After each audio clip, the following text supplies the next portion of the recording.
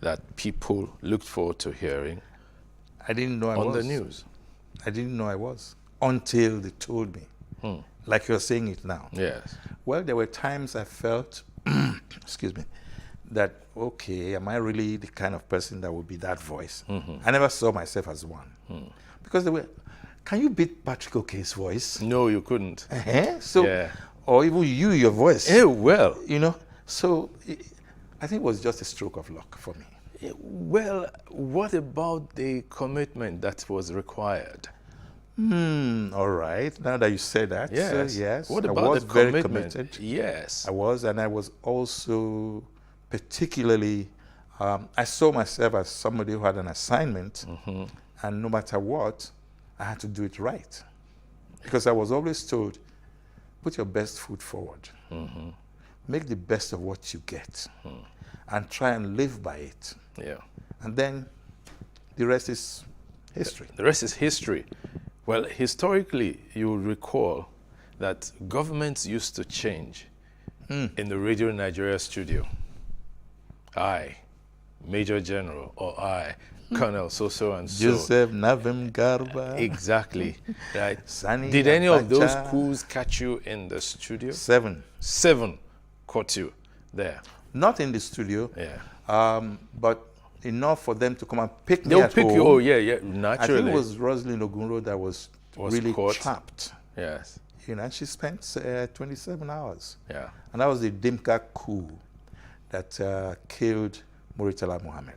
The Assassinated. The Abacha coup, right, caught me on the radio in Radio Lagos. Ew. Oh, yes. Really? Yes. 24 hours, you didn't go anywhere. Yes. Right. And in my own case, they came for me. They said, come and relieve whoever was on duty. And I'll be there for, in fact, there was once I was there from 2 p.m. till the following morning, Yes. 10 or 11 a.m. No, but let's discuss the psychology of that. What was that like? It was traumatic. Yeah. I had never felt any joy in seeing any man in uniform, a soldier. I say this not because I don't like them, not because they do not represent the importance of protecting the integrity of, or is it the territorial integrity of the country, nation, or yes. sovereign, but because over time I just saw them abusing the privilege of holding the gun, owning power, and then you just take it as, seize it as you liked. That was what I saw. And I wasn't too happy. But then I interacted with them. Yes. I did. I had no choice. Yeah, especially you, a popular newscaster. I said, go call that man. Where's Sonny? As though they knew you. You know, okay, the one that brought in President Ibrahim Babangida. Yes. Myself and Tombra Abarowe. And I think, who was it again? Tulufa Toimbo, or thereabout. They asked us to go to NTA to record his voice. Yes. And come back to Radio Nigeria to play it back. Yes. Okay. So, Tombra was the studio manager. I was the announcer on duty. And Tulu, I think, was well senior to us. Yes. I'm not sure the role he played, but anyway, we went. We got there. And the thing is, Babangida, he has a beautiful voice. You know, he made that announcement. The first announcement was very fast. And I called Tombra and said, boy, I won't take this for a broadcaster. It's too fast. In fairness to Babangida, he asked, is this okay? I said, no, sir. Then everybody looked at me. Who are you? But you were being professional. But in fairness, the man offered to take it again. He never even met me. He didn't even see who said that. Just said, look, if they don't like it, let me try. You know, he took it a second time. And it was better. Yes. I made some impact there. Exactly. But then it was with all of that apparatus of power there, all those guns and stern-looking faces and all that. I don't know what gave me the strength of character, the boldness to say, no, sir. But I did. And he And listened. he retook it. He retook it. It was a better broadcast. It was better. Yeah. And that also gladdened my heart. Good. That you could speak up where you Yes. had to. Exactly. Yeah. Many people on the radio today, they use words that were taboo for us to use. NTPB. Yes. You are a trainer. What can be done? You said you are a trainer. What can be done? As if I'm the cause of the problem. Oh, no. Let them send them to training school, first and foremost. Yes. If they send them to school, they will have a chance to see things the way they are done. They will be scrutinized, and they will be given a chance to say, did I do it right or Or wrong? not. Yeah. But now, get out of school, if at all you went to school, then you take him to the studio, so your voice sounds good. What about his mental capacity? Yeah. What is about his psychological state of mind that can tell him, listen, you're talking to people who are more knowledgeable than yourself. Yeah. Yeah. True. So, True. involve them. Talk to the beggar on the street and the professor in the classroom, and in between, the leaders everywhere, because you're talking to someone, one person. Just But that person has a brain, Yes. and he can process things. And he might even be smarter than you. So In why fact, talk he's to him most as though likely he were to be not? smarter than you. Exactly. Now, you've had a checkered career in broadcasting. In fact, let me say in media practice. Part of that was a 13-month stint as commissioner in your home state, Edo. What was that experience like? Well, it was an interesting experience. It's just that I didn't see myself capable of playing politics and being a professional at the same time. I couldn't. And good thing, the governor then, Lucky Benedion, he's a man, I should say, he listens, and I think he just found that, because he came on Sonny Rabo Live, by the way, and from there he made up his mind I was going to be in his cabinet. And I felt honored by it. But after 13 months, it became a bit tough. The day I left was the day Mrs. Stella Basunjo actually came to launch Radio Nigeria Benin. And before that, I had done a bit of short trip because things were not just going the way I had expected. But was there any particular thing you wanted to say it was like, or compare it to? In the 13 months? Yes. Yeah, a lot of good things should have happened, but they didn't. And I saw a governor who was being untwisted to do a lot of things for the politicians rather than for the people. Okay. And there's no way anybody can rule like that. But isn't politics meant to be to the people's benefit? Okay, you said it. Yes. But do you feel it? Let the people tell you that they are actually getting or gaining the so-called benefits of democracy in the people. I don't see that happening, and I don't think people are really enjoying that. Otherwise, we will not be where we are today. We are going down rather than going up. That's And true. this going down started a long time ago. But can you divorce the person from their politics? Why shouldn't he divorce himself from the politics? Who elected you there? Isn't it the people? Yes. Okay. So if the people put you there, what should you do? What should your priority be? Meet the people's needs. Yeah. And expectations. Not meet the politicians' needs. That's what's happening today. Yeah. And that's very sad, really. It is sad. It is sad. And even these days, you hear people say the young or younger generation is not ready to take power. That's a very untrue statement. And that's from a very selfish point of view. Why do you say that? Because adults are overstaying their role and time in power. Look, Trudeau of Canada, how old is he? Yeah, well, he was a baby when Gowan visited. Thank you.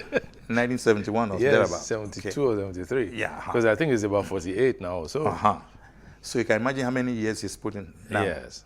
So how old was he when Bill Clinton, how old was he? 43 when he came to power. Yes. Emmanuel Macron Yes. was 39 when Yeah. he came to power. Exactly. The Prime Minister of Austria, or was it, Austria, Yeah. was 31. Yes. So what's happening to African leaders? Become geriatric before you can be anything? No. You see, what I'm trying to say is this. I'm not perfect. But I believe, honestly, Yes. that the people deserve a true leader, a committed leader, one who can say, I have something to offer you Yes. because of the needs that I see before us. Give me a chance and I'll give it to you. All right.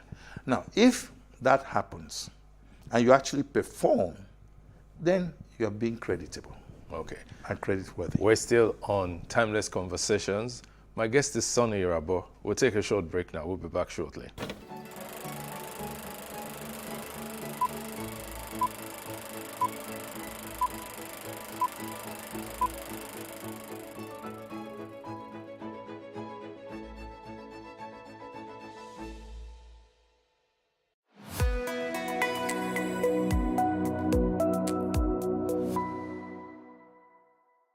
You're welcome back. It's still Timeless Conversations. My guest is Sonny Irabor.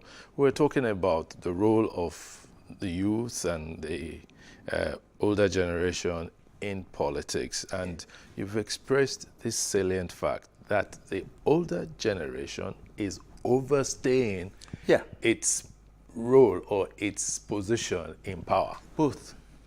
Both? Yeah. Because, look, at this stage, there should be elder statesmen advising the young ones. But if you are not giving the young ones a chance to rule, to give them the benefit of the doubt, let them experience life at that level, Yes. you might see that they have a lot to offer. But APC brought out its presidential form, a nomination form, at 100 million naira. How many young people would be able to afford that? And then they said they reduced it to 50 million, even 20 million. How many of them have That is it? part of the four power we are talking about. Yeah. Because you're now making people to go towards facing the wrong direction. I have no money to offer, but I have leadership, which I'm endowed with. And the 100 million is now standing between me and truism. Even 50 million. Even 50 million. It's not proper. How many people have 50 million? In fact, how many people have 1 million? How many states Yeah. have that money today? Yes. States. States. Yeah. Do you know how many of them are begging? Yes. Is the country not begging and borrowing now? That's true. That's very true. So I think, you see, maybe we should not misplace our priorities. I think that's where the problem lies. Yeah, but you know, it's about practice. It's about saying something and doing the same thing, or saying something and doing another thing. Yeah. Why must politics be one where people say one thing? And then they do another. Yeah, why? There used to be one Olu Obaseki. Yes. Many years ago, he said, "Do as I say, not as I do." Not as I do, And the yes. children know, no. Yes. You do it, we must Yes, follow you. exactly. You know, excuse me. Now, that question is salient. But do we have conscience? If we have conscience, we should be able to understand that the reason there is politics is because of the people. Yes. You see, government of the people, for the people, and by the people. Is Yeah. that what it is? Yes. Democracy. That's what it's supposed to be. So why should it be otherwise? Why should the National Assembly earn far more than their counterparts elsewhere in the world? Yes. It came as an aside, but it's the truth. It is the truth.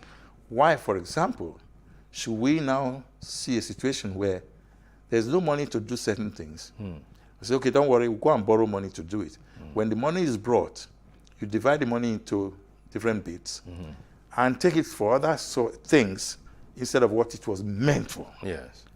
Why should anybody that borrowed me money come and tell me how I should spend the money? Yeah. It's because they don't believe I will spend it the way I said I was going to. Should Nigeria be like that? No. But then, what's the role of integrity in power? What's the meaning of integrity? Yeah. Integrity is not supposed to be, let me even put it bluntly, somebody who is able to respect the rule of law and respect his own level of commitment to truth Yes. and believe that he's not above the law, then integrity can come in effortlessly. Yeah. That is not happening. Because if that were happening, then what we are going through now, we shouldn't be going through it. I'm not casting aspersion, because this started a long time ago, and it's continuing as it is, and we don't know when it's going to end. But you know, the younger generation, they say things like, Daddy, Uncle, your generation has failed us. Yes, they are right. And those uncles will now say, but is your generation ready? Why would I take advantage of the loophole that I see there? Did they give them a chance? NSAS came. What happened? There's a report on NSAS. Yeah. And it told the truth the best it could. International media came. They saw everything. Yeah. Now, when it came to a climax where people were killed, now we started looking for truth. Why should that happen? The children or the youths had a chance, and they proved to us that they could do things well. They could organize. Organize. And you are telling me they are not ready? Yeah. Bros, I beg, get as it be. Nobody say it be as it gets. At all. It get as it be. Now, truthfully, the younger generation has a great deal working for them. Yeah. Technology, information dissemination. That we wrestle with them over. We always wrestle it with them. Yeah, yes, because again, older people don't want to relinquish power. But do we even know how to use the computer that is in front of us? Yeah, We don't want to relinquish power. I think We don't know what information is in that computer that is in front of us that we don't know how to use. that we don't know how to use. So, but really, shouldn't there be a deliberate attempt to nurture, mentor people who will take over in different strata of life? Start by respecting the rule of law. Let the constitutions, the 79, the 99, let them play their roles. Let us see how far we can manage it. Let's stop amending constitutions when we don't even know the meaning of the constitutions. Our lawyers should honestly help us. They should not take advantage of the situation. They should help us interpret the laws. And then the law enforcement should do the best they can to make sure that things are done properly, creditably, and effectively. But this thing you're saying, it sounds so utopian. Well, Why am I saying so? Sometimes in traffic, you find vehicles driving against traffic, and they're blaring sirens, and they're not ambulances or fire brigade vehicles. do we respect ambulances? Well, some of us Have you ever seen an ambulance being respected on your highway, Lagos Highway? I think it's beginning to pick up. I've seen Okay, that. I've seen beginning that. to. You are a retiree now, Yes, I am. Yes. Beginning to pick It's up. beginning to pick up. When did it start? That's what I'm saying. Okay. Right? And then there's a fresh breath of air. You see an RRS vehicle filled with policemen stop for the traffic light. Then that's leadership I saw by that. example. I was happy. That's good. I chased them. I said, thank you for stopping for the traffic light. Because when they stopped, everybody stopped. everybody stopped. That's the point I'm making. Respect the rule of law. Yeah. You know? You see, we'll take a break now. We'll take a break now. We'll come back soon. Thank you. Welcome back to our talk with Sonny Irabor.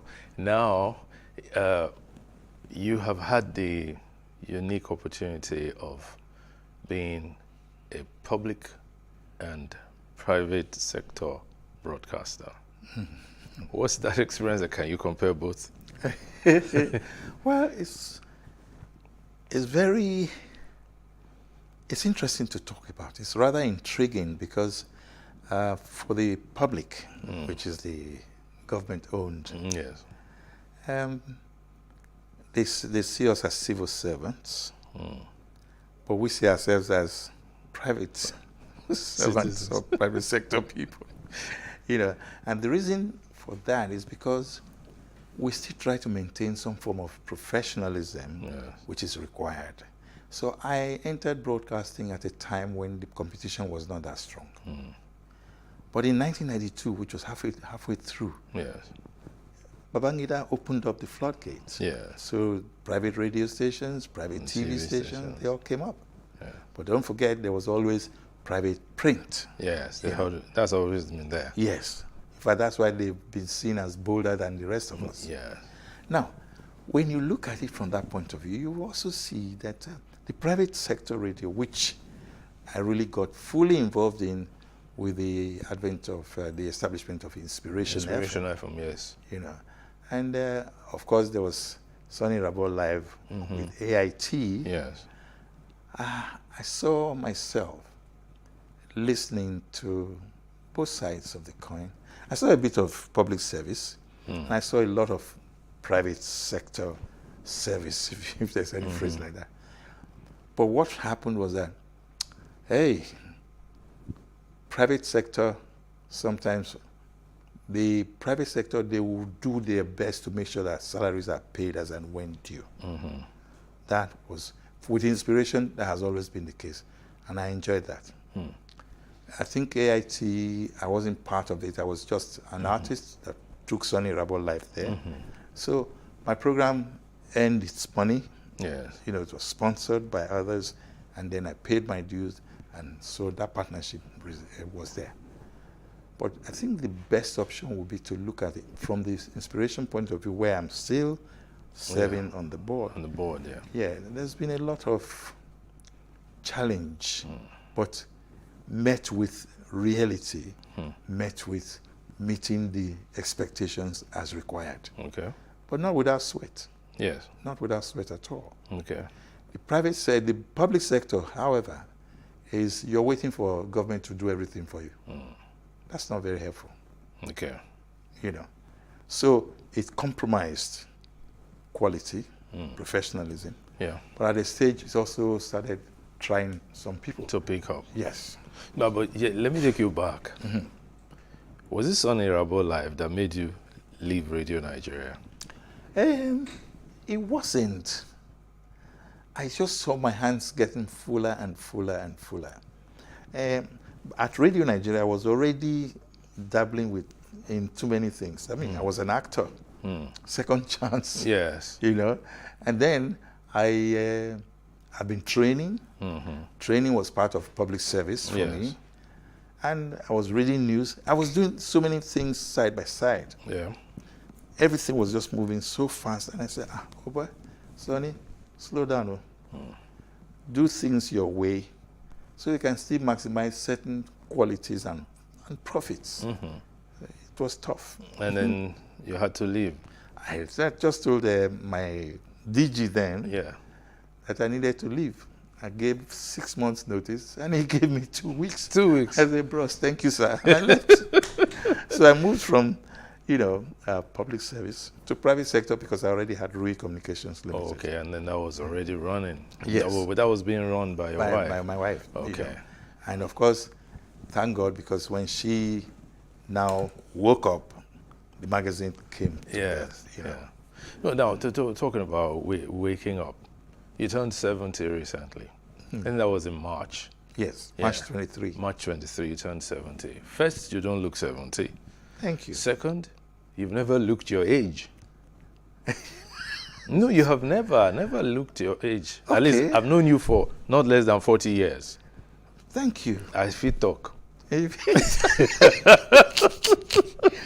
Okay. So, what's been the secret? Be a happy person. There are moments where you cannot afford to be not happy, Yeah. but just try your best. Everybody said I was a happy-go-lucky person, and but I think I worried less. There's a friend of mine, a very rich man, but he didn't go to the kind of school we all went to, and not many of us went to school anyway. But there was something he always said, and that made me never forget him. If you worry, you die. You don't worry, you die. So why worry? Exactly. So I kept that mantra with me, and I did my best not to worry. But there were moments of worry, and there was nothing you could do. You just had to worry. But let go. Let God. Yes. On the occasion of your 70th birthday, our dear colleague and friend of yours, a junior of yours in school, Ogie Eboigbe. yeah, he wrote something about you. That the first day he met you, that you were playing table tennis at the college, and he had just been admitted, and he was looking, he said, okay, you stand behind me and be picking the balls. Oh God, that's unfair. Okay. When I see him, I will. Yeah, but he didn't lie now. He was describing his I experience. remember the experience. Right. Oh my God. They don't do that in school these days. Or they will call it bullying, or. Oh boy. But they still bully, though. Wait, I didn't bully. But people bullied me now. Kilode. Yeah, well, that was an experience because, again, there was also a hierarchy of experience. Nami first reached you. Yes. Nami first reached school before you. Before, yes. And go behind me, pick the ball. Pick the ball. You were even in Form 3. He was just in Form 1. Oh. So you had 3 years experience already. He was about to start. That's what he wrote. Yeah. And it was a very beautiful thing. He happened to even end up being your Best man when you were Can you getting imagine? married. Yes. See how the world goes around. Yes. Because Ogie is very principled. Yeah, he is. He's, I say, and he's very spiritual. You know. Yes. So he's that kind of person. Look, you won't believe what Ogie has done. Ogie was State House correspondent. Yes. Then he finished and went to work for Canadian Embassy. He was their PR officer. Then he went to work for UBA as PR officer. Now, if you look at his Trajectory. you say to yourself, "Why be Ogie be this?" But he maintained a cool mien about it. Yes. If you worry, You die. You don't worry. You die. Yeah, so why worry? Yeah, right. We won't worry, but we'll talk about something. Yeah. A few years ago, about 2 years ago, you had a fall.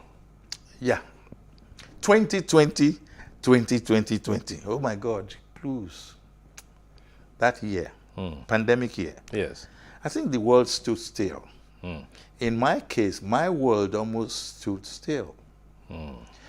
On August 25, 26, maybe, I'm not so sure.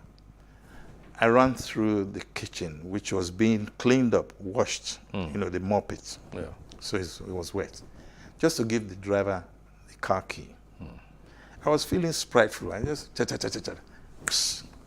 I slipped. And then I started doing Tom and Jerry, just trying not to fall.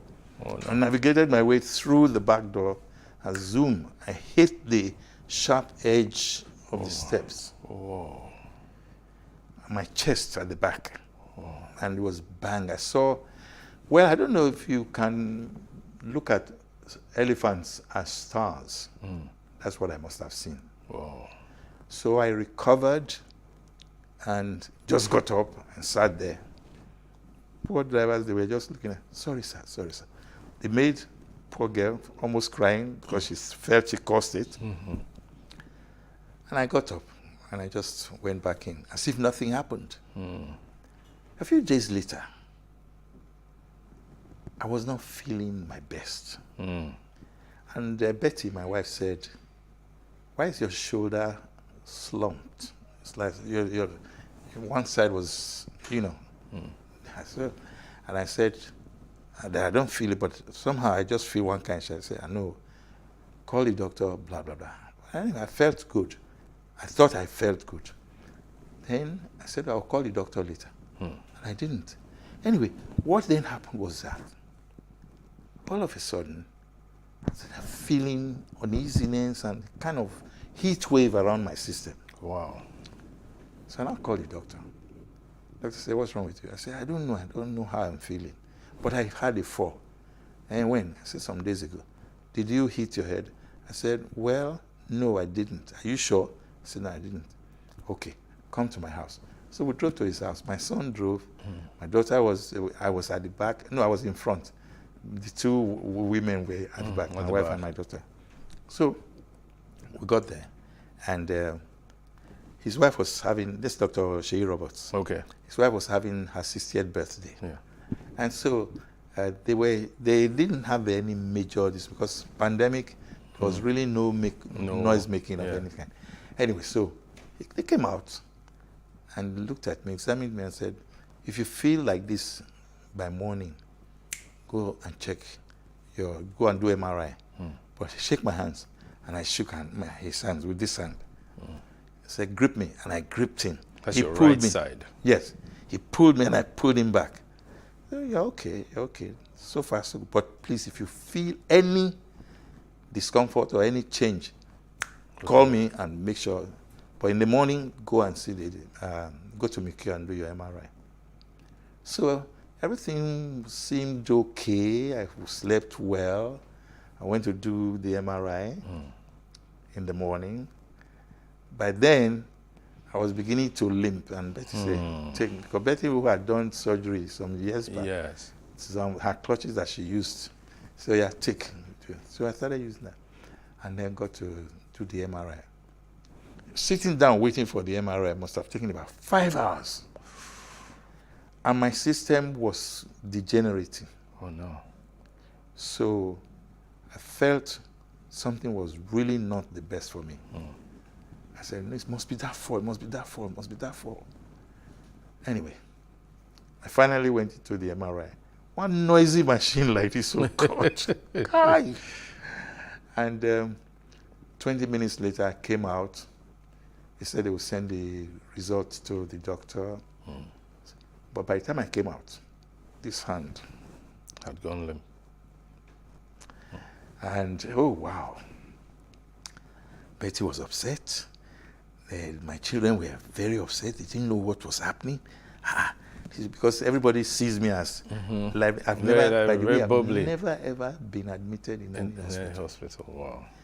So by the time she saw the MRI results, quick, said, Nicholas, I should go to the. So I spent 9 days there. And I already had what you might call it, almost a full-blown stroke. On this hand. Yeah. But luckily, that was the only thing that showed there was any stroke in. But, you know, she had called it evolving stroke. That discouraged me and said, no, don't worry. Make sure you drink a lot of water. Make sure you do this, do that. You know, and then put me on medication. And so the hand started coming back to life. Okay. Now it's 2 years. It will be 2 years. It will be 2 years in August.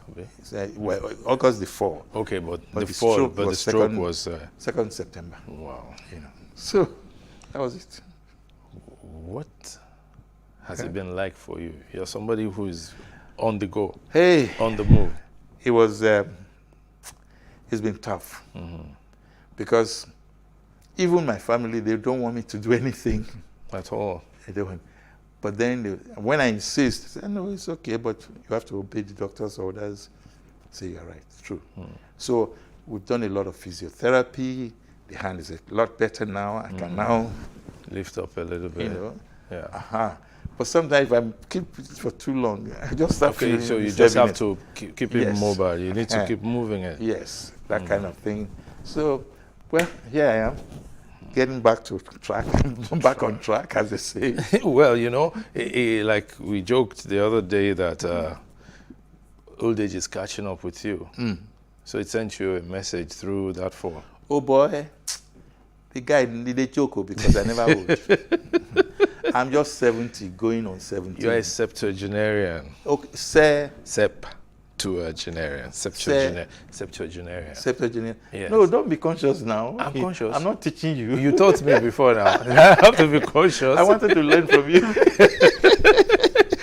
You're a septuagenarian now, so whatever you say. You are saying I'm 70. I know, I'm reminding you that you're 70. No, but I think it was, somebody said the other day that was March 17. 23rd that you turned 70. That I thought 17. 70. Pronunciation. No, not 17. 17. T-E. No, but you look good for 70. Thank you. You look very, very Thank you. good for But 70. body not feel good. Body never feel good yet. It will soon return to normal. Yeah. Now, as someone who is 70 now, and you have worked for about 53 years, that's it. Yeah. When are you going to retire fully? Is there any retirement? That's There the question isn't I too, asked you. because really, even when I was ill Hmm.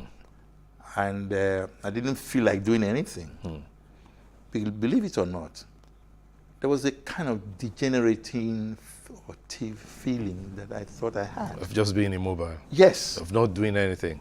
I didn't like that. That's what scares most people But I didn't like about it. retirement.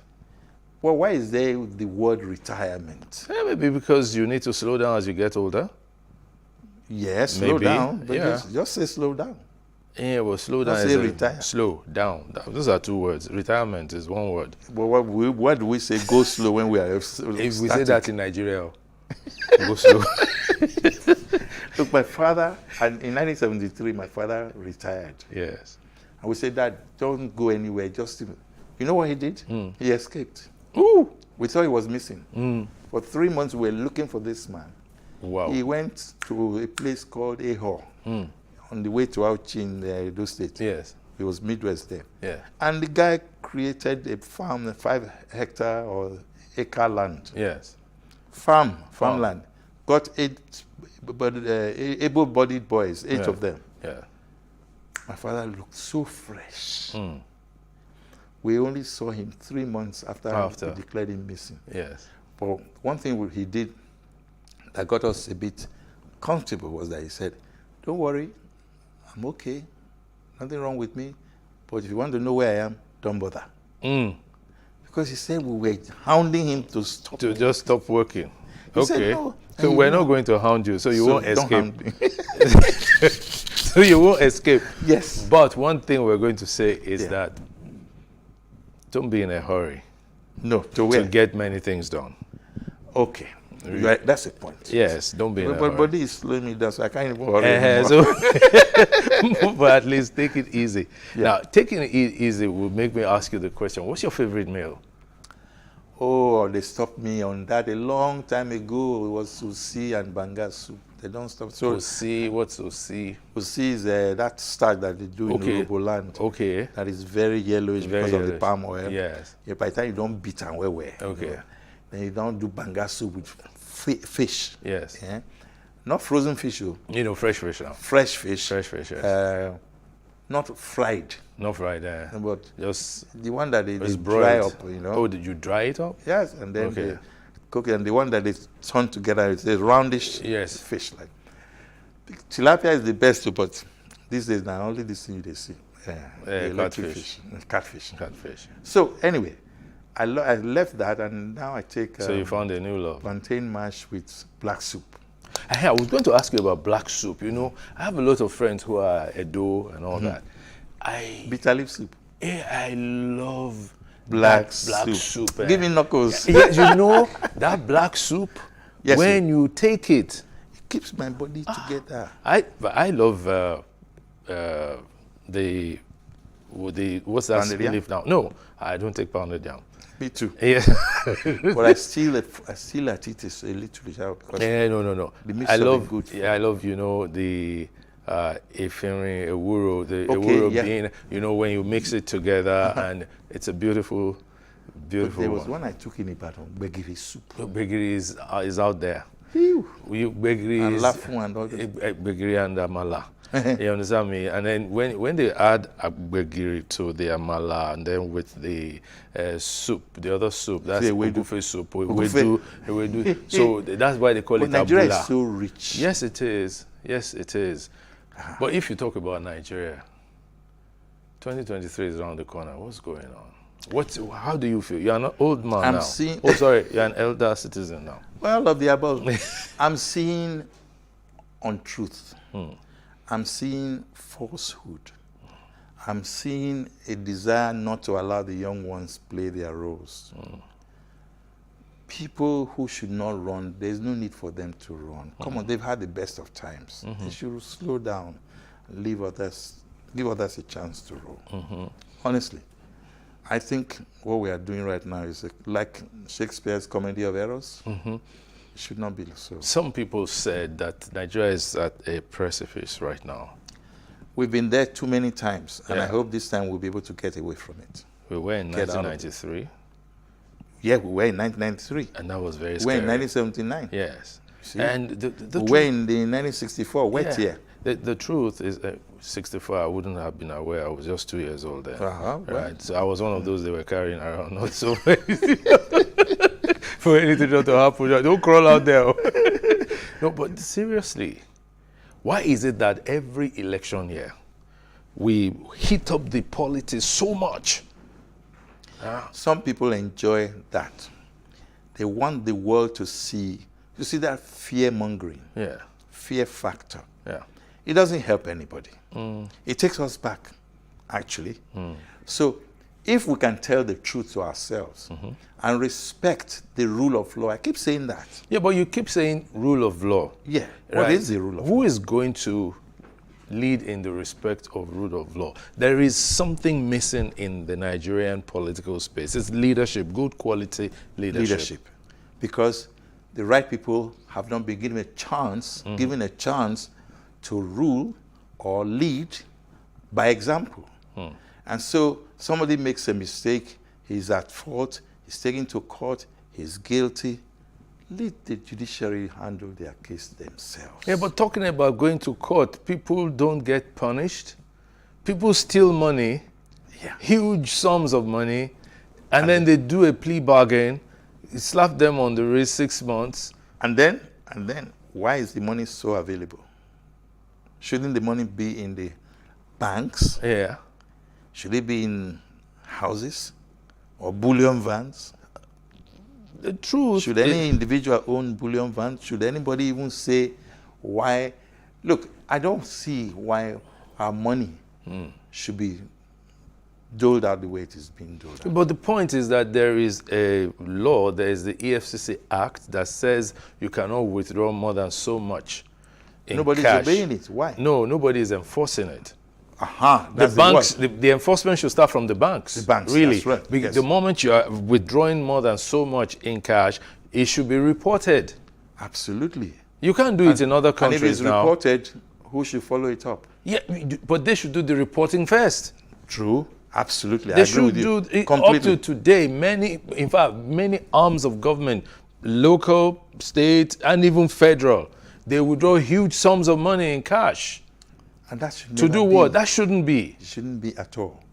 And there's no reason why anybody should bring us so low.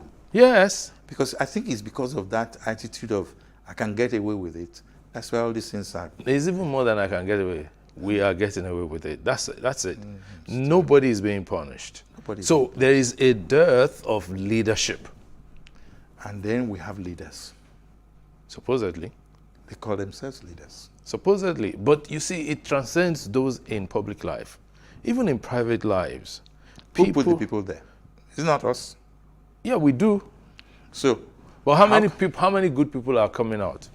You have never come out to run for election. was I given a chance? No, did you try? I tried and ran.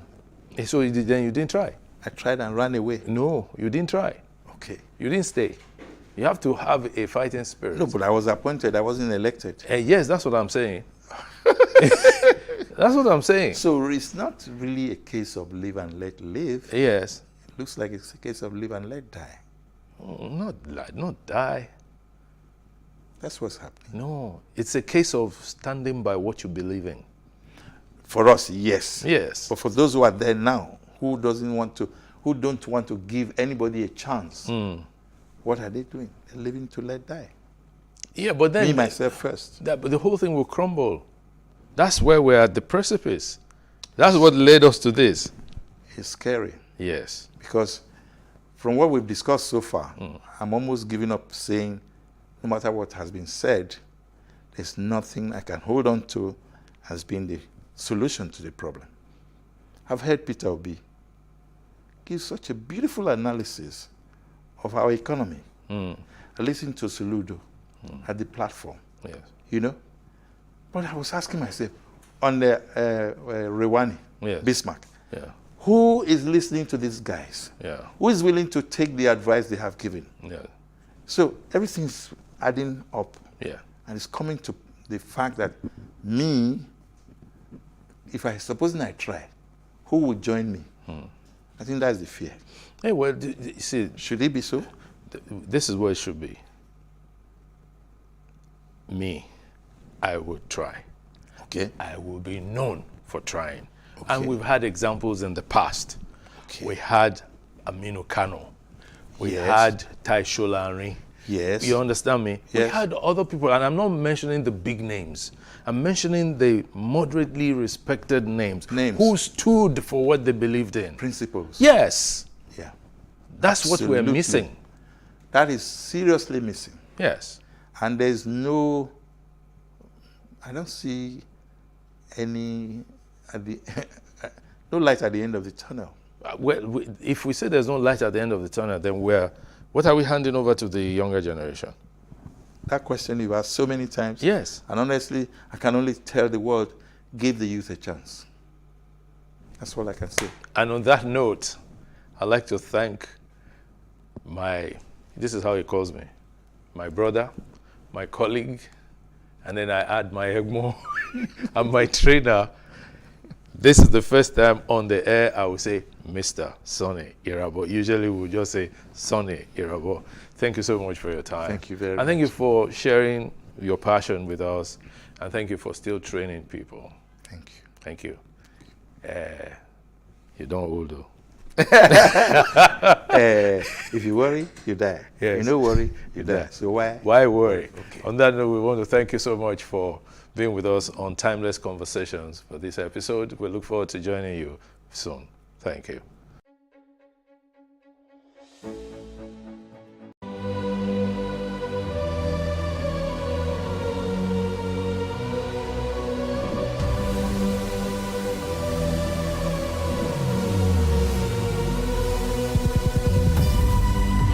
What we do not understand, we will stigmatize. What you can see is the remaining of the tanker that exploded. The suspect equally confessed.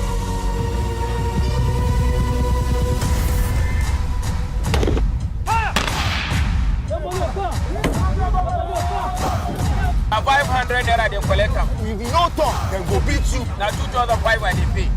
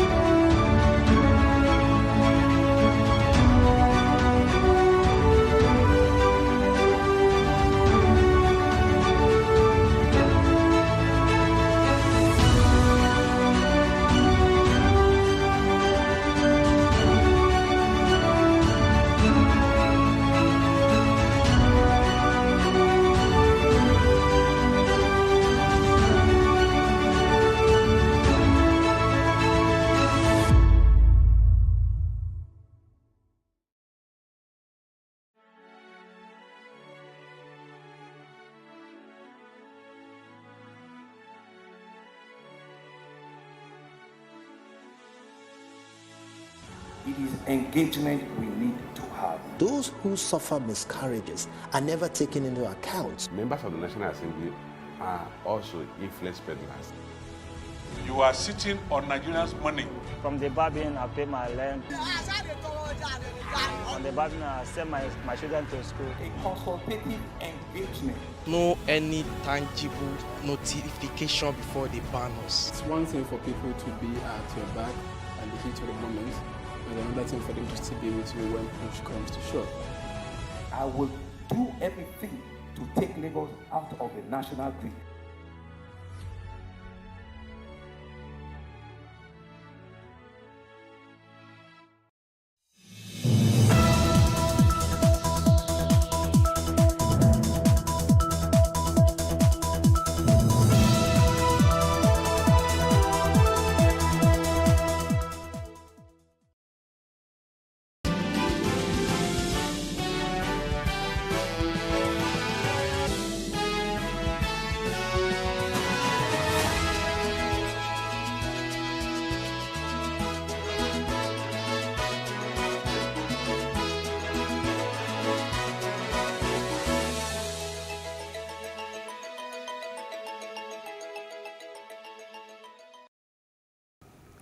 Good afternoon, I am Khadijat Balogu, and this is the news brief.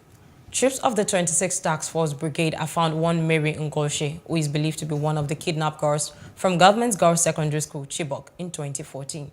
Ngoshe, who was found with a child believed to be hers, was intercepted by the troops while on patrol in Borno State. Some unknown gunmen have reportedly attacked the Celestial Church of Christ, Oshofa Parish, at Wasimi, Ewekoro local government area of Ogun State. The police public relations officer, DSP Abimbola Oyeyemi, confirmed that the assistant shepherd of the parish, Oluwaseun Ajose, and a Sunday school teacher have been kidnapped. He said the commissioner of police, Lanre Bankole, has deployed officers to trail the kidnappers, expressing optimism that they will be apprehended. We are on the trail of those people, and we have the hope that very soon they will be able to rescue them alive. And we learned that they have been demanding for ransom from the relation of their victim. But ransom or no ransom, we are after them. We have set machinery in motion, and our men are still there, tracing them. And any moment from now, we hope to rescue those people alive. It is not advisable for a group of people, about 5 or 10 in number, taking themselves into an isolated area, all in the name of going to prayer mountain, is amounts to like handing one over to the kidnapper. So we don't want that kind of thing to happen. That is why we issued the statement that time that people should desist from going into isolated area, going into the bush to organize prayer season in the bush. And if there is any compelling reason why they should do so, they should inform the police in that area so that we will have a constant patrol of such. Ondo State Governor Oluwarotimi Akeredolu has warned that the Southwest will not tolerate another unprovoked attack. He described the June 5th terrorist attack on the St. Francis Catholic Church in Owo as one too many. At least 40 worshippers were killed during the attack, with many injured. Akeredolu, while speaking, receiving his counterpart Dapo Abiodun of Ogun State, Babajide Sanwo-Olu of Lagos, and Abdurrahman Abdurrazak of Kwara State. The three governors donated 75 million naira to victims. In Lagos, Sanwo-Olu directed that flags be flown at half-mast for 3 days to mourn the victims. Akeredolu noted that the people of the Southwest had always been peaceful. He announced a donation of 25 million naira each from the governors. The presidential candidate of the ruling All Progressives Congress, Asiwaju Bola Tinubu, the party's national chairman, Senator Abdullahi Adamu, and 14 governors stormed Ekiti to rally support for the APC candidate in the Saturday's governorship election, Biodun Oyebanji. At the campaign rally were the party's national secretary, Iyola Omishore, ex-Osun governor, Chief Bisi Akonde, members of the APC National Working Committee, members of the National Assembly, and ministers, among other leaders of the party. Addressing the mammoth crowd of APC supporters at the Ekiti Parapo Pavilion in Ado-Ekiti, the Ekiti state capital, Tinubu, who represented President Muhammadu Buhari, said the ruling APC was poised to win the June 18th governorship election. He said he will keep his promise. He's a man of integrity, honor. He's better than rich. He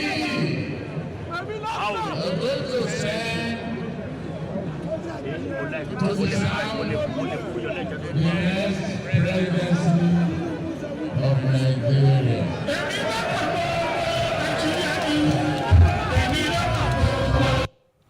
The Speaker of the House of Representatives, Honorable Femi Gbajabiamila, has expressed displeasure over the outcome of the primaries conducted, which, according to him, led to massive losses by some members of the legislature. Right Honorable Femi Gbajabiamila, who stated this at the resumption of the plenary, said that the outcome of the process shows a complete disregard for the nation's democratic process, but promised that the legislative arm will continue to fight for democracy and the institution. I know and I am aware that many of our members did not lose their primaries because they were rejected by their constituents. No, far from it. Many of our members lost because of the process which we foresaw in the House of Representatives. The delegate system, which unfortunately is not what a delegate system is supposed to be. Many of our members lost because they were not even given a fair shake or a fair shot. We have good legislators, both here in chambers and back home, who are probably not coming back because of this same process. When we fought for direct primaries in this House, we knew exactly what we were saying. And it is that fight and the kick and the pushback by many who knew or felt they knew what they wanted to do that has now become the bane of the institution of the legislature. The Speaker said it will invoke Order 18.3G to commit the bills to the committee and also promised to take an advantage of the ongoing constitutional amendment process by the Committee on Constitutional Review to look into critical areas for an amendment like the Gender Neutrality or Empowerment Bill and come to a consensus.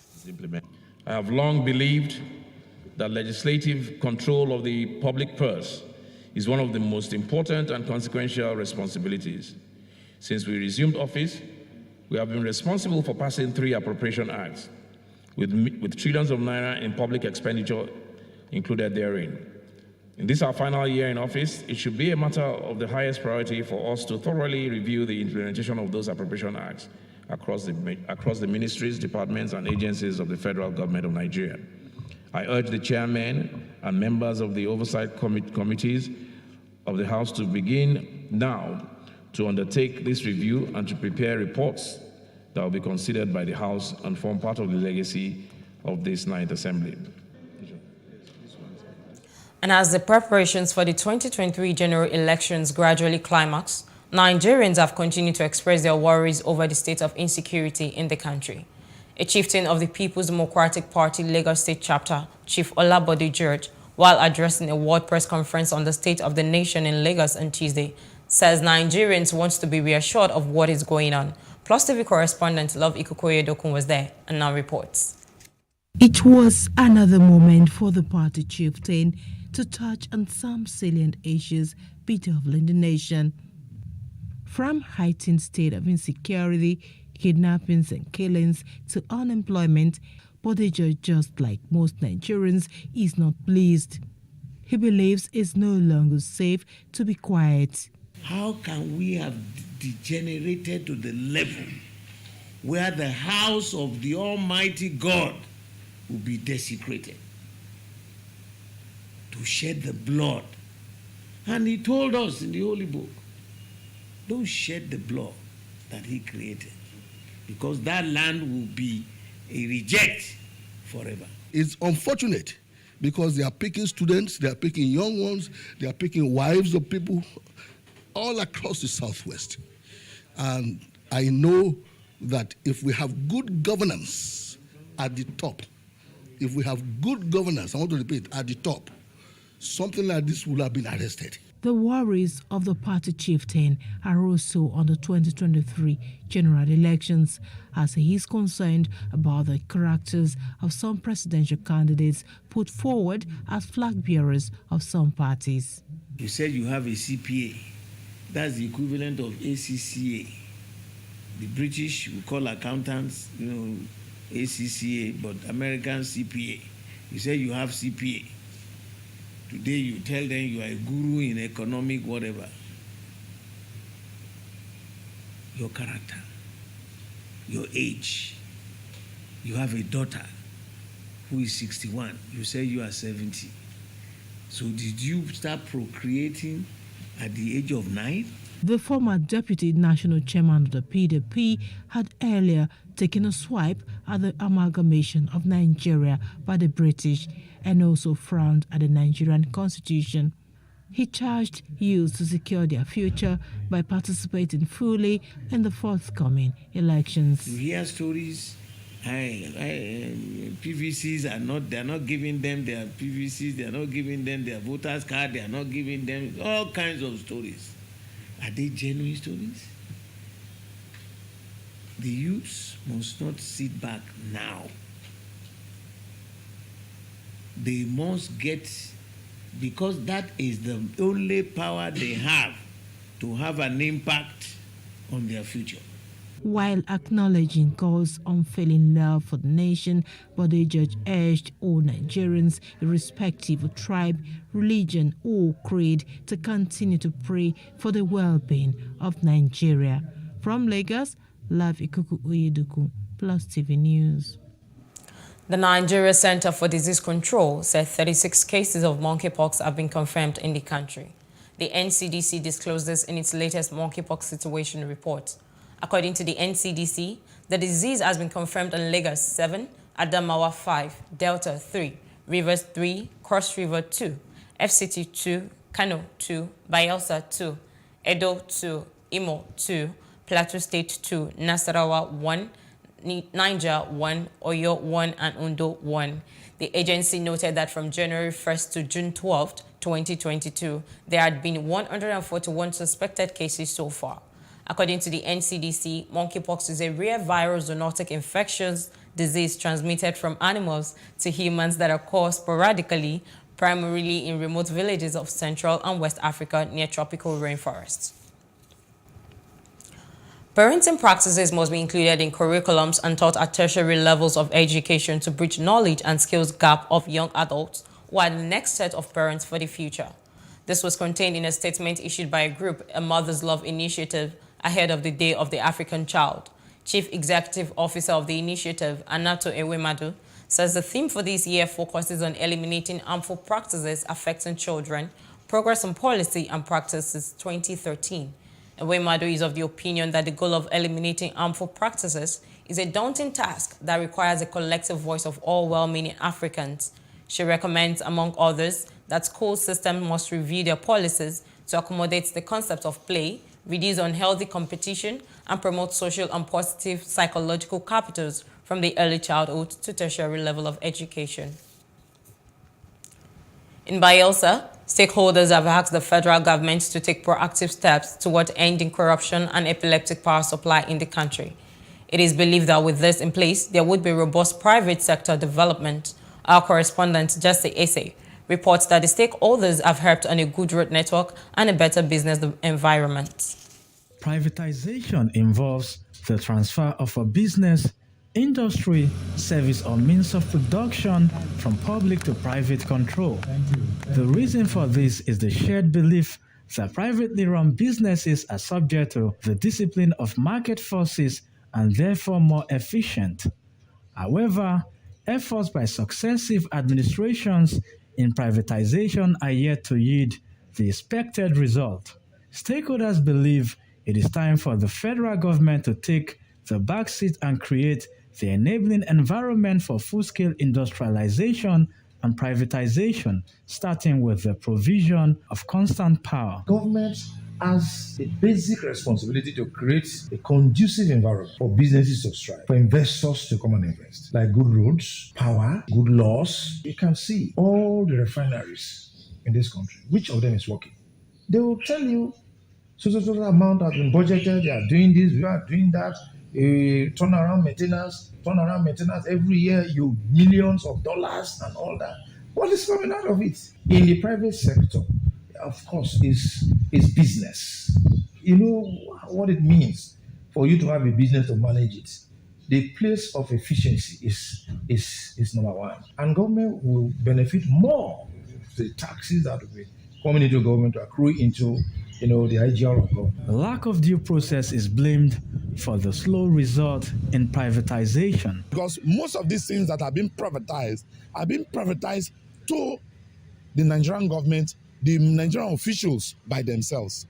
Why not look out for private companies, private individuals, captains of industries to say, please, we are privatizing this thing. The same thing with the power sector.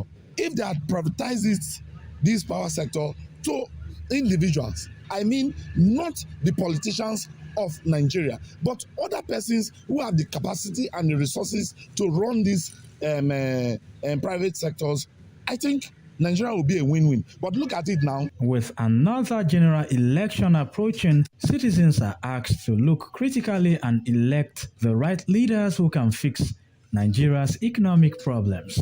Just CSA, Plus TV News. In Lagos, the state government has held a stakeholders meeting to intimate the residents and members of the public on the planned demolition and reclamation of the collapsed Ikoyi building, formerly owned by the late Femi Oshibono, who was also a victim of the tragedy that occurred in November 2021. The representatives of the government were led by the Commissioner for Special Duties and Intergovernmental Relations in Lagos State, Engineer Tayo Martins, and the Commissioners for Physical Planning and Urban Development, Dr. Idris Salako. Our correspondent, Paul George, reports. Gathered here in this hall for the stakeholders meeting on the planned demolition and reclamation of the building site at 42 Girard Road, Ikoyi, Lagos, are engineers, stakeholders, some members of the public, and the media. Engineer Martins started by assuring the residents of their safety during the course of the demolition of the remaining 3 uncompleted buildings at the site, revealing that the state government has approved the demolition of the buildings. The import of the stakeholders meeting is to give the residents and also the occupants within the proximity of the collapsed building site, to give them some level of confidence, comfort, psychologically and emotionally, to the effect that we are going to demolish the remaining structures, but it will be done in a safe manner. There was a general consensus, which was that they seem to agree with us that it is safe. And we can't do anything else without engaging them first. The Commissioner of Physical and Urban Development, Dr. Salako, who spoke alongside Dr. Oluwafemi Oke Osointulu, noted the concerns of the residents and reassured them that the demolition will be carried out professionally. The concerns that were raised especially by the residents, are genuine, and we have a short press conference on the site on Thursday, and the site will be officially handed over to the consultant. We kept talking to developers and to build right, use the right professionals in their construction works, use the right materials, to get the approvals, and allow LAPCA to grant authorization and do all the state certification. We are going to ensure safety of life and properties. All the key stakeholders that are important in managing emergency in Lagos State, Mr. Governor, Mr. Babajide Olusola Sanwo-Olu, have taken clear ownership of it. And believe me, we will do our best. On his part, the Vice Chairman of the Nigerian Society of Engineers, Victoria Island Branch, Engineer Christian Okorie, enjoined the state government to always carry the people along in order to rebuild confidence in them. The Lagos State government has taken the right step, by having a forum like this. And most importantly, the fact that this kind of incidences have been endemic in Lagos State, particularly the island of Lagos, and probably this is not going to be the last, very likely. Carry people along so that people will know long into your program, into your activity, what exactly is happening. They can be carried along to the level of their expertise, to the level of your knowledge. We are not saying come and bring in-depth technical structural engineering jargon to the general public. No. The residents who are already apprehensive are earnestly waiting to see whether or not the state government would keep to its words. Paul George, Plus TV News. Nigerians express mixed feelings as they look forward to the candidate who would become the country's president in 2023. That's on Street Views. Take a listen.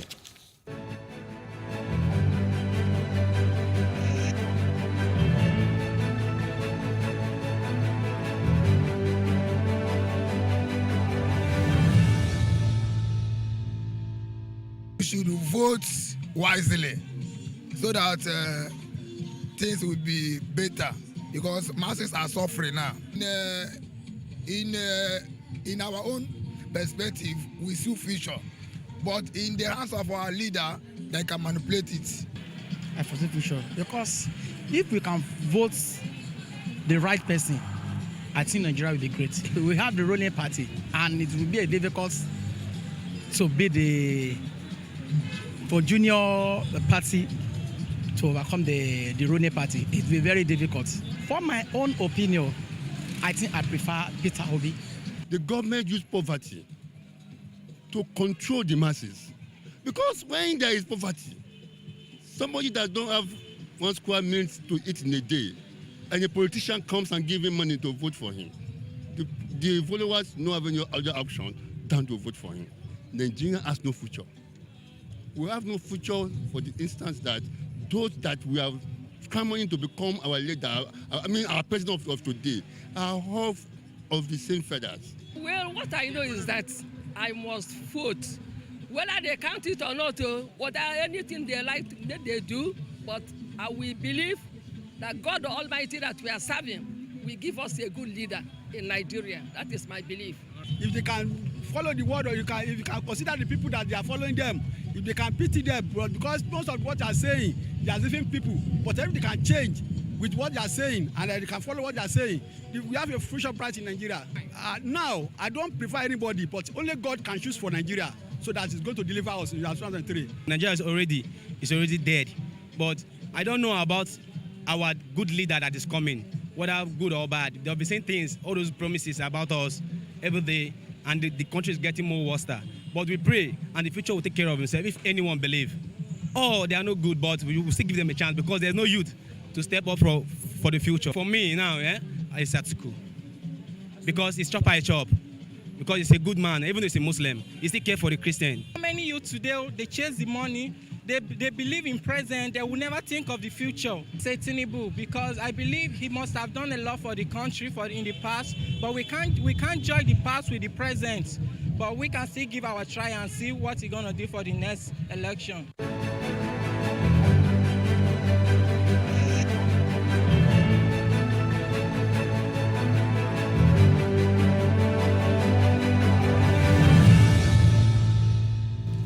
And in other parts of Africa, President of the ECOWAS Commission, Jean-Claude Brou, says the sub-region is winning the fight against maritime insecurity, with Nigeria being removed from the piracy list hotspots. Brou said this while delivering reports of the ECOWAS Commission before Parliament of their ongoing 2022 first ordinary session in Abuja.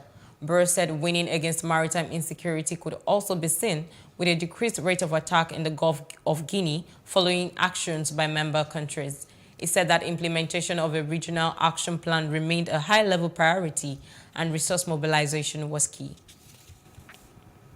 And outside Africa, Israel and Egypt will aim to boost natural gas exports to Europe under a memorandum of understanding as the continent looks to replace Russian energy import.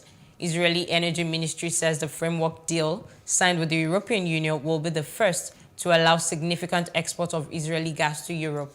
Under the agreement, the EU will encourage European companies to participate in Israeli and Egyptian exploration tenders. Some Israeli gas is already sent by pipeline to liquefaction plant on Egypt's Mediterranean coast, from where it is re-exported as liquefied natural gas. And indeed, we are experiencing again a war on European soil, and therefore we are now in the process of completely diversifying our energy supplies away from Russian fossil fuels towards other trustworthy suppliers. And you are these trustworthy suppliers.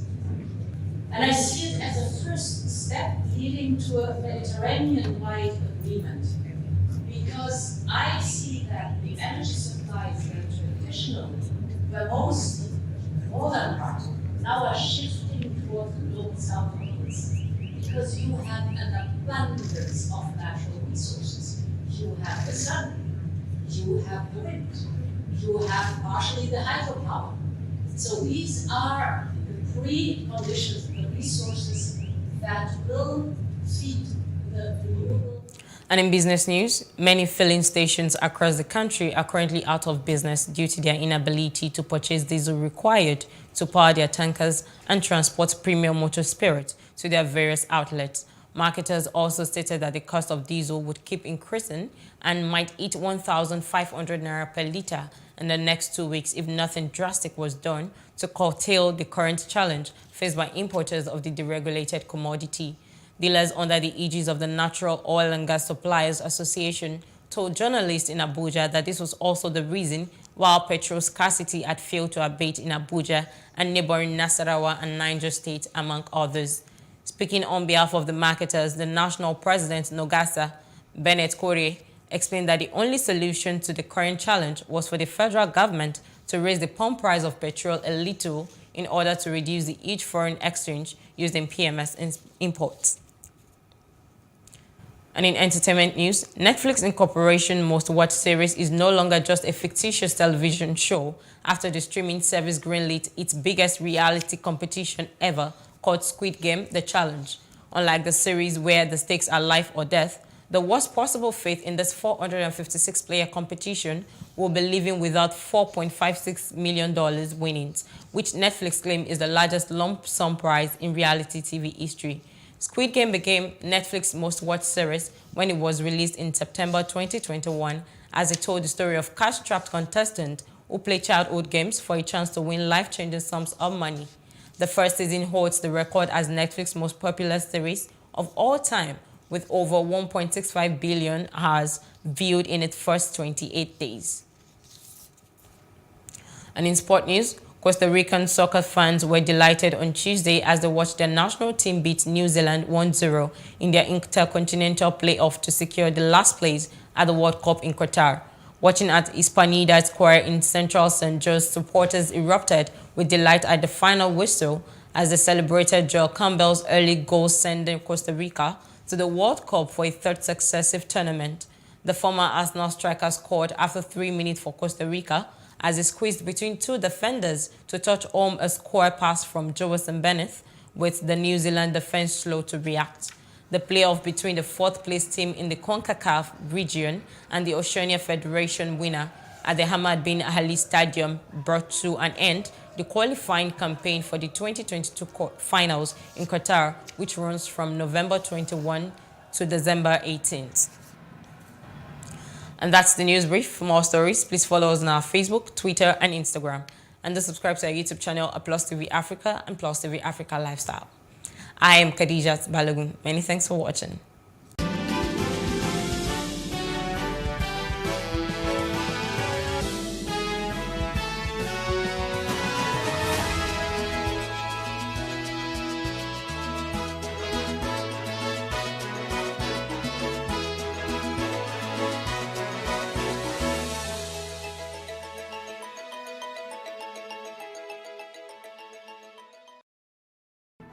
There is no voting on social media. To vote, you would require a permanent voter's card. To get your PVC, visit cvr.inecnigeria.org. Create your account with a valid email address and start the registration process. An activation link will be sent to you. Click on the link and activate your account. Fill out the form, pick and submit a convenient date and time for your biometrics. Print the application slip, which should have your QR code. On the appointed date, go to the nearest INEC office for your biometric capturing. Thereafter, you will get a registration slip to pick your permanent voter's card when ready. Get your PVC today. This message is from Plus TV Africa.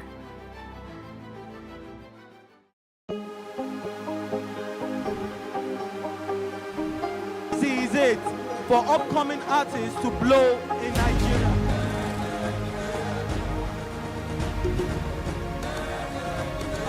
Welcome to Plus Trending.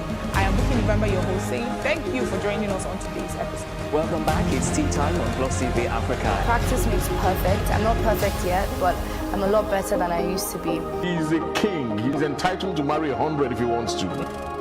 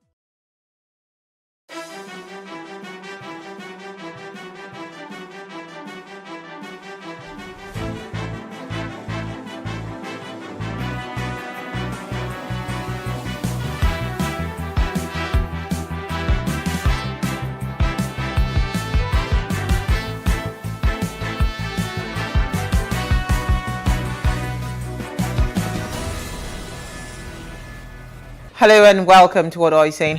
#Ways, where we talk about topics in the news as it affects us all. I am Osayiwa Mesale, and today we have a full house. Hello, ladies. Hello. And somebody went out yesterday. No. Yes, I did. Yes, you did. No, she did not. Why are you answering? Did I mention your name? No, because I know who was meant to be here yesterday and know who you're referring to. So no, she did not. So what happened? Where were you? Where did you enter? We're looking for you. Public holiday. In fact, you reached out on Sunday and said, let's go somewhere. And I said, no, me not around. I have plans. We make I thought you were back now. When you have a 3-day weekend, for us working folk, man, you got stuff. How was it though? It was good. Busy. I thought I would rest, but I didn't. Oh, okay. NJ. Hi. Nwajiaga. NJ for short. Asampete. Am I getting it right? Yeah, I see. Got that one. How are you? Right. You look amazing. I'm good. It's been a while. It's been a minute. We've not seen you here, man. I've been taking on life, and life has been taking me on. So we're here. Welcome. How are you, Norma Efenge? I'm great. I'm good. Oh, she's back from the UK. I just realized. Oh, yeah. Oh, okay. She's back. How are you? How was your trip? Oh, it was good. Very restful. As short as it was.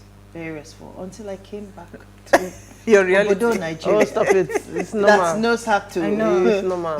Make your head to. How did you know you left? Your head to stand on end.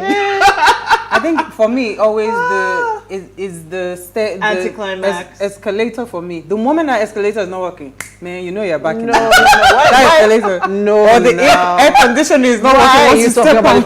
As you get to the door of the plane, you haven't stepped out. The breeze embraces you, then followed by the smell. Funny so you're like, welcome to Lagos. It was actually better this time around. There were no smells. There's a newer airport. Until you, it was still the old one. Until you get to that escalator, you'll be, the moment you have to carry your hand luggage in your hands and walk down that staircase. So this is the nepotism. Everybody, no, you know what I love? When you are in the queue in the UK or wherever it is, you bump into her, you say, oh, I'm so sorry, excuse me. When you get to Nigeria, waiting be your problem. The same people. We're discussing nepotism. It's okay. This is why we cannot rise above nepotism in this country. A little nepotism, Jehovah Shammah, never hurts nobody, honey. If you got it, use it. Press on with it. Remind them of it. You know, I heard something that nepotism is actually part of society. You can't really take it. Definitely. Most definitely. So let us be asking ourselves the question like we do not know the answer. So nepotism is a form of favoritism which is granted to relatives in various fields, including business, politics, entertainment, sports, religion, and other activities. It is the best of patronage by public officers in appointing others to position by reason of blood and marital relationship. Now, it is showing, it is a showing of favoritism for relatives or friends based upon their relationship rather on an objective evaluation of the ability or sustainability. Now, or suitability rather. So it's our ladies' night out. As you can see, it's a full house. Uti, Mwajaga, Nama and I are discussing, can Nigerians rise above nepotism? And when we open our phone lines, we really love to hear what you have to say. But first, let's take a break to see what we found in the news.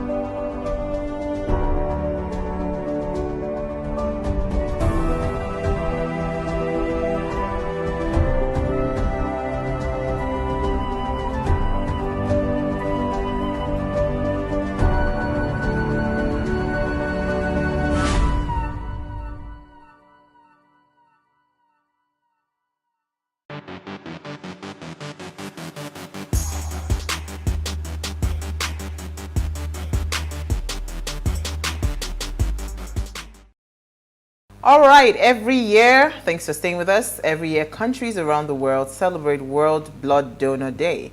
The event serves to raise awareness of the need for safe blood and blood products and to thank voluntary unpaid blood donors for their life-saving gifts of blood. A blood service that gives patients access to safe blood and blood products in sufficient quantity is a key component of an effective health system. Now, the global theme for World Blood Donor Day changes each year in recognition of the selfless individuals who donate their blood for people unknown to them. So this is our heart goes to everyone. You know, we're saying thank you to you for always, you know, I mean, just the killings that happen in Owo. We saw a lot of Nigerians going to the hospitals to go and donate blood. So that you are donating blood, you're actually saving a life. So please do not stop, you know, and keep on the good work. Who has donated blood here? Not a problem. Who has donated blood here? I have. Okay. So I'm a universal donor. Oh, I am also. See, that's why we Onegs. Onegs. So yeah, so I mean, I think from the time that I realized what it meant to be a universal donor, yeah. I give blood as often as I can. Unfortunately, it's not as easy in here. Lagos. Yes. It was a lot easier abroad, right? It was something that you could do periodically because you knew where the blood banks were. I think here we are more prone to, I know there are blood banks, so I know people buy blood, but we're more prone to when people, like family members or somebody needs blood, then people go and give blood. I think it's only once or so that we had a blood bank come to work. But I think it's just something that needs to be a lot more commonplace because people still sadly die whilst waiting for blood and all of that. So. Absolutely, absolutely. I'm also a universal donor, so for every time there's a call for me to give blood, I'm available. And that's why I don't have tattoos and all of those things, you know. Do tattoos? Well, they say, they say that, you know. Oh yeah, there's a long list. There's a long list of things you shouldn't have, you know, when, you know, you want to donate blood, you know, and all of that. So I think tattoos, if you've had certain things like TB, of course STDs and the common ones, but yeah, a few odd things that you wouldn't expect, it should be but they do. more popular thing that happens here. So that because most of the time when these cases occur and people find themselves in difficult situations where maybe family members are not in the right position or in the right location to actually donate blood, but they already have like a blood bank. So the sad part about that blood bank, so when you go to the general hospital, for instance, to give birth to a child, they mandate your husband to donate, I think, a pint or 2 pints of blood to keep it there. So it is always, you must, that's part of the prerequisite for you to give birth in the general hospital. But you see, the sad thing about it is that, you know, now those things are supposed to be given to people for free. So we don't know if they actually, the people that need it are given for free or they have to now still pay for it. So Nigerians, it's just the tricky, this integrity issue, and again, fetish, everybody is juju somewhere, they want to go and use my blood for something. So people are a bit skeptical when it comes to donation of blood, except maybe it is your family member and you need, you know, if not, we should actually have, like you rightly said, blood banks. You just go and you just, you know, walk in and just give blood. Once you meet up with the standards. Absolutely. All right, so let's quickly run through our news. Norma, what did you find for us in the news? Okay, so my news has it that electricity grid crashes from 3,703 megawatts to 9 megawatts. So the story goes that figures obtained this Monday from the Nigerian Electricity System Operator, an arm of the federal government's power transmission company, showed that the national electricity grid actually crashed from a peak of 3,703 megawatts to as low as 9 megawatts on Sunday. Nigeria witnessed widespread blackouts on Sunday after the national grid collapsed around 6:49 p.m. before engineers from the Transmission Company of Nigeria strived to ensure the recovery of the grid.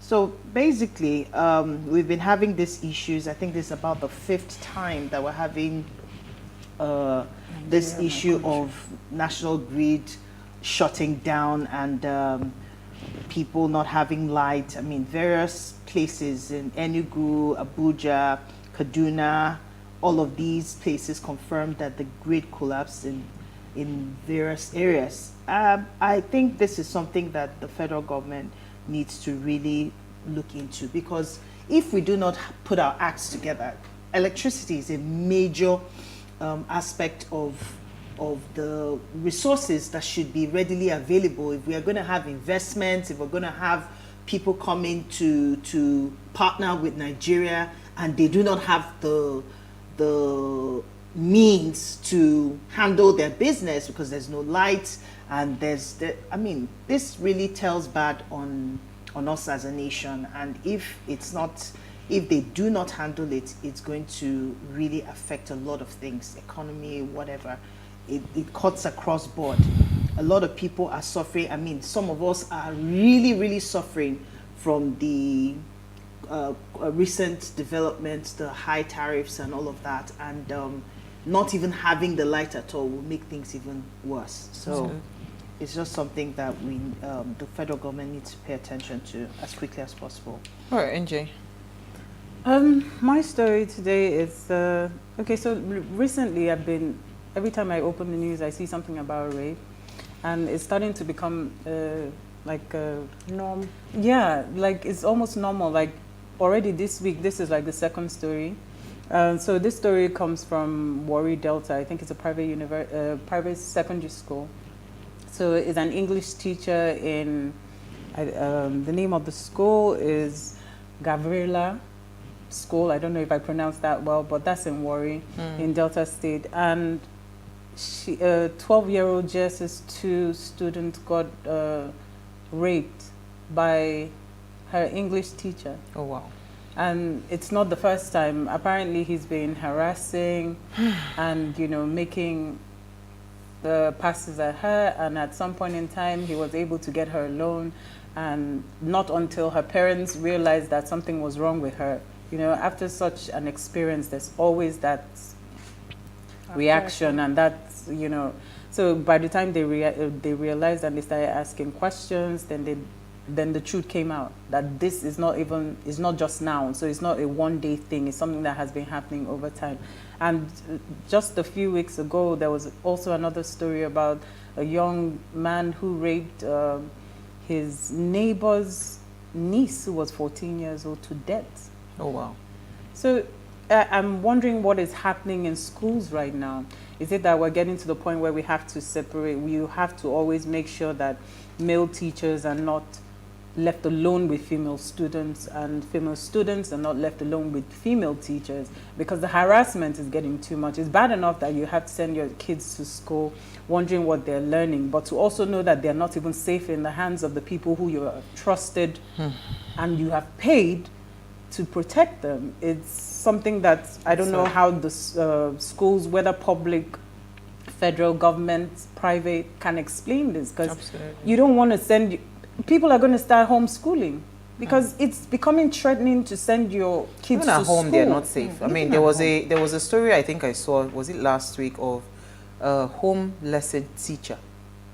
Yeah, a home lesson teacher that had sexual intercourse with his students. I think he was caught as well. So even at home, they're not safe. It's just, the situation is really bad. And I think, again, we are not really serious about dealing with rape. See, if a man knows that if you are caught and they castrate you immediately, or maybe you are hung, you know, it will reduce, at least it will curb it. I don't know. I think the punishment is not severe enough because you need to be able to get, see, just like the way people are so scared to take drugs to is it Malaysia now or is it Indonesia? Because you know that there's no explanation. Once they catch you, you are dying straight. They just hang you. So if we start to take rape like that, because it's a menace, if we take it like that, if you are caught, this is the situation. I am 100% sure that it will curb it, because now a lot of people get away with this, and that's why, you know, it continues to be prevalent. We're in a land of impunity now. Yeah, I think that's just it, and it's not even just rape. Sadly, it's everything. From murder, I mean, we're just where there's no consequences. It's human nature. Absolutely. It will just continue to proliferate. Absolutely. And just to add, even the boys are not as safe. They're not. Because you can't even say, because now we have people. No, that's why I said male and female. So you can't even leave any adult with the kids. Okay. It's crazy. Sad. Yep. My headline says Nigeria needs 3.6 million metric tons of fish annually. So the federal government yesterday said Nigeria needs about 3.6 million metric tons to meet the annual demand for fish. Locally, we are only able to produce a third of that at 1.2 million. So 2.5 million thereabouts is currently subsidized via importation. So you can just imagine, in the face of our current FX realities, how much pressure fish alone puts on us. And it's not just fish. There's so many other things that we import. I know that the current administration has put shone a huge spotlight on agriculture, but really this is a small microcosm of that with aquaculture, and really the opportunities that exist there, to think that we're importing 2.5 metric tons of fish annually. 3.6? No, 3.6 is the annual consumption, but we only produce a third of that. So the rest right now is about 2.5 that we're currently importing. So it really just shows that even with a lot of, the story goes on to talk about a lot of projects that are happening in the ECOWAS region, all in looking to support that value chain of fisheries with about 15 member states. But for me, it was just important to point out that there are opportunities. I mean, just think about it. Food is still a huge thing. Absolutely. With 200 million people, but Nigeria is ripe for a lot of things. I don't know. We just need the right set of people. So if anybody is not sure what business to do, no. But I know a woman that actually, this was like probably maybe 10 years ago, or maybe 12 years ago, when I met the son Asa. Then her turnover annually was 2 billion, and she was she's just cold room. So 2 billion, this was, I think, about 12 or 14 years ago, because I think my son was barely like 2 or so. 2 billion, just on fish. Her turnover, just on fish. But so it's a lot of money. In this situation that we can, because we have rivers all around us. So I mean, I think at this point, because of the oil, this is not even going to be at this type of level, volume. It has to be farmed. You have to be farming it. Have you not seen the videos? Yeah. Where there was a video I just saw recently where they were pumping the fish into they had groomed it in the ponds, and they release it into that. So you must farm your fish. You have to farm it. So aquaculture as a whole. How many things can you catch inside the water? Aquaculture as a whole, at that volume, it just shows that there's a huge market across the value chain. Fish farms outside, but to think that it's easy to understand that we can't even, the amount of that we consume, we can't meet it, because it's not just fish. There are too many things. You'll be surprised. Fish, metric tons of fish. So my story is a quick one. I'll just quickly mention. So for all you social media users, federal government orders Twitter, Instagram, Facebook, TikTok, and others to delete information that violates Nigerian laws and provide information on harmful accounts, troll groups, disinformation networks. So the government has, let me just quickly say that the conditions, are stated in recent release. Some of the conditions include having a country representative, registering with the Corporate Affairs Commission as a legal entity, complying with tax obligation, deleting information that violates Nigerian laws, and provide information on harmful accounts, troll groups, disinformation networks. So they must be able to provide, if you are busy shouting at government, they will provide, that the social media platforms were also directed to provide a dedicated channel that is available at all times where an authorized government agency can lodge or forward a request or complaint against contents that are unlawful or harmful. Long story short, control your finger when you are typing because if they come for you, tracking is your case. All right, let's take a break. When we come back from the break, we want to discuss nepotism. Stay with us.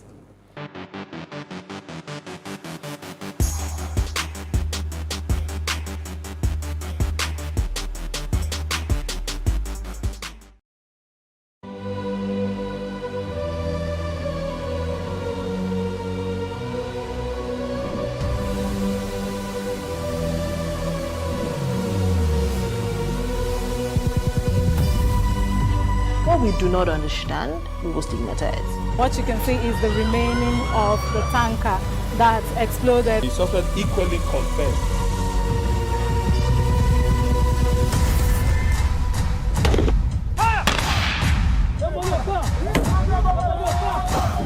A 500 naira they collect them. If you no talk, they go beat you. Now 2,500 they pay.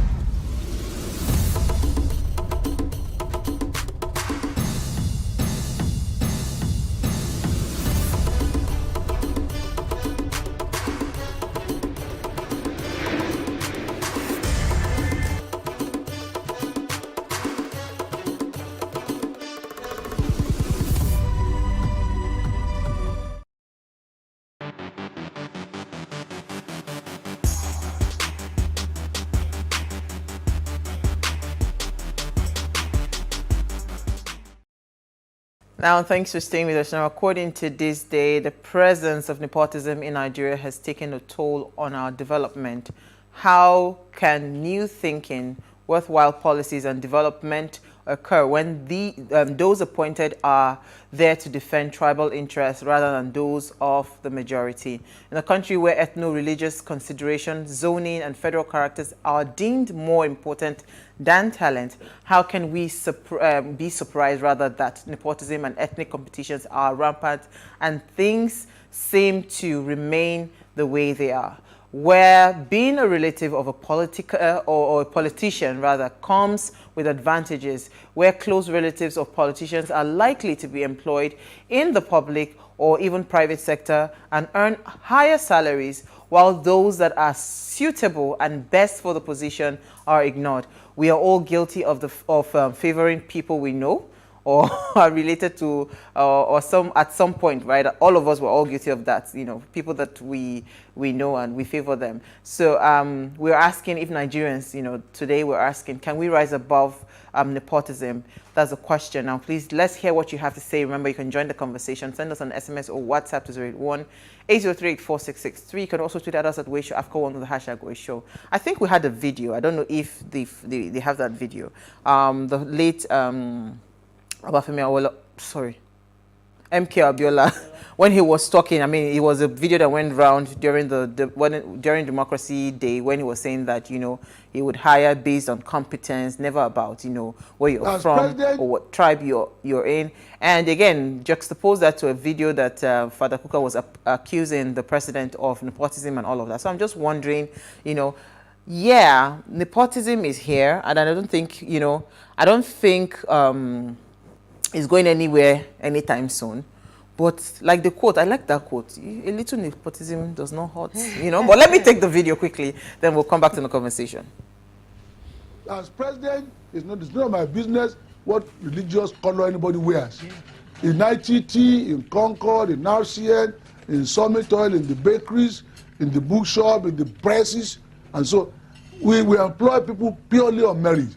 Round pegs in round holes, period. There are so many people who work for me whose hometown I don't even know. I don't even know them anyway. I don't have to know them. Because we want to be objective.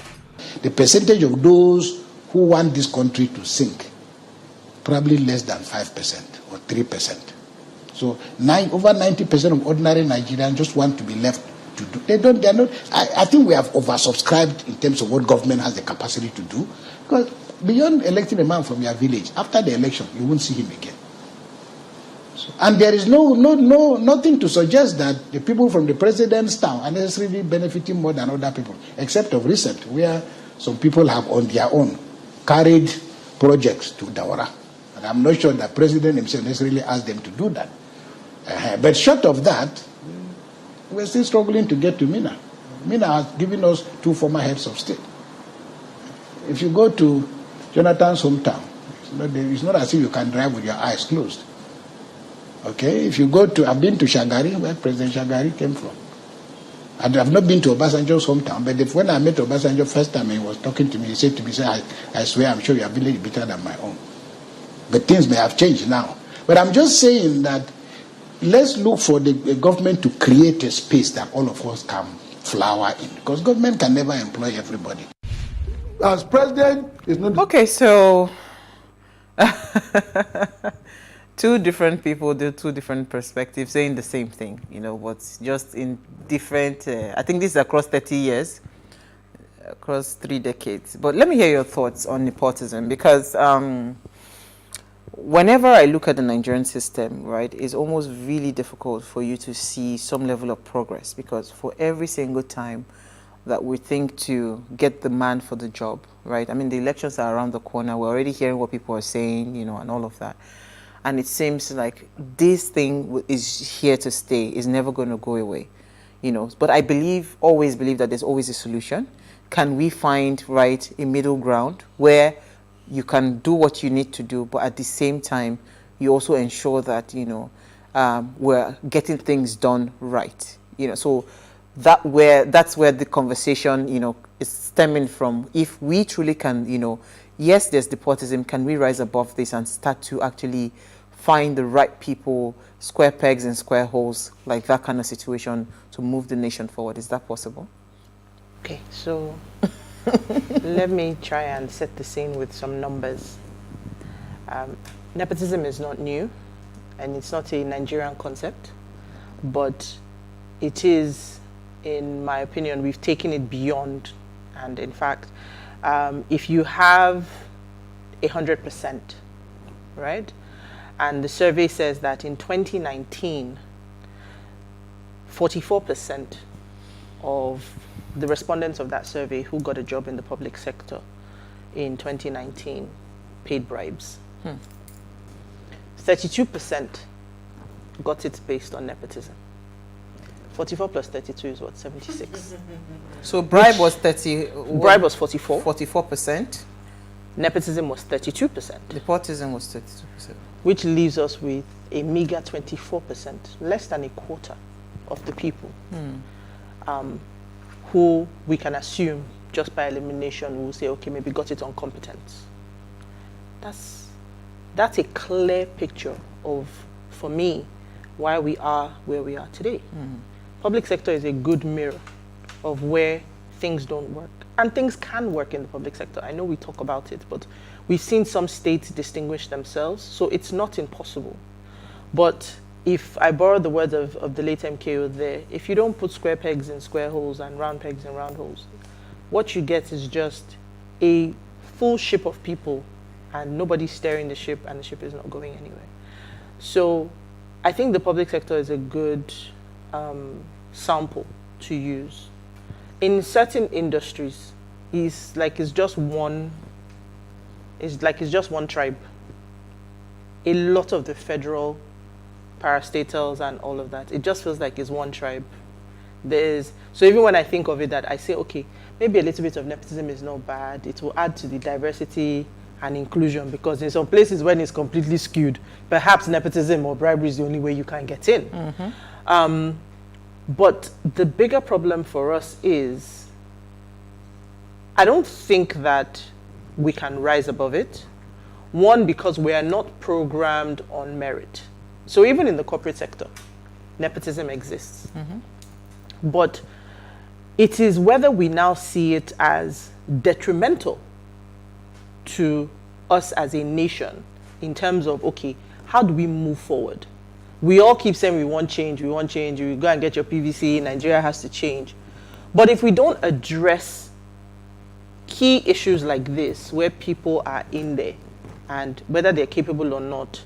I was reading something today that was a claim that somebody else won one of the other aspirants won the primary, but it was handed to somebody else. And I'm thinking, how did we get here? So we have a lot of factors. Nepotism shouldn't be one of our problems because it's not a new concept and it's not going anywhere. But we've overdone it. And that's where it's now become a hindrance for us. Absolutely. NJ, let me hear your thoughts on this. I would go, I'll take up from where it's not, I don't think it's something that started today. But, and like she rightfully said, I don't think it's something that is ever going away. Because we don't believe in merit. We don't believe people merit anything, and it goes beyond even politics. We're just not programmed like that. You don't believe anybody has to work that hard in order to get that. So most of the time is mostly who do you know, how do I get there? And even when you get there, you're trying to put your own people as like your, base, so that at the end of the day, when you ask about something or you want something, they're not going to ask you questions because you put them there. So everyone is building, everyone is trying to build this, this big house. But the thing is that if you're building without good foundation, at the end of the day, it's going to crumble when the wind blows. So that's where we are in Nigeria now, where this thing has even gone past even, like, if we don't start to retrace our steps, it's going to go beyond what you and I can see now. Like, absolutely. I don't know how bad it can go, but it's going to go. I was going to come back to that Utis question, that Yeah. what, is it detrimental to us as a nation? But let me hear your initial thoughts on this, because we need to also understand the consequences of why it has to stop. Yeah, go ahead, Noma. I'm going to play a little bit of the devil's advocate here, because there are also instances where nepotism has been favorable, where there are competent hands. When you come into some level of position, you want to surround yourself with people who you can trust, right? You will, first of all, and this is natural, it's not, I like when Uti started, it's not something that is new to just Nigeria, right? It's done everywhere in the world. We have people, leaders, who will come in and they would also bring in their tribe, right? Because you want people who can help you look good with whatever you want to do or what you want to be able to accomplish, right? So yes, there have been instances where it has worked, where people who are competent can help you actually accomplish goals and your dreams.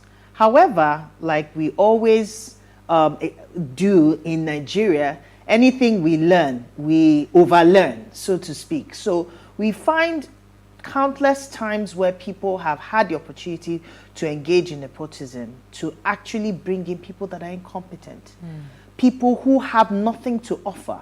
And at the end of the day, you have a worse situation we have a worse situation on our hands. Of course, this government has been accused on so many levels about nepotism, because some of the areas in our nation feel that they have been marginalized on so many across board, whether it's in the economy, whether it's in governance, whether it's in the cabinet and all of that. So it can be, well, I would want to say it can be good when the basis for which you are engaging in nepotism has competence at the core before anything else. No. Because, yes. You know they work that way. No. Well, because guess what? The whole idea of nepotism is that, regardless whether the person is competent or not, as long as say the person is my person, I put the person in a position, right? So there's no how. You can put the person in the right position. Because guess what? What is nepotism? Nepotism is favoritism. You are favoring people against others, right? Yes. I'm not saying that it is good only when it is. I mean, there should be a balance. If you're favoring people because you actually want people that will help you look good, it's not a bad thing. If you know that they're up to the job and they have the competence, they have what it takes, the principles and all of that, you can bring it. There's nothing wrong in bringing in the people that you know and you want to favor. but it's not done to the detriment of the majority, right? Where it's now a monopoly of all of your people, and then other people do not have a say. That's where I have a problem with it. So they says nepotism is the bedrock of social existence. This was a quote by Adam Bello.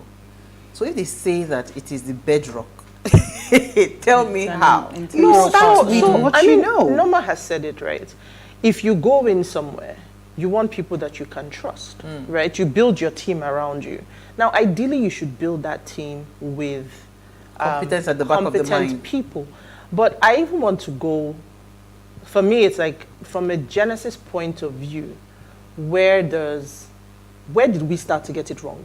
Because it's not a new concept. It's as old as time itself. You see people put their friends in office because I need somebody who I can trust. I need somebody who can tell me the truth. It may not even necessarily be about competence, but somebody that just keeps you grounded. I think that for me, Nigeria, where did we start to get it wrong? The first thing that comes to mind for me is the concept of federal character. Because we started off meaning well, right? It was our own version of diversity and inclusion. We wanted all tribes, all ethnicities, all languages to be covered. So somewhere in the Constitution, 1979, I believe, somewhere there, it got inserted. And then somehow we've abused it. And like Norma said, when we learn something, we take it to the hilt. So what we created for good, a phrase for me that I think best represents the most negative part of nepotism in Nigeria. When it's working for you, you say it's opportunity. When it's not working for you, you say it's corruption. So the truth is, if we all tell the truth sitting around this table, one way or the other, you don't benefit from nepotism, tell the truth, huh? So see, I saw this quote somewhere, and I would like us to take it because I like to open our phone lines. It says, nepotism is the lowest and the least imaginative form of corruption. It's the lowest but the least imaginative form of corruption. Nepotism can get you very far in the world if you've got the right connection. So I still cannot associate nepotism and any form of good, say, even if the person is competent, right? But let me take a break. We have to open our phone lines. Stay with us, we'll be right back.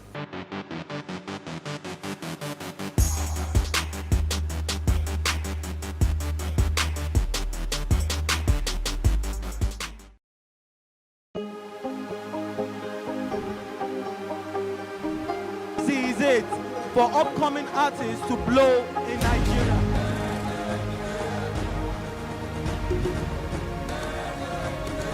Welcome to Plus Trending. I am Bukky November, your host, saying thank you for joining us on today's episode. Welcome back. It's tea time on Plus TV Africa. Practice makes perfect. I'm not perfect yet, but I'm a lot better than I used to be. He's a king. He's entitled to marry 100 if he wants to.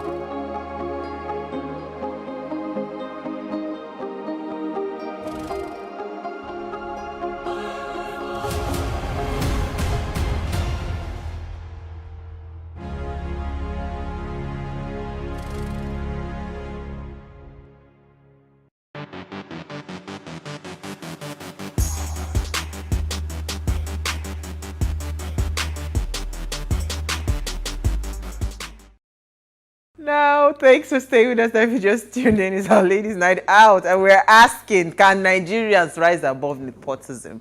Now, please, let's hear what you have to say. Remember, you can join the conversation. Send us an SMS or WhatsApp to 081-803-4663. You can also tweet us at WayShowAfrica1 with the hashtag WayShow. Our phone line is now open. The number to call is 07025 007749. Please remember to turn off the volume of your television set while you make that call. All right, so as I was saying, because you know why? There are some things that you can't stop. You know, you start it goes deeper, it's deeper, and all of a sudden you will find the reason to say, oh, this person is the person for the job. My point is, can we start to do blind recruitments? Can we start from there, where I don't even want to know? You know the way they do this, the voice, that your back is turned. You're not seeing the person that is singing. You just hear the person. So the same thing, right?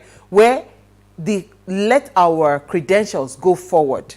Do you understand? If at the end of the day, Norma, you throw the credentials forward and it is your person that eventually the credibility looks good and everything, and the person is picked, then it gives me some form of comfort that yes, we are ready. But as long as you are telling me that you want to hire someone because as long as the person is competent and all of that, it no go work that way. But let me take youngest old man. Okay. Youngest old man has called. Good evening. Hi. Hi. You see, I just want to be frank with you. You see, I think democracy is in the system for it to fight nepotism. In a situation where you'll be able to have 1 or 2 laws that will allow people to come in even they are not favored in your book. But because of the policy and the law guiding the country. Nepotism works mostly in the military era, where you get people that you can trust and their family or friends that will got your back, or how do you used to say it. But in this case today, we don't find ourselves executing the nepotism in democracy. And it's so open to the extent that even when you are doing the nepotism business, you bring people so incompetent that it's open, that this person is not in the job. That is why you see somebody that read agric being a bank manager.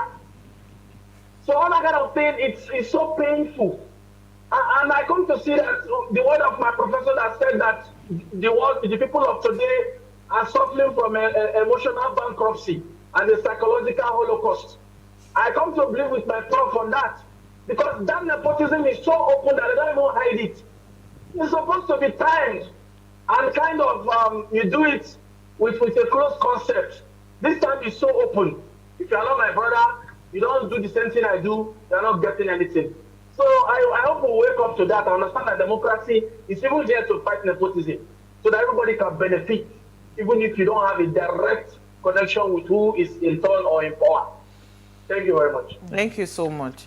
And where I even have that problem with the nepotism is that where I have the problem with that nepotism is that you are in a place where, you know, everybody, I mean, it's almost like you can never succeed if you do not belong to a particular group. Look, do you understand? In the movie industries, there, in all the industries, everybody. So I get it that you want to bring your tribe.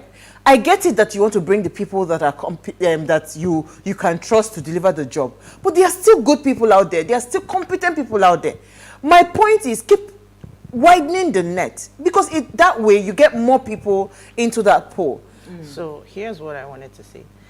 When you talk about competence, it assumes that the person, for all intents and purposes, at the top of the nepotism triangle is competent. So, you know, when you say it, you are assuming that, so I have now entered, I have arrived, somehow I have been knighted, crowned, whatever you want to call it. I'm now in charge. You are assuming that I am competent enough to even identify the competent players to bring in. Let me tell you why I don't think that's the case. You see, some people are strategic, right? And this is where you start to measure the level of competence. I want to get to a destination. And I look at the future and I say, when I get to that destination, what am I going to need to succeed there? If success is truly your actual objective, you would have looked at that role and you would have said, you know what? One day, I want to be XYZ. Would you hold that thought? Sorry. Somebody has been holding. Joseph, I believe from Kwara State. You're live. Okay, good evening. Good evening. Sorry for keeping you here. How is program today? We thank the Lord. Okay, I want to protest before I contribute to the program today. The earlier, towards the ending of last week, I called. You guys refused to pick my call. I'm very sorry. It pains me a lot, but that one has gone already. Sorry. Yeah, very sorry. What I'm protesting, but that one has gone. There's no cause for alarm. What I want to talk about is about nepotism. Go ahead. This nepotism is not about benefit alone. When you go to some institution, like me, I go to a Litman University, private institution. If you fight with maybe a Hausa man or a Fulani man, they will chase you away from school, no matter who you are. I'm the product of that school. I can say it anywhere. It happened. It happened to my friend. So my friend is the weakness. I can call my friend. I can even call my friend to even call your program tonight. To the extent that if you are not Hausa or Fulani, forget you are going. No matter who you are leaving that school. Thank you. So it's always odd when something like that is happening. Like a management is supposed to call all students or a student that are involved in the matter that what really happened to question you what really happened, to confirm what happened, but they will not do that. Immediately they will just suspend. After suspension, you're out of the school. Thank you. Thank you, Joseph. Well, go ahead. I mean, rather than die, let's go ahead. But so to quickly wrap up what I was saying, right? So you assume that there's competence. Now, here's why I don't think there's competence. Because like I said, if you're going somewhere and your plan to get there is to succeed, you do what everybody else does. You start to plan, you start to prepare. So you develop skills within yourself. And you know that, okay, when I get there, I need to build a team. You start finding the right people along the way. You start grooming them. So you teach them the same way you're developing your skills, the same way you're developing their skills. And then as you're growing together, you are all sharing a vision and a plan. No, what happens is that the vision and the plan is to chop money. So when you reach, then of course it's easy. Chopping money is not a skill. It's something you do. All of us come together. That is why we have the concept of national cake. Cut your slice, eat your own, and make room for the next person. So what is this costing us as a people? Everything. You know, and because it's not serving us as it stands today, right? You know, what's... Well, unfortunately, nepotism is not going to go away anytime soon. Because this is something that is ingrained in our people. It's a mindset that grew over time. Uti rightly said, when it was infused in the Constitution, so that case of federal character, so to speak, and all of that. It's going to take a process to get people to pay attention to what should be topmost, which is about competence. If we're going to move forward, I love the analogy that she made when you said you have a vision. A lot of the people that we even have do not even know where they're going. They shall know they're going somewhere. They're not sure where they say what is the end goal, and they're dragging as many people that they feel comfortable with along. If we have more competent people who know, like I keep saying, it's nepotism. It's not bad in itself until it's more about just bringing in your people and less about competence. If we all had the opportunity to do something, right? We're going to start with people that we know, whether we like it or not. Okay. Edward from Lagos. Oh. You're live. Go ahead. Hello. Hi, Edward. Ladies. Hi, good evening. Hello. Thank you. I want to contribute to your discussion this evening. Go ahead. You're talking about nepotism. First of all, we need to understand what nepotism is all about. I think it is where somebody is in a position of influence, you know, bring in his or her own relations, irrespective of whether they are competent or they are not competent. And it also leads to, for instance, you that is, you know, moderating this program, you are an MD of a company, and a lot of people have applied for some jobs. You look at their CV, you know they can do this job, but you prefer your sister who just finished an O-level certificate and make her give her the position of that place they are looking for. Why are you doing all those things? Because you are looking for people that will cover your ass. You yourself is not competent. It leads to corruption. It runs down the company, and that's exactly what is killing Nigeria. Absolutely. Thank you so much. Thank you. So it's costing us a lot, right? And that's why I say that there's no sugarcoating it. You know, no. Nepotism has never been about considering competence. You know, I just wanted to punch that thing very well, because it's not. If it's for competence, then we will not even have that subject. We will not even talk about it anymore. You know, it has never been and it will never be about competence. So how do we move forward from this? If we start today. I like All right, sorry, hold on. Let me just take a quick call. Charles from Port Harcourt, you're live.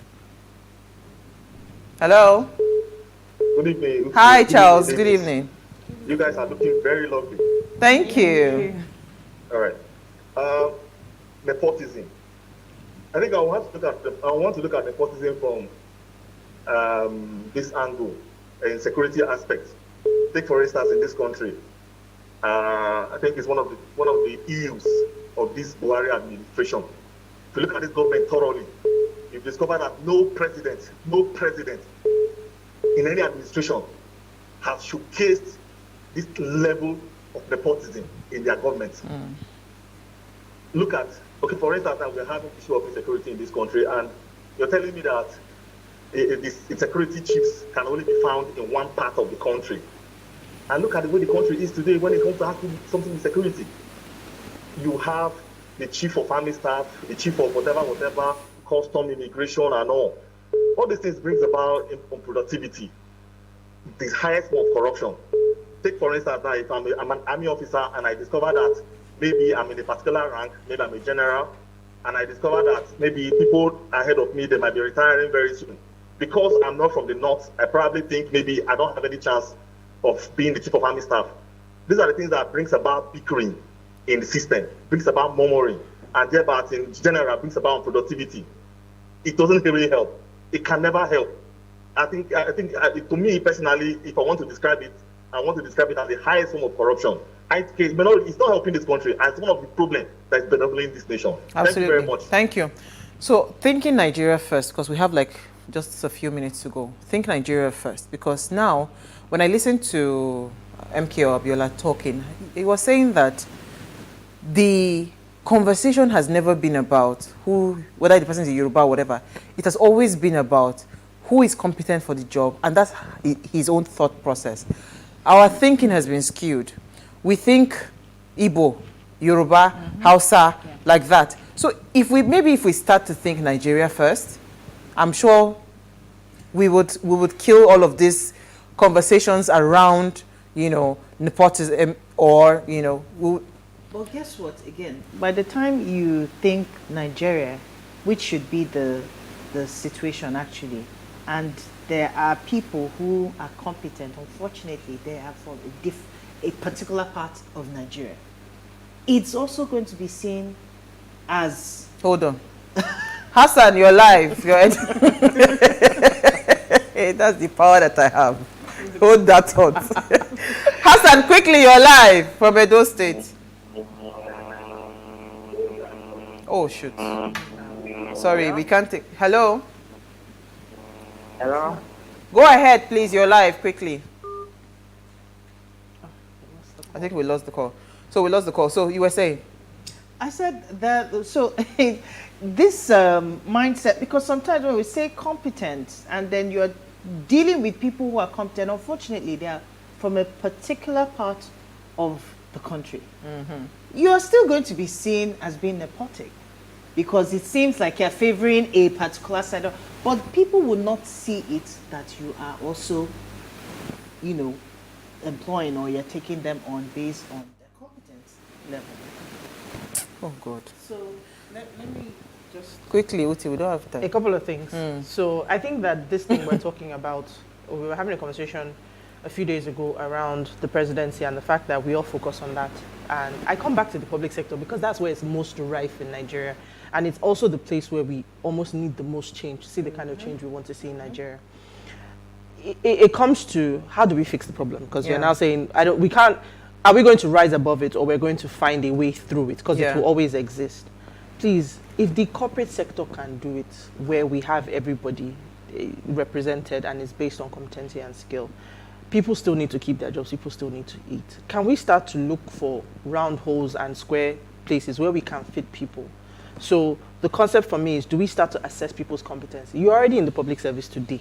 Can we just assess you there is plenty roles right across the public sector that fits your maybe we start moving level. you from here and putting you there and moving people around, so people are not losing their jobs. So from a perspective of the economic impact, it's not so harsh because we're looking for real solutions to this problem. Will it always exist? Will I come into power tomorrow and feel that I need some people around me who are my people, who I can trust and who even understand the way I work? It will always happen. But can we move past this? Because when we talk about the effectiveness of our leaders, they're not islands. They need all the people around them to work and understand how they think. So maybe we start to move people around and start to assess their capacity and put them in the right places. All right, so we have a final caller, Robert from Abia State. You're live, quickly, please.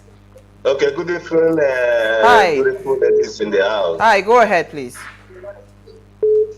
Okay, based on the topic you are discussing, if Nigerians can rise above nepotism, yes. Rise above nepotism, I think Nigeria can arise above nepotism if we should consider doing the right things at the right time, even if it means selecting somebody who is from a particular region or whatever.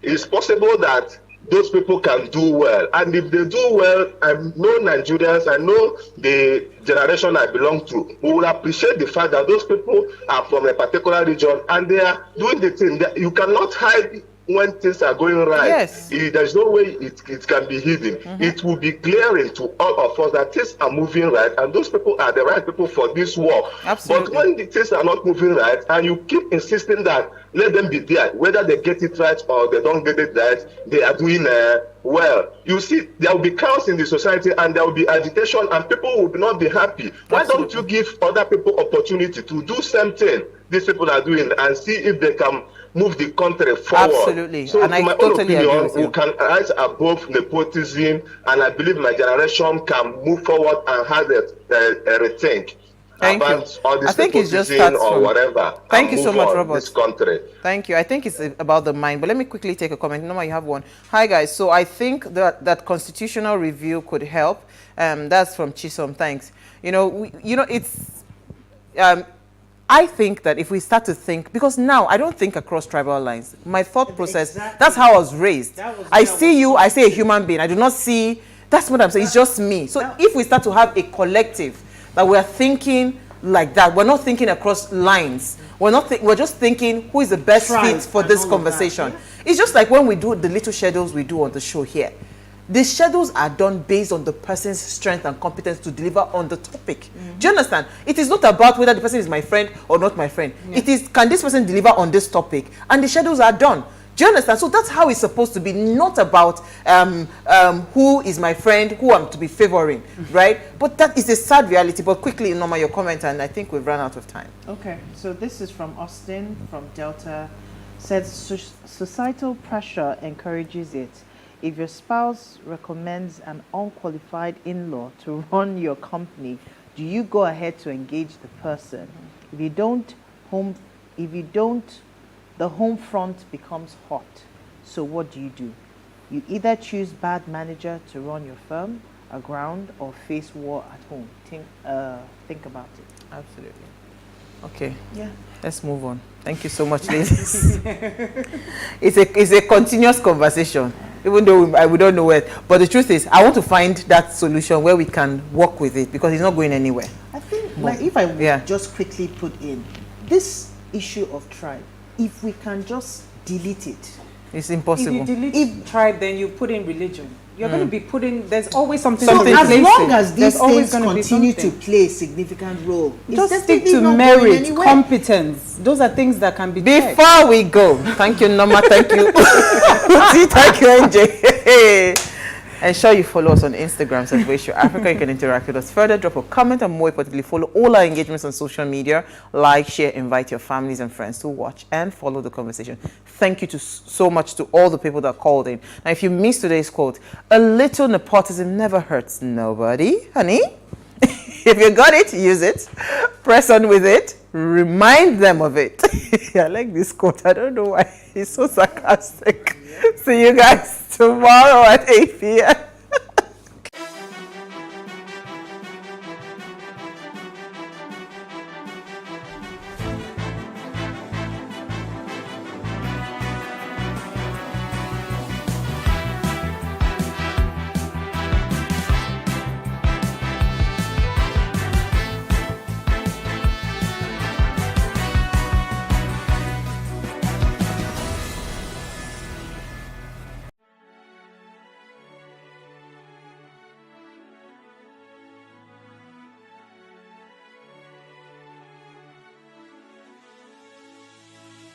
It is engagement we need to have. Those who suffer miscarriages are never taken into account. Members of the National Assembly are also influence peddlers. You are sitting on Nigerians' money. From the Babin, I pay my rent. On the Babin, I send my children to school. A consultative engagement. No any tangible notification before they ban us. It's one thing for people to be at your back and the heat of the moment, and another thing for them to still be with you when push comes to shove. I will do everything to take Lagos out of the national grid.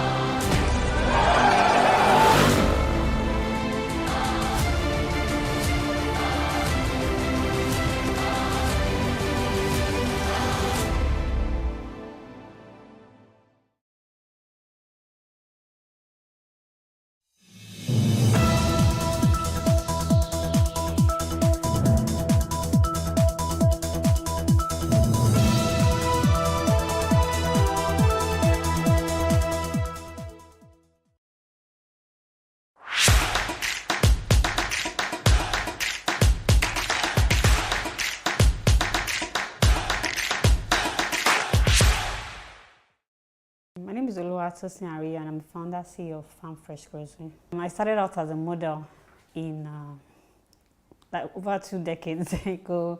I used to be a model, and that was, I was in Ife and I was modeling at the same time. So for a while, that was just all I wanted to do, modeling. After Deal or No Deal, I went to South Africa. I came back to Nigeria, and I've always liked marketing, sales. So while I was in South Africa, whenever I was coming home, I was buying shoes to come and sell. So when I came back to Nigeria, I was still selling shoes. And then aside selling shoes, I was grooming models. I was running modeling school. So, but after a while, price of dollar went high. And then I lost my mom to breast cancer. So, but before I lost her to breast cancer, she used to be like the strongest person I know, because I used to be sickly. I was the kind of child that every weekend would go to the hospital. I was asthmatic, plenty allergies. But back then, we didn't even know there were allergies. So but I was always in and out of the hospital. I'm actually AA, so it wasn't like I was a sick or anything, but I was always sick. Even when I was in university, I was always having typhoid anytime I changed environment. But my mom is the kind of person that she'll go to Bariga market and she'll buy water in nylon. Not pure water. Those 1 naira water, and she would drink it. Nothing will happen to her. I can't. Even pure water will have typhoid, even bottled water. You understand? So for me, she was like the strongest person I knew. And then when she had cancer, she did chemo twice. And then after the second one, she said she wanted to try this naturopathy or wellness kind of treatment, and she stopped taking chemo. And then, people she was seeing then, they would say, get flax seeds, get this, get that. I'd never heard of those things before in my life. So I started researching about those things. I realized that these are things that have, a lot of health benefits. But the best thing about natural medicine is that it works faster when you take it before you fall ill. Not wait until you become ill. So I kept researching, and then I was discovering so many things like turmeric, And then I used to have allergies. Then I stopped. There was a time that once it was like evening, my nose would be blocked. I'd breathe in my mouth. And then I saw this cardiologist, and it was like, I had to put me on loratadine and one asthma drug permanently. And I hated that. I always hated taking drugs. I didn't want to. And then I realized that even loratadine was not working well for me again. It became, my body had kind of adjusted. So I was like, I needed to find an alternative. I needed to find a way of, being able to live a healthier life without having to resort to living on drugs. So that's how I started discovering and, making inquiries about herbs and spices. So that's how I founded Farm Fresh Grocery in 2016. So we started out as just helping people get natural food. Then we realized a lot of food were processed and preserved with chemicals. So I wanted to have access to farmers, buy directly from them and sell. Back then it was so hard because farmers felt you wanted to take over their business. But with time, we grew from having just one farmer to having a network of farmers that we buy things from. And then even at some point, I had to go into farming myself. So I was also now planting some things on my own. Then the herbs and spices that, we're trying to educate people about the benefit. People understood what we were saying. And they know, oh, turmeric is very good for this. I was telling people, like when you go to India, for instance, they will tell you that when a child complains of stomach ache or headache, the first thing they think about is turmeric. They will make like a turmeric latte. That's their own kind of paracetamol. So you tell things like this to customers and they'll say, okay, let me buy this turmeric, but they'll keep it in their house. After they throw it away.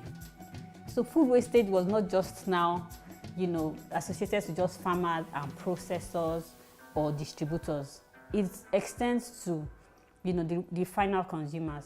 People want things that is easy for them to use. People want things that is not, they don't want to stress themselves. They just want convenience. They want a healthy living, but they want it, presented to them in a ready-to-eat form. So I started making herbs-infused honey. So you have like a cinnamon lemon honey, hibiscus honey, like different kinds of honey, as well as sea salt. Because I also realized a lot of people did not want to eat MSG, as well as, several sugar-flavored seasonings that we have out there. So people wanted to live healthy and they wanted it made easier. So that's how I started, infusing herbs and spices in honey, sea salt, teas, even in oil, like sesame oil and olive oil, infuse herbs and spices in them. And just a way to make these herbs and spices a regular thing that people take. We're not waiting now until we fall ill. We're making it a part of us that we do like regularly. So that's how it's been, and that's how we started. The few jobs I had back then, so once I had the money I was making from modeling, I would buy shoes, I'll come back, sell, get some more money. And then eventually when I, relocated back here, I was getting from the US and things were going fine. I was, selling mostly Italian shoes to men and all that. Men, they buy out of need, not out of, not out of, women, once, even if they have 1,000 shoes and they see a fine what they'll buy. But for men, they don't mind spending. Because they know they might just buy one shoe for a while, but it has to be good, So I was selling lots of Italian shoes and all that. But when dollar went from 160 something to 300 and something, I had to rethink, that if this is a business I wanted to continue.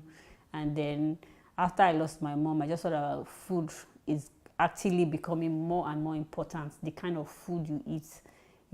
I mentioned earlier that, there was a time I had that allergy. By the time I started, alternative medicine towards treating my allergy, the first thing I was asked to do was I was asked to stop eating a number of food. My favorite food was amala, and next was rice. I had to stop eating them. Bread, number 3, I had to stop eating all those things. And guess what? My allergies cleared. I'll wake up, I'm the kind of person that you see me, there's always tissue in my pocket. Because, I didn't even know it was allergy. But my mom used to say, Kogbe. My nose was never dry growing up. So all this while I didn't even know there were allergies because I was asthmatic. So for instance, if all the windows are closed and, there's no fan, there's nothing, after a while, my eyes will start itching, my throat, my ears, and then I'll start sneezing. I didn't know all these things were allergies. I just thought it was normal because that was what I was used to. They discovered I was asthmatic when I was 2 years old. So from there up till that period, all those things were normal until I realized they are actually allergies. So I didn't even know that these allergies can actually stop by changing my diet. And then I would take onions first thing in the morning. It will clear my airways. And then garlic at night. That was all I was put on. And my allergies disappeared. So that made me, realize that it is important for us to change. Look at what we're eating. The real food, as in food, should actually be our medicine, not the other way around. If you eat right, there's no need for medicine. Okay, so how did I get funding to start Farm Fresh Grocery? Well, Farm Fresh Grocery, it started like a joke, because I had a regular work that was going, and then I just thought of, selling to my colleagues first. So I just started with just like a cooler of fresh chicken from the farm, because my sister has a farm. So I'll just get the chicken from her, buy them from her, and sell. That was how I started. Because, then it was hard to find. I remember telling somebody back there when I just started that it's so hard to get farmers that, I'm looking for farmers that I can buy things from so that I can sell to people, It was such a hurdle, but it was such a big deal. And it wasn't even about capital because, I was working. I could use my salary to buy some of the things that I needed to start. So I just started, I didn't start big. I started like from, just from the house, like just buying a few things and selling to people, but telling them that this is healthier, it's not imported chicken, is, they're hormone free, all that. Unlike all those imported ones that they've given, injected formalin and all that, so it was just like a movement, a health movement to convince people that all these things leads to cancer in the long run. Because in my wildest dream, I never thought my mom would have breast cancer. We used to say, breast cancer, okay. In this, back then, we didn't take breast cancer or any kind of cancer seriously. We say, we are in Nigeria, we are strong. We didn't, because it wasn't so rampant back then, unlike now. Before that we can't have cancer. But the more we were embracing, all the things that's done abroad, the more of the cancer we're, also embracing. From selling the chicken, for instance, I'll put a markup once I buy from the farm, from the farmers.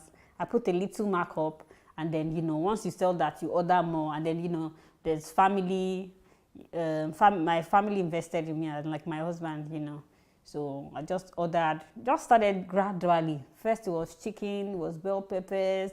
Then, gradually we moved to other things like gari and all that.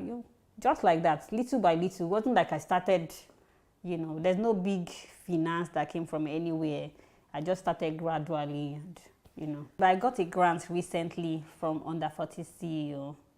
So they gave me $1,300. We had to pitch our business, and so that's the only help I've gotten. But then I've gotten a lot of trainings. There's not, a lot of times we think all we need is finance. But a lot of times you need to know what to do with those finance.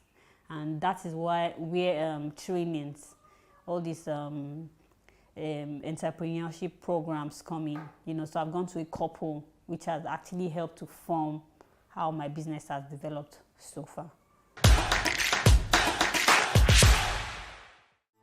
Artificial preservatives have been used in foods for decades. These can lead to negative health consequences and have significant complications, such as increasing costs, handling hazards, concerns about residues on food, and a threat to human environment. As a good alternative, spices and herbs replace chemical preservatives as natural, effective, and non-toxic compounds. Spices and herbs can be used as food additives, flavoring agents, and as natural food preservatives. The term spice and herb are used in describing plant parts used in enhancing the taste or flavoring the food. An herb is a plant that is valued due to its scent, flavor, or other desirable qualities. Herbs are mainly used for medicines, cosmetics, cooking, and other spiritual purposes. Spice, on the other hand, is a dried root, leaf, fruit, or vegetative substance. It is used as nutritionally insignificant amounts as a food additive for color, flavor, or as a preservative that kills or prevents the growth of harmful bacteria.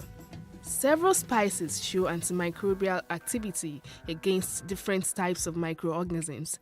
The consumption of herbal medicines is increasing throughout the world as an alternative treatment for curing several problems, including heart diseases, diabetes, high blood pressure, and even certain types of cancer. The health benefits of spices and herbs includes the help in the faster healing of wounds, act as nutritional supplements, strengthen the immune system, lower blood sugar and cholesterol levels, help protect against cancer.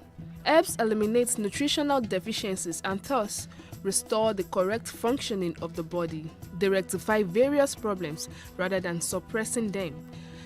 Herbs nourish every part of the body with their vitamin and mineral content. Consuming herbs may also help to reduce blood clots and provide anti-tumor properties, can help control blood sugar and insulin activity, speeds up healing, relieves muscle tension, and reduces stress while improving the circulatory, immune, and nervous system. What makes herbs and spices special are the unique compounds that fight the free radicals, that is, the reactive chemicals that damage our cells, reduce oxidative stress, prevent the formation of tumors, protect your DNA, balance your blood sugar, and enhance digestion. Adding herbs and spices to your daily diet can protect your health in the long term and reduce the risk of cardiovascular, cerebral, metabolic, and digestive disorders. The biggest challenge, employees. A lot of youths don't want to work.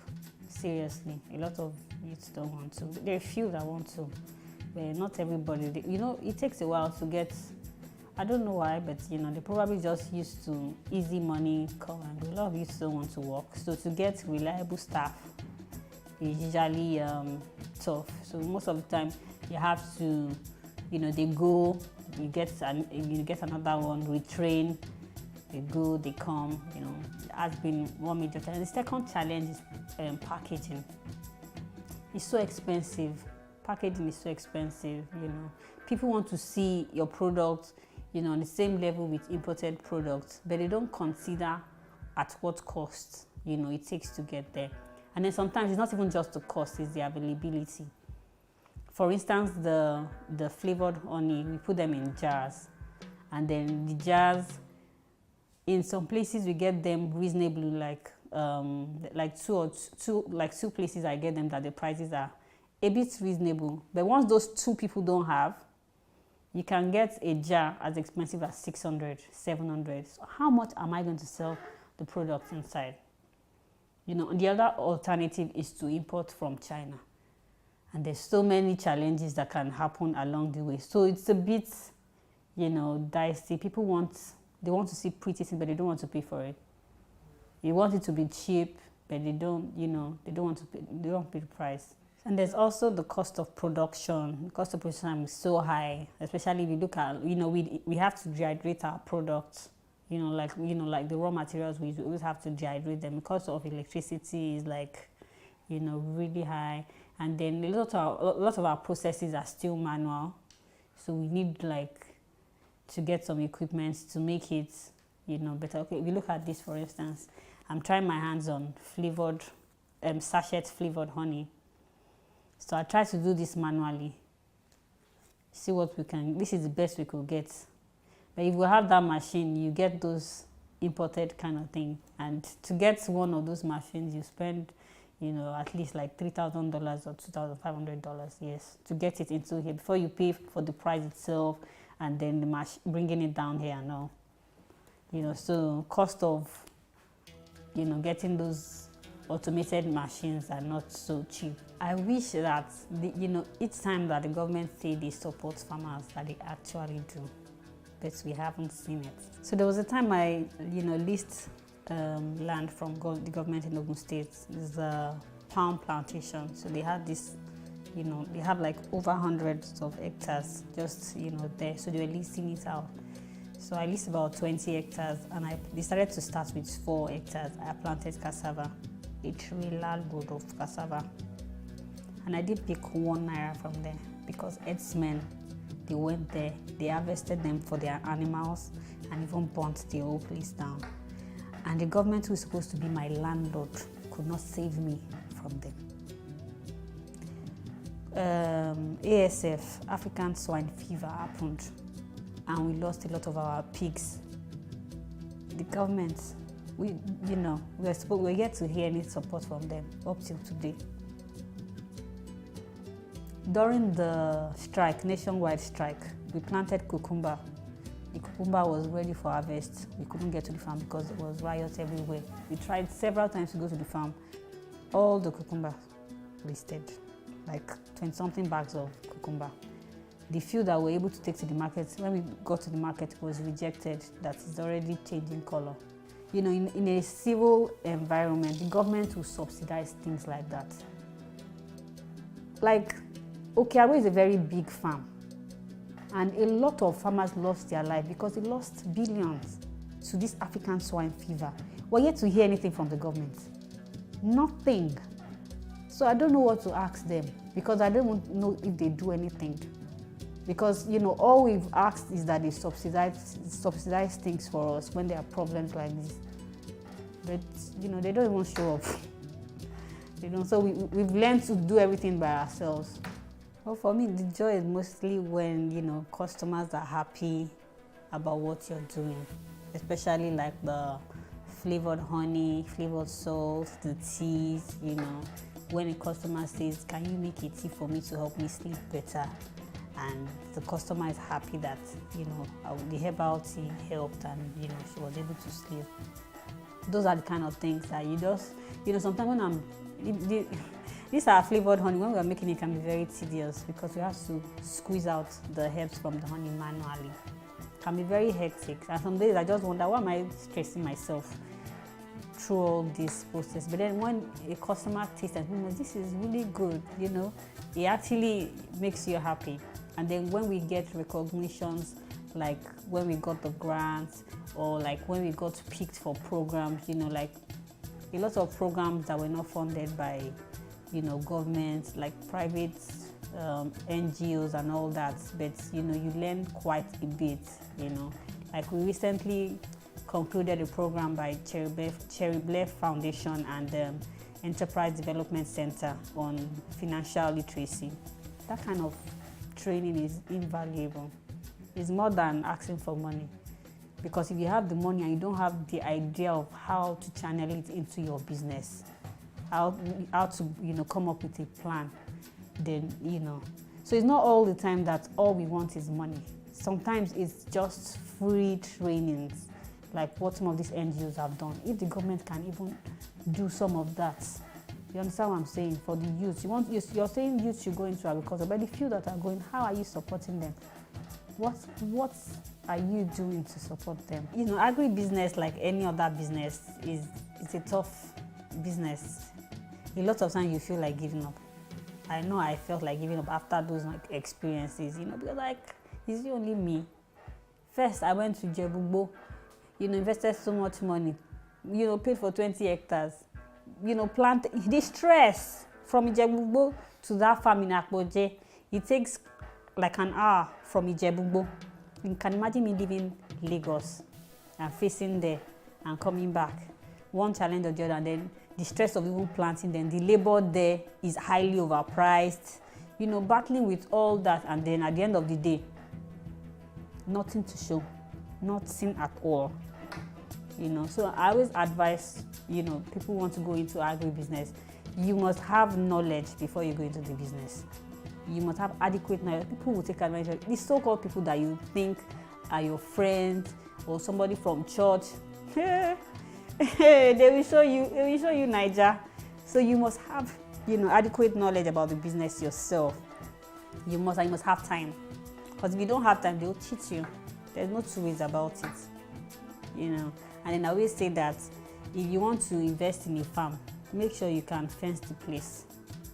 Because until this our herdsmen issue is totally resolved, just make sure the place is fenced, or else you're just investing, like fetching water with a basket.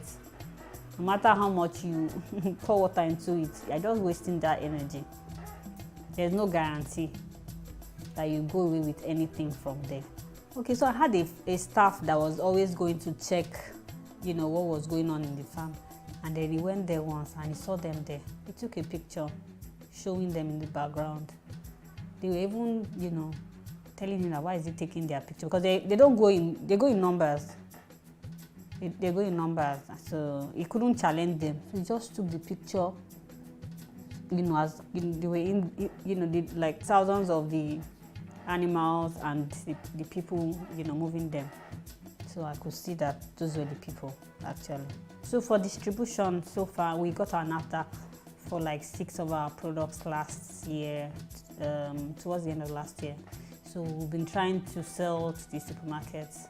So but the challenge now is that there's some supermarkets that, when you supply them and they sell, before you get your money out, it takes a while. So because of that, you have to shine your eye and be very careful.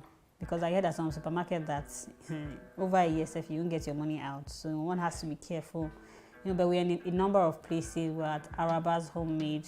It's a restaurant, and they do bakeries and all that. So we have our honey and our sea salt there. Then we have Farm Shoppy. It's on the Bagada Expressway, the filling station there. There's Ayaba's Healthy's store also in Bagada Phase 2. And then there's Tonyson Supermarket in Ebute Metta.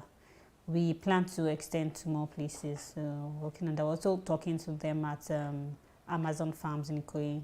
But we have our personal shop inside the Bagada General Hospital, Shop 12, Bagada General Hospital. So basically, the plan is to, extend to more supermarket. And what we actually just joined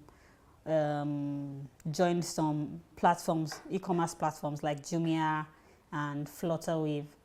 We intend to join more before the end of the year so that people can actually order from out of Lagos and then they do the delivery, which is the advantage of e-commerce.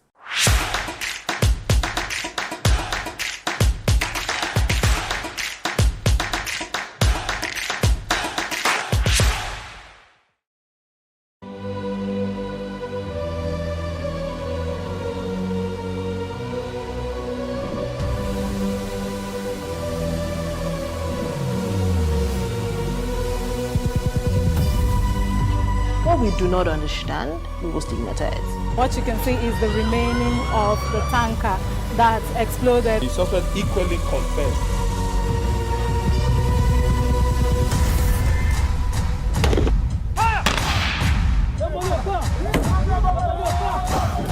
A 500 naira they collect them. If you no talk, then go beat you. Now 2,500 they pay.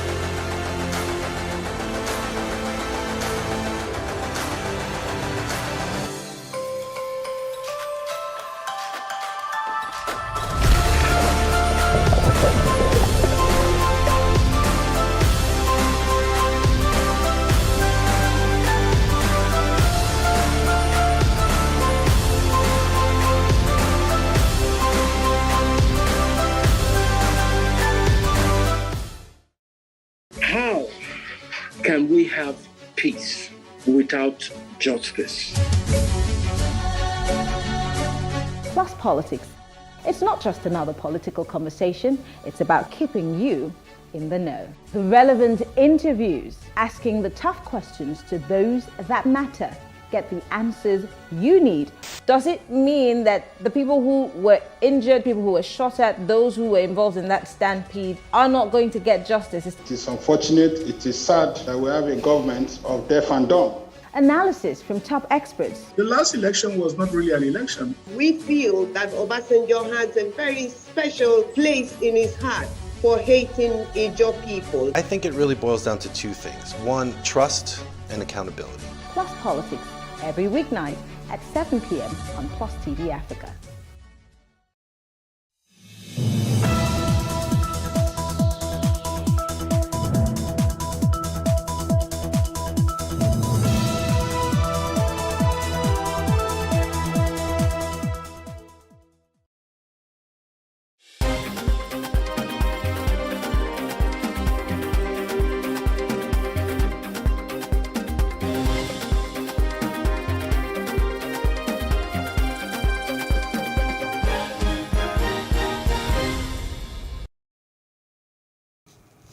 Good afternoon, I am Khadijat Balogun, and this is the news update on Plus TV Africa.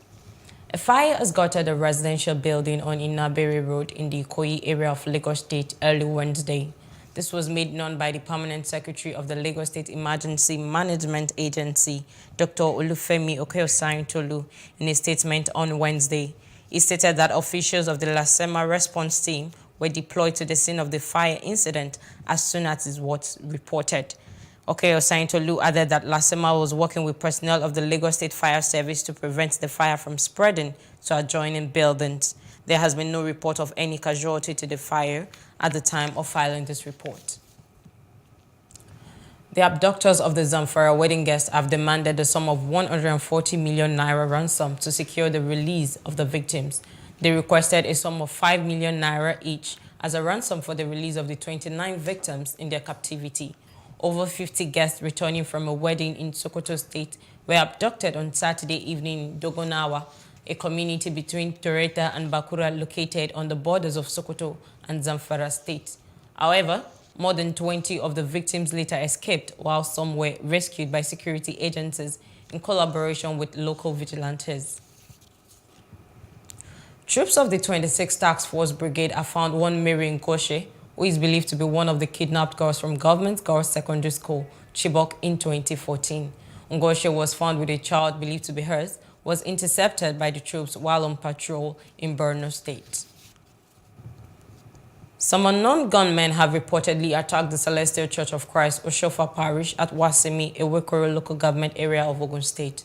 Police Public Relations Officer DSP Abimbola Oyeyemi confirmed that the assistant shepherd of the parish, Oluwaseun Ajose, and a Sunday school teacher have been kidnapped. He said the Commissioner of Police, Lanre Bankole, has deployed officers to trail the kidnappers, expressing optimism that they will be apprehended.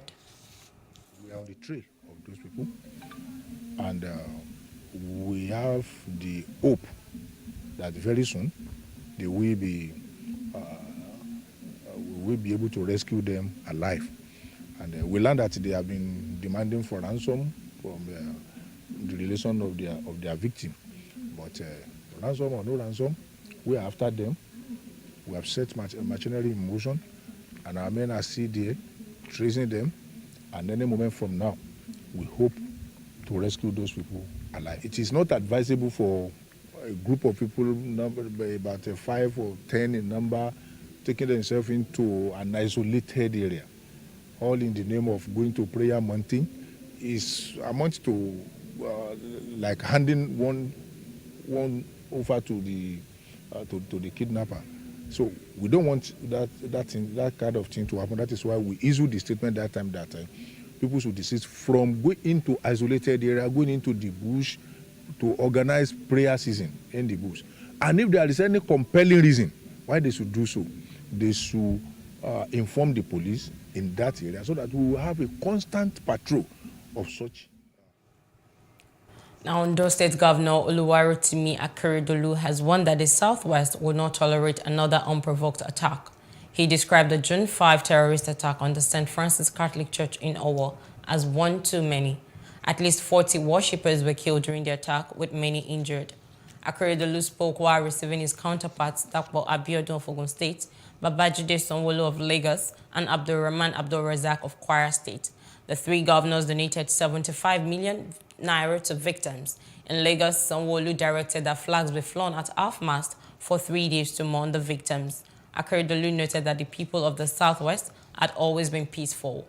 He announced a donation of 25 million naira each from the governors.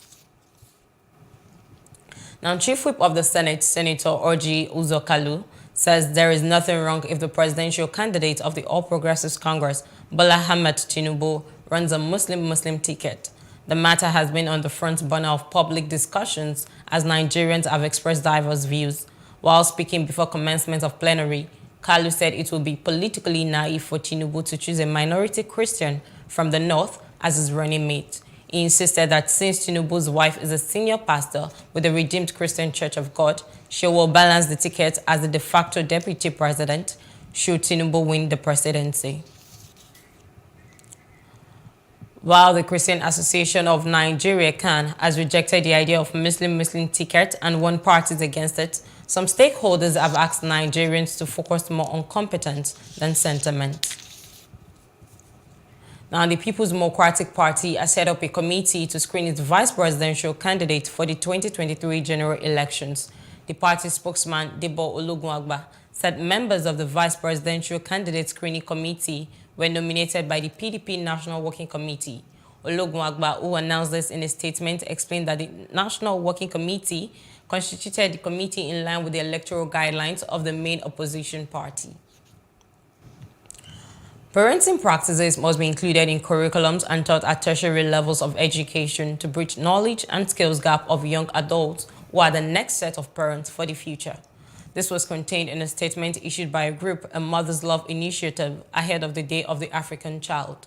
Chief Executive Officer of the initiative, Anatu Enwemadu, says the theme for this year focuses on eliminating harmful practices affecting children, progress in policy and practice since 2013. Enwemadu is of the opinion that the goal of eliminating harmful practices is a daunting task that requires a collective voice of all well-meaning Africans. She recommends, among others, that school systems must review their policies to accommodate the concept of play, reduce unhealthy competition, and promote social and positive psychological capitals from the early childhood to tertiary level of education. The Nigeria Center for Disease Control said 36 cases of monkeypox have been confirmed in the country. The NCDC disclosed this in its latest monkeypox situation report. According to the NCDC, the disease has been confirmed in Lagos 7, Adamawa State 5, Delta 3, Rivers 3, Cross River 2, FCT 2, Kano 2, Bayelsa 2, Edo 2, Imo State 2, Plateau State 2, Nasarawa 1, Niger 1, Oyo 1, and Ondo 1. The agency noted from January 1st to June 12th, 2022, that there had been 141 suspected cases so far. According to the NCDC, monkeypox is a rare viral zoonotic infectious disease transmitted from animals to humans that occurs sporadically, primarily in remote villages of Central and West Africa near tropical rainforests.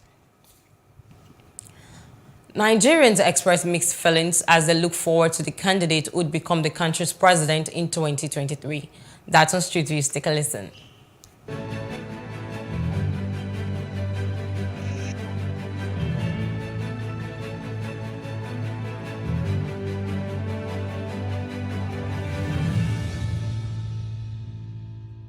We should vote wisely so that things will be better, because masses are suffering now. In our own perspective, we see future, but in the hands of our leader, they can manipulate it.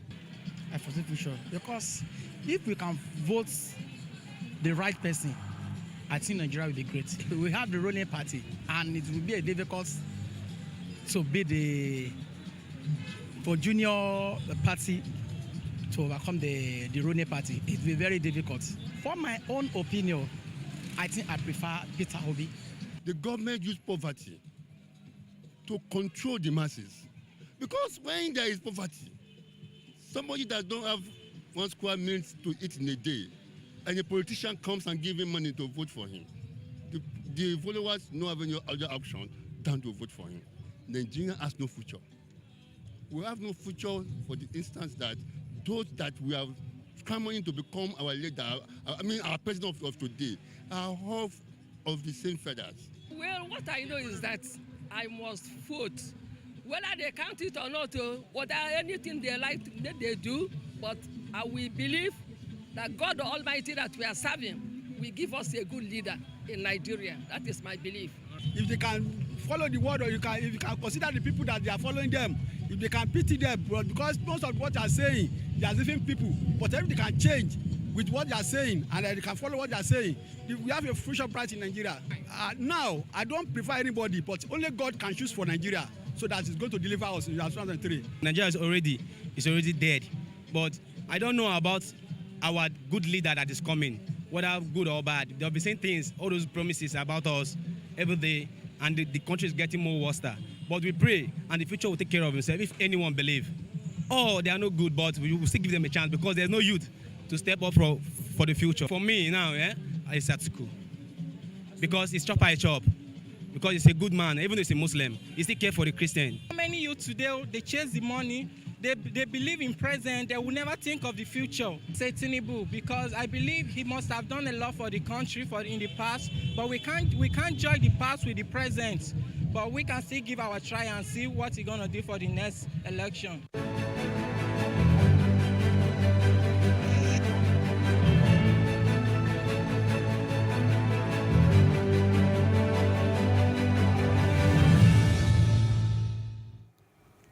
And moving on to other parts of Africa, President of the Economic Community of West African States Commission, Jean-Claude Brou, says the sub-region is winning the fight against maritime insecurity, with Nigeria being removed from the piracy list hotspots. Brou said this while delivering reports of the ECOWAS Commission before Parliament at their ongoing 2022 First Ordinary Session in Abuja. Brou said winning against maritime insecurity could also be seen with a decreased rate of attack in the Gulf of Guinea following actions by member countries. He said that implementation of a regional action plan remained a high-level priority and resource mobilization was key. And outside Africa, Israel and Egypt will aim to boost natural gas exports to Europe under a memorandum of understanding as the continent looks to replace Russian energy import. Israeli Energy Ministry says the framework deal signed with the European Union will be the first to allow significant export of Israeli gas to Europe. Under the agreement, the EU will encourage European companies to participate in Israeli and Egyptian exploration tenders. Some Israeli gas is already sent by pipeline to liquefaction plants on Egypt's Mediterranean coast, from where it is re-exported as liquefied natural gas. And indeed, we are experiencing again a war on European soil. And therefore, we are now in the process of completely diversifying our energy supplies away from Russian fossil fuels towards other trustworthy suppliers. And you are these trustworthy suppliers. And I see it as a first step leading to a Mediterranean-wide agreement. Because I see that the energy supplies that traditionally were mostly northern part now are shifting toward the global south of us. Because you have an abundance of natural resources. You have the sun, you have the wind, you have partially the hydropower. So these are the preconditions, the resources that will feed the renewable, the clean energy. And in business news, many filling stations across the country are currently out of business due to their inability to purchase diesel required to power their tankers and transport premium motor spirit to their various outlets. Marketers also stated that the cost of diesel would keep increasing and might hit 1,500 naira per litre in the next 2 weeks if nothing drastic was done to curtail the current challenge faced by importers of the deregulated commodity. Dealers under the aegis of the Natural Oil and Gas Suppliers Association told journalists in Abuja that this was also the reason why petrol scarcity had failed to abate in Abuja and neighboring Nasarawa and Niger State, among others. Speaking on behalf of the marketers, the national president, Nogasa Bennett Corey, explained that the only solution to the current challenge was for the federal government to raise the pump price of petrol a little in order to reduce the huge foreign exchange used in PMS imports. And that's the news updates. For more stories, please follow us on our Facebook, Twitter, and Instagram. And then subscribe to our YouTube channel, Plus TV Africa and Plus TV Africa Lifestyle. I am Khadijat Balogun. Many thanks for watching.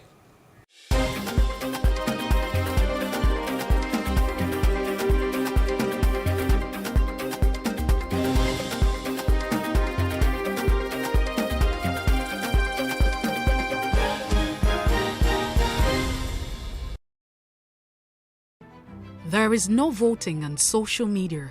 To vote, you would require a permanent voter's card.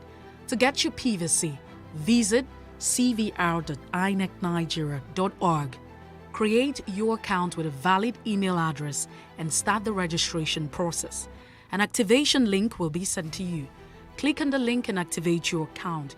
Fill out the form, pick and submit a convenient date and time for your biometrics. Print the application slip, which should have your QR code. On the appointed date, go to the nearest INEC office for your biometric capturing. Thereafter, you will get a registration slip to pick your permanent voter's card when ready. Get your PVC today. This message is from Plus TV Africa.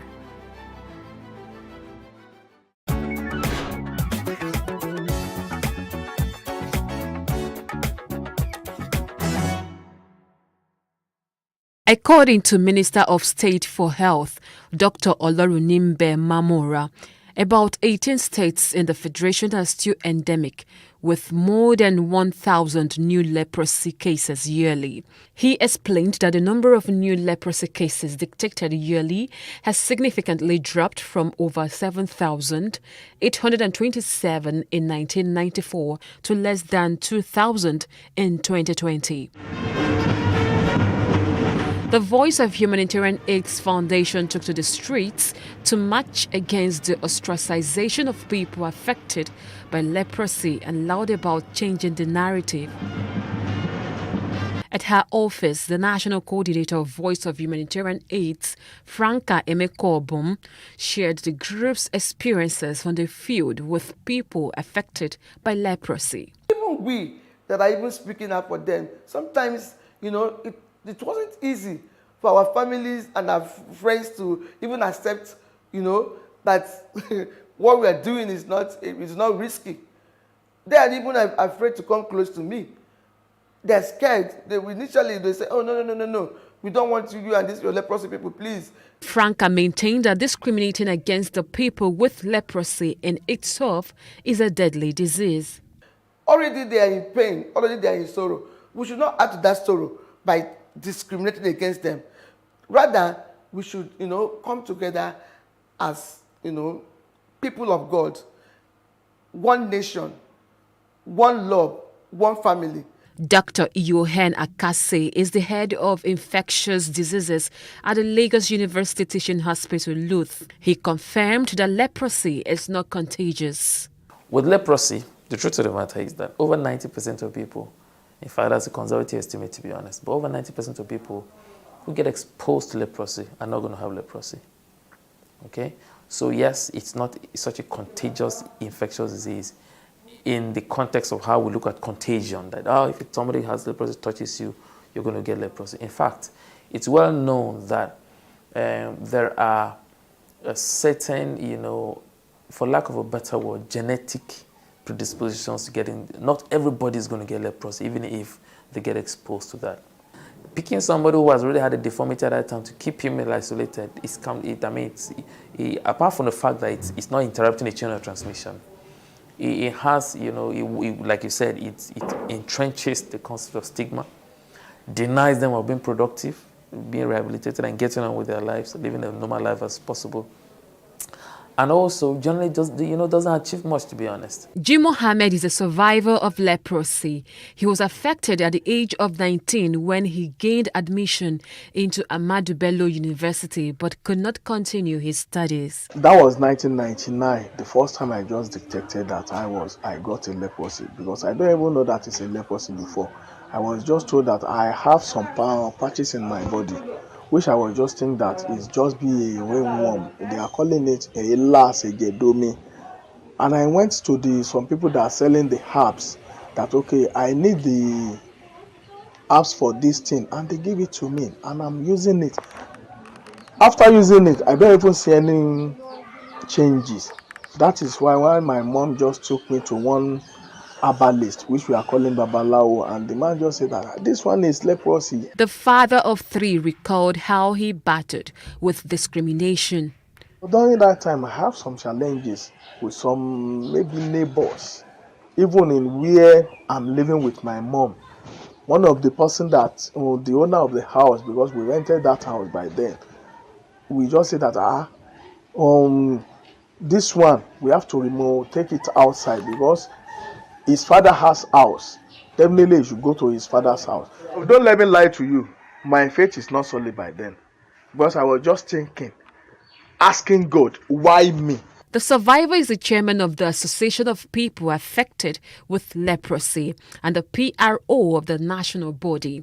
He is particular about ensuring that nobody with leprosy ends up as a beggar on the streets.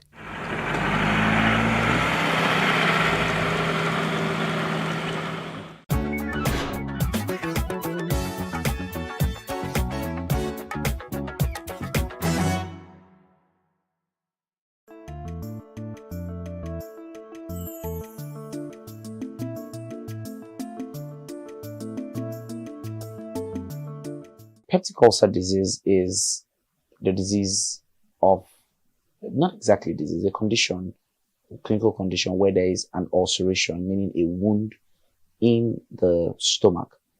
Peptic, coined from the name peptic acid. Peptic acid is found in the gastric. So sometimes you hear gastric ulcer, you hear peptic ulcer. They're not physically different. They are just relating to the stomach. The only other different type of ulcer is duodenal ulcer, which is just the next organ after the stomach, all right? The stomach, which is the sac that contains food, also contains gastric acid or peptic acid that helps to break down protein.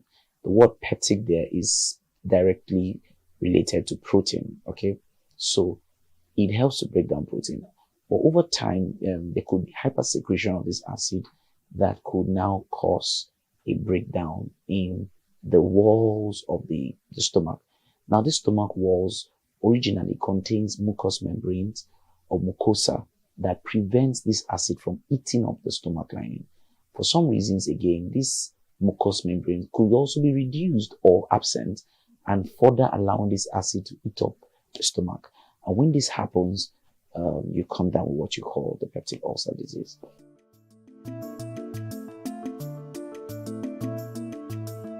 Peptic ulcer disease can be caused by a couple of things. One of them is stress. During stressful moments, there is a hypersecretion of acid, right? Just to break down the food in it. It's natural.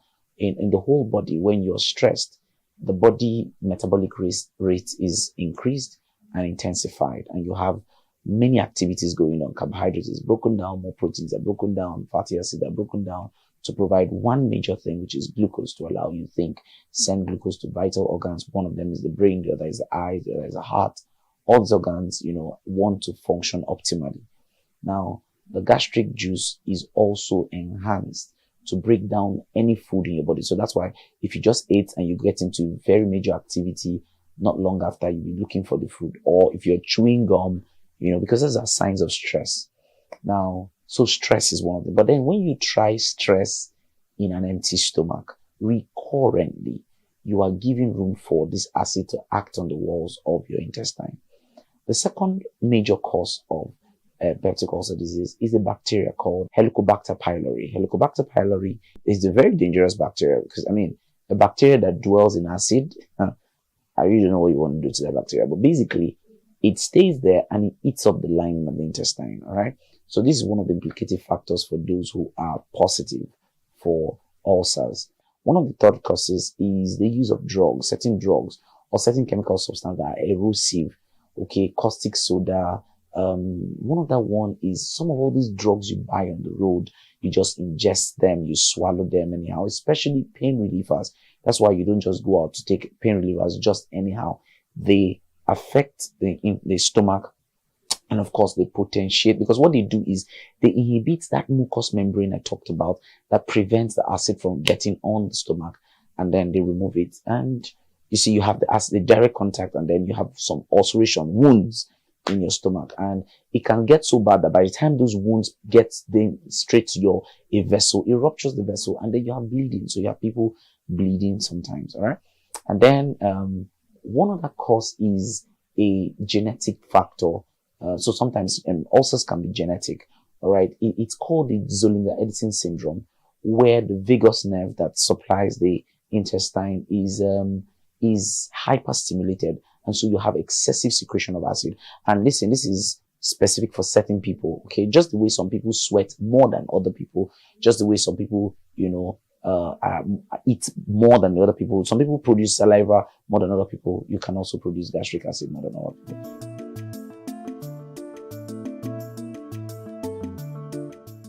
Well, the word is try to eat recurrently. Don't fast every time. If you're fasting, let it be clear that you're fasting. Okay. And you want to fast guidedly. Okay. Maybe with your doctor. You like to see your doctor first and be sure that you're good to go. Okay. If not, you don't do it recurrently. Okay. What other things can you do to prevent it? Yeah. Irrational use of drugs. Don't just take drugs because you see them. Don't drink chemicals easily. The use of alcohol potentiates it. Regular intake of alcohol exposes you to possibilities of coming down with peptic ulcer disease. Now, one other thing is ingestion of diet. What kind of food should you do? High levels of acid containing diet should be minimized. All right. Sometimes you see people taking all kinds of concussions, herbal concussions. You are exposing yourself to great dangers. Okay. When you do all kinds of acid containing meals or diet, lime, you're trying to mix lime and ginger, and you're trying to lose weight, but you are potentiating something else. So it's important that you are careful what you are mixing, prevent it. You don't have to take excessive protein diet. Some people like to take roasted meat, for example, what we call suya locally. You do a lot of suya and you do a lot of alcohol. That can potentiate peptic ulcer disease for people. So prevent it by reducing this type of foods. Try not to take a lot of carbonated drinks. Alcohol dropped drastically. Water is very important. And before you do some of these things, please eat right. All right. Eat your balanced diet. Don't skip meals.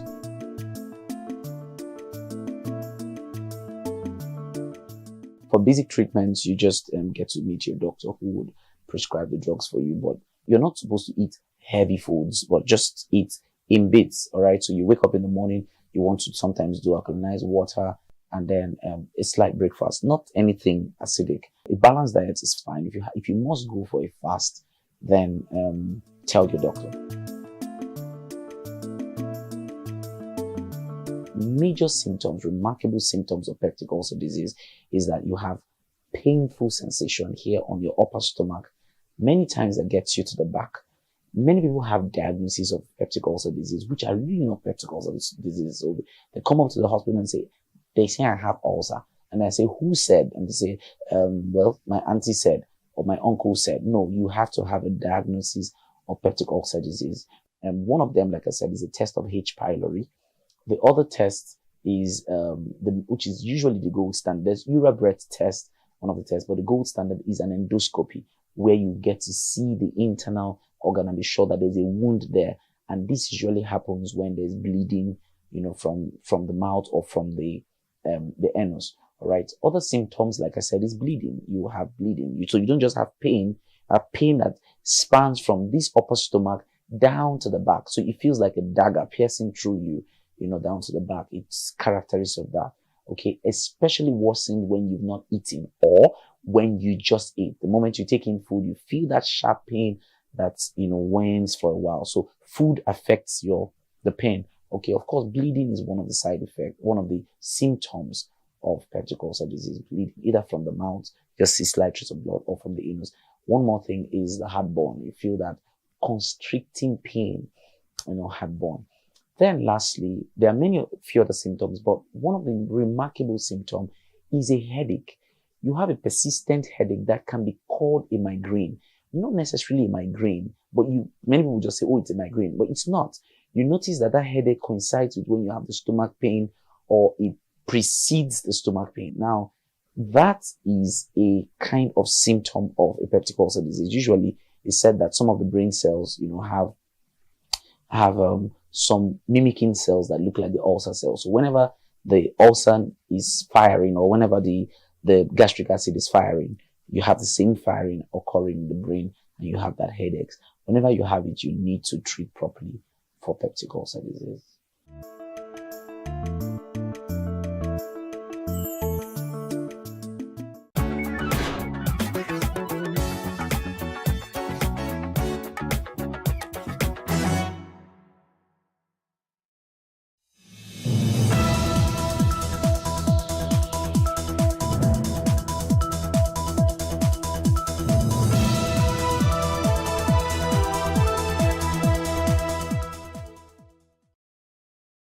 I have not come across a blind person who have become sighted.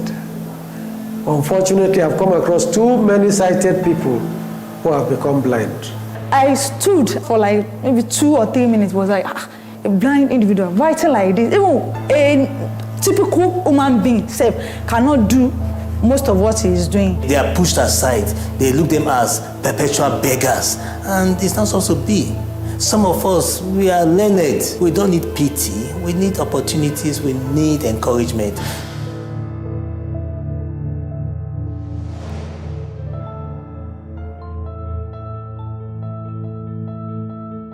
A February 2021 report by the World Health Organization says that globally, 2.2 billion people have a visual impairment. Of that number, 64 million people suffer from glaucoma, the leading cause of irreversible blindness in the world. It is projected that by the year 2030, 95.4 million people would suffer from the disease. Being a black person is a risk factor.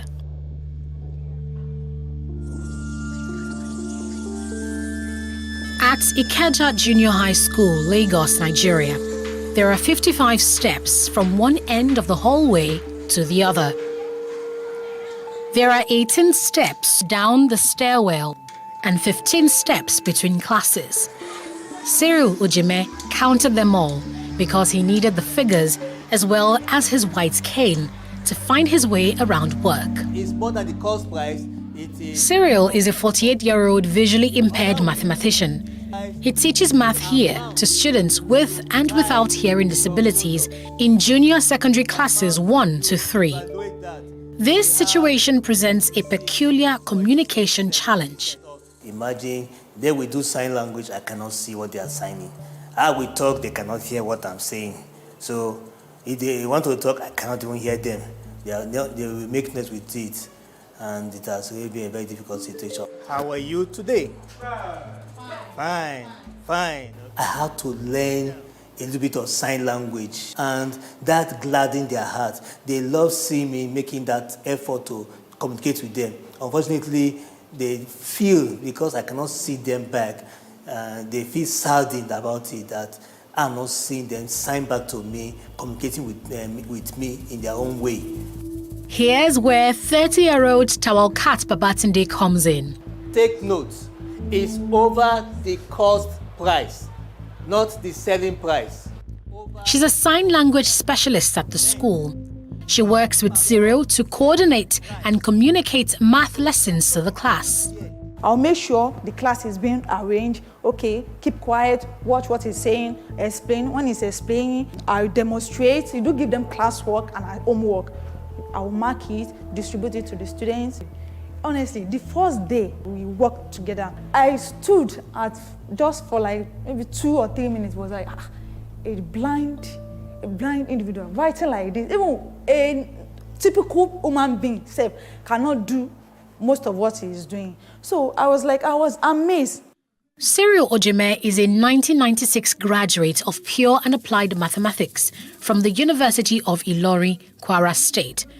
He's also an award-winning math and further math teacher with experience spanning 11 different schools in 5 states across Nigeria since 1999.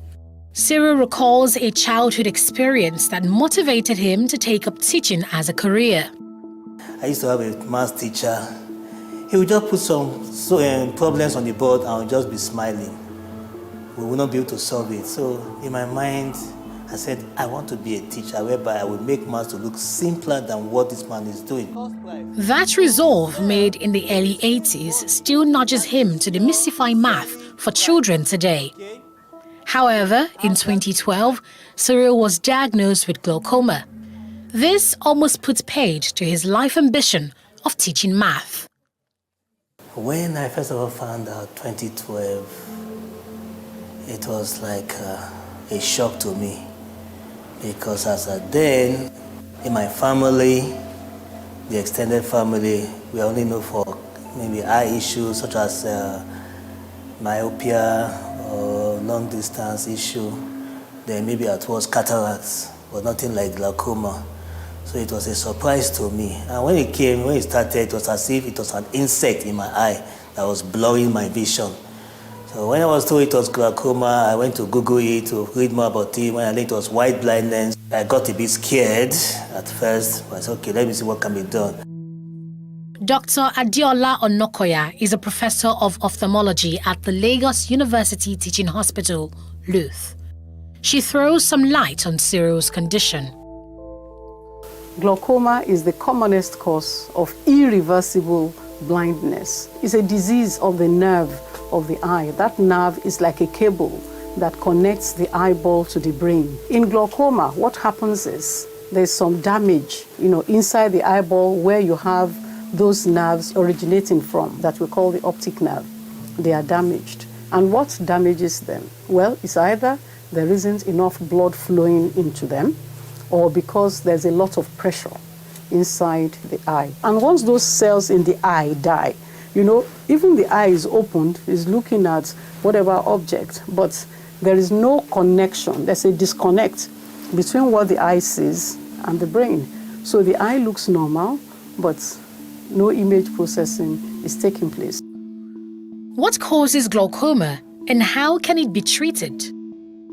Nobody knows the cause. And if the cause of a disease is not known, then there's no cure. It's commoner in blacks than in the Caucasian. There's just an inherent, risk for us to develop glaucoma, being blacks. And then if you have a family history, because genetics is at the basis of glaucoma, really. And then if that pressure is high, that's eye pressure, intraocular pressure, if it's high. And then people who have severe hypertension, people who have very low blood pressure, even people who are using low blood pressure medication, but they are overusing it. Management of the glaucoma, we can give eye drops. And if the eye drops are not working well, then you may have to go to surgery. It's a lifelong disease. But suffice is to say that once you have lost vision from glaucoma, it is not recovered. Cyril was in the prime of his career when glaucoma struck. He was deputy head of the math department, mathematics coordinator, and was vying to be head of senior school before he began to have challenges with his vision. The new reality devastated him. He began to struggle with tasks that were once easy. Then, to be moving around, it was difficult for me. There are times I would just miss my way when going to the class. I would not really know the right class that I'm going to until I therefore come back and count my steps again. Some of my colleagues will be assisting me in typing, to be marking that I'm going through a phase. And I thank God for my colleagues then who rallied around me to see that I was not failing. Being a private institution, they were not looking at whether you are going through a phase or whether you are going through a medical situation. There was for you to be effective, no matter what it takes. Be effective. don't go down, don't relent in your effort. So I was trying to meet up. He sought medical help in 2012. However, the doctor's strike paralyzed healthcare services for 6 months. In that time, his eyesight worsened. For 6 months, when they were on strike, I could not get medical attention, and that was when the eyes deteriorated. Thereafter, when they called back the strike, it was a bit late. The pressure in the eyes became very high and uncontrollable. Despite eye drops and medication, it just skyrocketed. If the doctors were on ground, I would have been able to get the proper medical attention on time. I would be able to at least know the right eye drops to take to preserve the vision.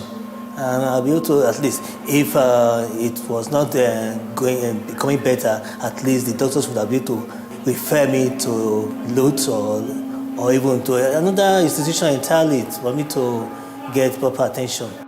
Indeed, the lack of a reliable healthcare system in Nigeria does jeopardize the health of citizens. Additionally, glaucoma does not show symptoms. Therefore, Cyril only began to have signs of visual impairment in the advanced stages of the disease. We usually advise that we should get our eyes tested regularly. Once you are above the age of 35, you should make it a point of duty to get your eyes examined once in 2 years. But if you have a family member who suffers from glaucoma, or you have a family member who is blind, you don't know why, you should check your eyes for glaucoma. So regular eye examination is the way to detect it at the very early stage. And once it is detected, treatment is started, and we can then slow down that rate of progression. As Cyril's eyesight was deteriorating, his work at Olashere Grammar School in Osun State was failing. In March 2015, he made a decision he never imagined he would take in his early 30s. Cyril Ojemen resigned. I had to meet the HOD, my supervisor, that look, I cannot continue like this, that I don't want to be a burden to the students, members of staff, and especially my immediate colleagues. It's best for me to quit while the ovation was still loud. Nothing prepared him for the challenges ahead. He was about to face trying times due to a deteriorating vision and a lack of steady income. 2016 to 2018, I will call those 2 years the worst period of my life. Number one, I stopped going out. 2, feeding myself, my family became difficult. 3, paying for children's school fees stopped. After exhausting my gratuity, nothing was coming in, a lot of expenditure came in, no income. So everything was just dry. And I felt for my children because it was something they never expected, never wanted to experience. My wife did all she could to support, but it was all to no avail. She became more or less like a beggar, asking people around for assistance. Myself, I started calling people, calling my brothers, calling those that I know, those who I don't know, to see what they can do to help me out. I got almost to a stage of depression, but my wife and my children, they stood by me, they encouraged me that it's not over. Just when the nights got darkest, some lights shone through. Cyril got to know of the Federal Nigeria Society for the Blind at Kappa, Oshodi. It's a special rehabilitation center for the blind. He didn't have the funds to enroll for the vocational training course. His friends and family began an online campaign to crowdfund his rehabilitation. The help started with my classmates, Federal Government College Kano classmates. They came in. At first, they helped with the surgery, but after a while, they stepped back to take care of their own personal issues. But by the time I now raised the voice again in the wilderness to say, please, I need help, they came again, sent 1 or 2 things just to keep body and soul together. My elder brother came in, then ex-students, those that I taught, came in as well. And they rallied around, helped me out until I graduated. With his fees paid, he began a 1-year process to rehabilitate for his new life. I did braille reading and writing, did rehabilitation and mobility. Mobility is by means of how you move around without being aided with the use of a white cane. This is a white cane. It's a white cane. You just put it on the ground and you just be feeling around. It guides one, a visually impaired person, to move around freely without any fear of falling down. Then I learned how to operate the computer using keystrokes. My students from Ikeja Junior High School. E4, 40, E4. So I'm going through their scores. Gradually, I started getting used again to the laptop, something I felt I could not do again. And what really helped me was the application that was installed in the computer. It's called JAWS, Job Access with Speech. On the phone, we have what we call TalkBack. So that is the way we started using handset and the computer in general. The experience changed my life and my way of seeing life in a new perspective. In 2019, Cyril graduated as the best student at the rehabilitation school. Thereafter, he enrolled in another course by Sight Savers, an international non-governmental organization dedicated to empowering the visually impaired with digital skills. Sight Savers really helped me out in terms of how to replan yourself, how to organize your career, how to work out your CV to make it to be a one-page document, how to prepare for an interview, what kind of questions to expect, how to do follow-up after an interview, then preparing for the work environment, and it gave me that boost and that confidence to be bold, to be self-confident, to be to have that charisma, to have that character, to move on. So Sight Savers did that for me. Despite all this training, he was not quite prepared for the challenge of getting back into the labor market as a person with disability. Luckily, an old connection came through. The person's name is Mrs. Grace Ebobi. I will be grateful to her. She got in touch with me and said, there's an opening in the public sector. They are looking for a maths teacher, and she's going to submit my name, being that that's my course. And an interview was conducted, and today I was employed. I was posted to Ikeja Junior High School.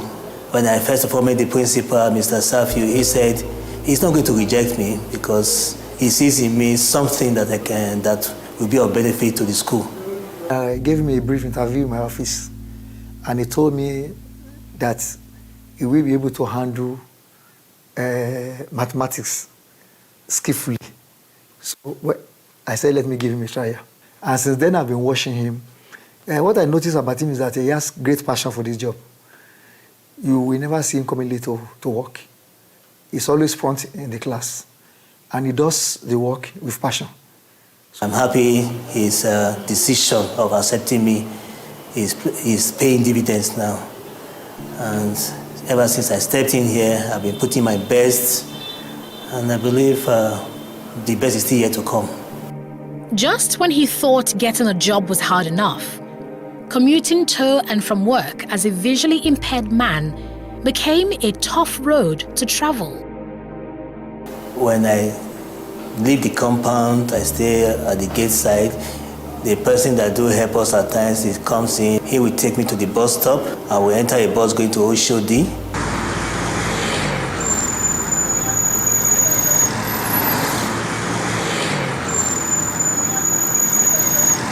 I will drop at Kappa.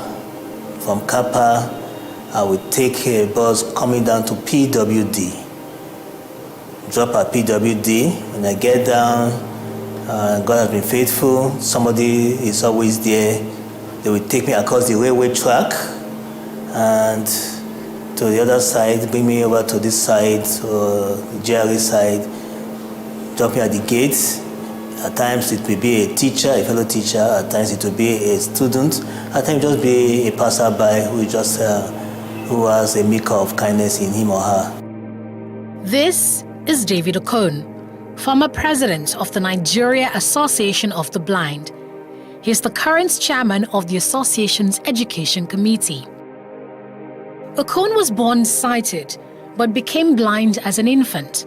Like Cyril, he had a hard time securing a job despite his skills and education. He's now a staunch advocate for equal opportunities for persons with disabilities. Blind people can work as long as they have the education that is required. They need training like other people. It might be some specialized training, but honestly, it doesn't cost the price of a rocket. They need equipment that will make them function appropriately. That might cost a little more than what you give, but every employer should think this way.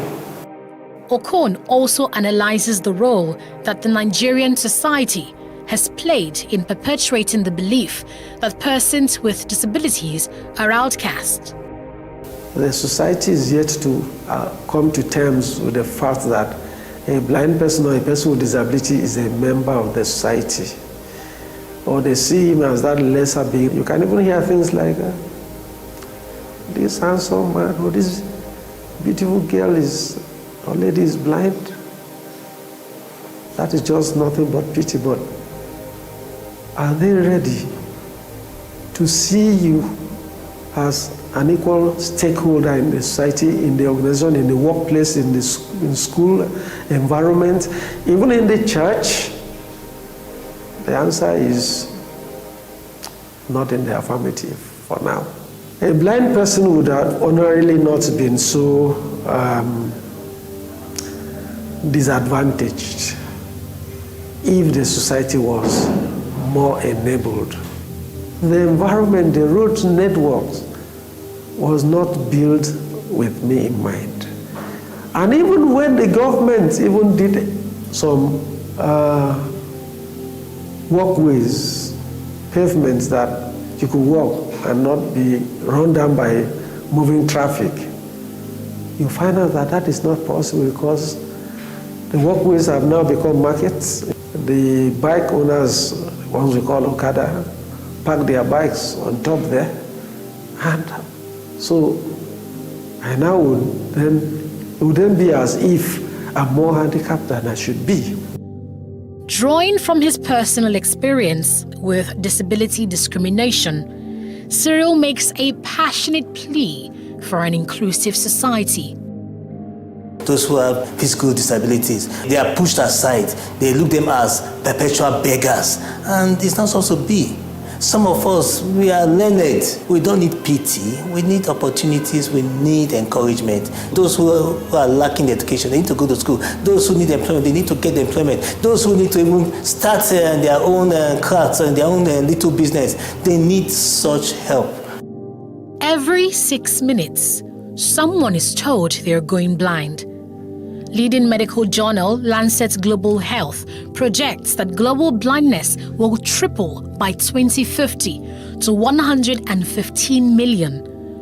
Okon speaks to these figures as he calls for a paradigm shift in how society views and treats persons with disabilities. I have not come across a blind person who have become sighted. Unfortunately, I've come across too many sighted people who have become blind. The question then is, why don't you think of making the society a better place? In case it will be that person you know, or even you, because there is nothing that says that it cannot be you tomorrow, so that will not join us in the cry and lamentations that we're going through. In January 2019, President Muhammadu Buhari signed the Discrimination Against Persons with Disabilities Prohibition Act. The act criminalizes discrimination against persons with disabilities and requires all public organizations to reserve at least 5% of employment opportunities for these persons. But that law has the challenge of enforcement.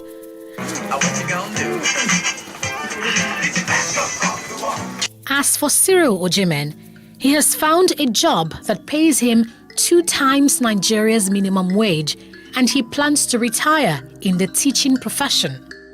However, many other PWDs are not as lucky. They can be found on the streets, begging for alms to survive, or locked up in homes, hidden by their families for fear of discrimination. Life can be fun and rewarding, but it also comes with some risk. As in business, you win some, you lose some. And that's why you need to be wise in the choices you make. It's like placing a bet. Again, you need to be wise. Wise in choosing an innovative platform with the highest market options and highest odds ever. That's why Winners Golden Bet, the leader in online, in-shop, virtual, and live sports betting, gives you enhanced platforms that offer you the best chances of winning. For betting on live soccer matches, live dog races, and virtual games. Winners Golden Bet is your best bet. Instant payment of winnings guaranteed. Play online or in any of our numerous shops nearest to you. Hey guys, be wise. Play on Winners Golden Bet. Winners Golden Bet, the wise choice.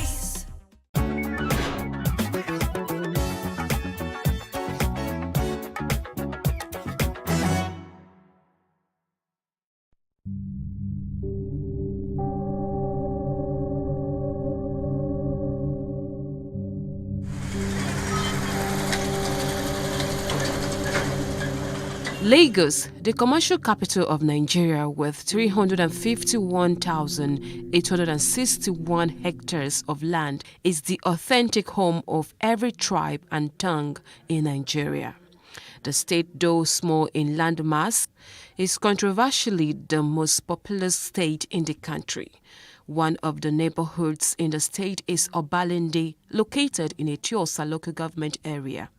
The area is strategically a historic site because before the relocation of administrative capital from Lagos to Abuja, it was the seat of power of the military head of state, the Dodon Barrack. Historically, a Royal West African Frontier Force, predominantly Hausa men, were initially camped on the land where the famous King's College is situated. Then there was a need for the use of the land, and the Oba of Lagos was said to have pressured the governor of Lagos to resettle the Hausa men and sold the land in what is now Obalende to the British colonial masters. After resettlement in the purchased land, the Royal West Africa Frontier Force men named the place Ibiti Obalewade, which translates to the place where the king drove us to. Obalende, though crowded, is famous for its nightlife and for its suya sport, with a junction popularly called Suya Junction. For ease of administration, former governor of Lagos State, Asiwaju Bola Tinubu, created additional 37 local council development areas from the existing 20 local council areas. So the current Obalende is carved out under Ikoyi Obalende Local Council Development Area.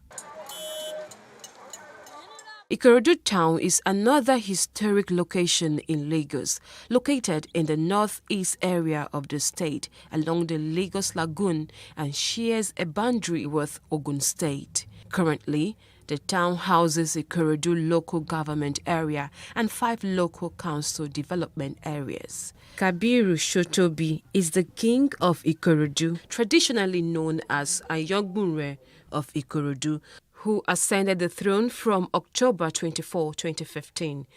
The name Ikorodu came about from people whose ancestors descended from the Remo stock of Yoruba tribe who came to settle on a plateau and named it Ikorodu, a shortened word from Oko Odu, which literally means Odu, farm.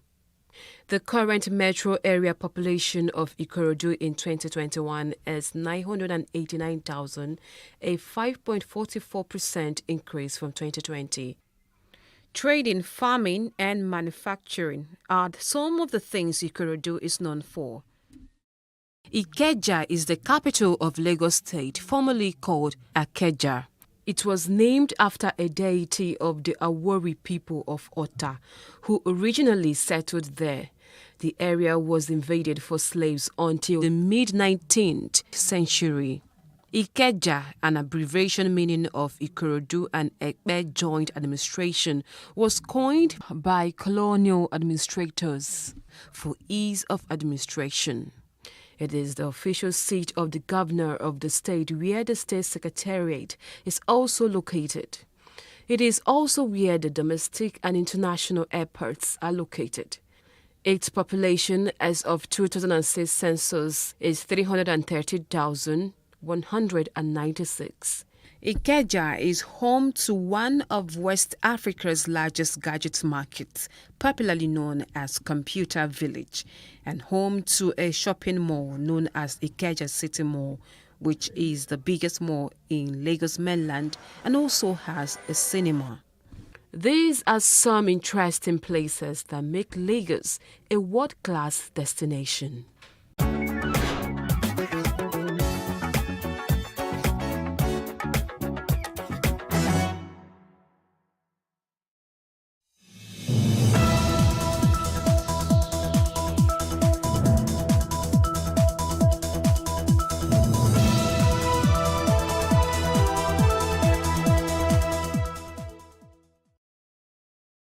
The aftermath of the APC primaries leaves one question unanswered. What is next for the former ministers? And many killed, houses razed as communal crisis breaks out in Kogi State. Well, this is Plus Politics. I am Mary Anna Cole.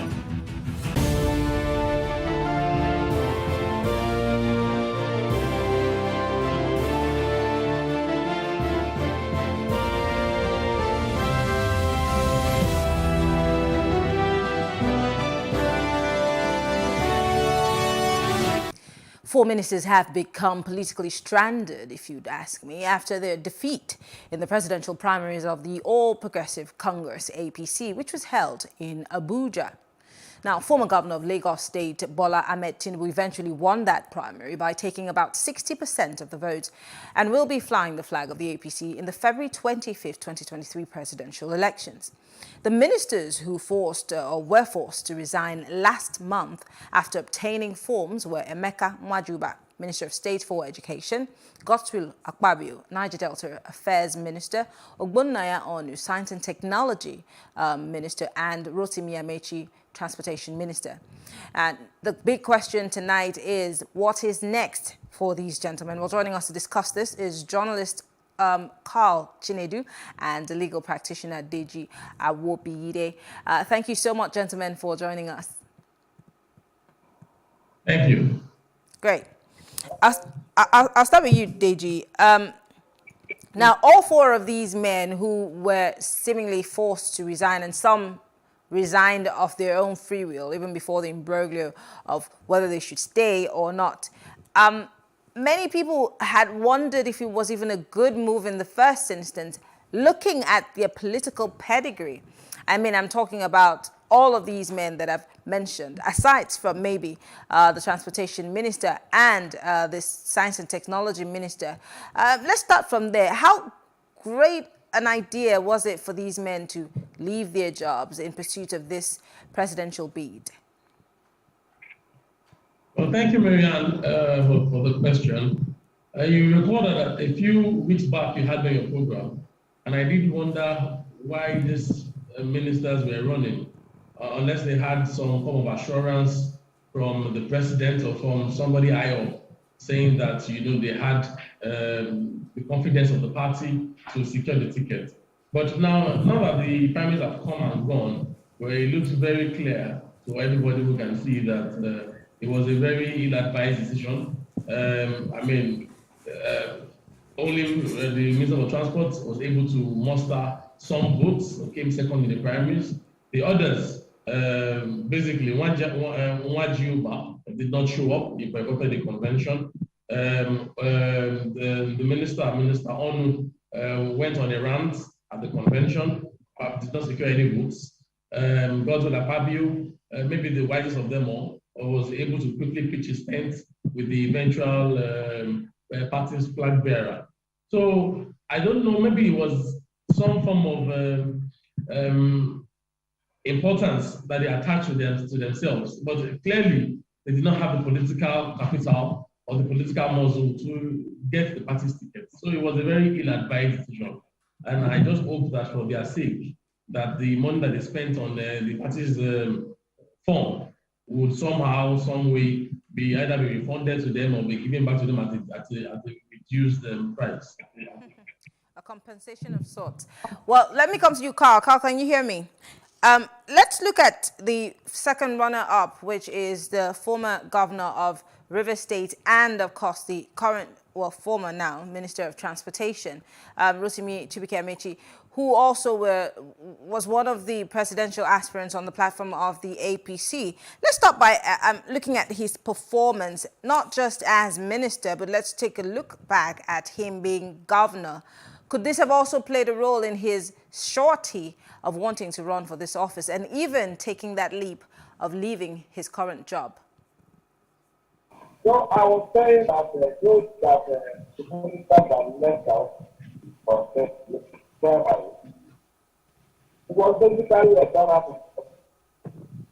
because in between all the primaries there was three positions for our system, the appointed experts who know that. I'm so sorry, Carl. I'm so sorry. It's very difficult for us to hear you. We're going to try to get you on another line so that we can clearly hear what you have to say. That would make the conversation flow better. So I'm going to come back to you, Deji. Same question. Let's look at Chibuike-Amechi's career and the trajectory. A man who became a speaker in the legislature in his state, moved from there to become a governor of his state. I mean, he's had some form of a steady trajectory, which he also presented on the day of the presidential primaries, making a case, in fact, that he had also been governor, two-time governor, a two-time DG for Mr. President. He seemed to have had so much confidence.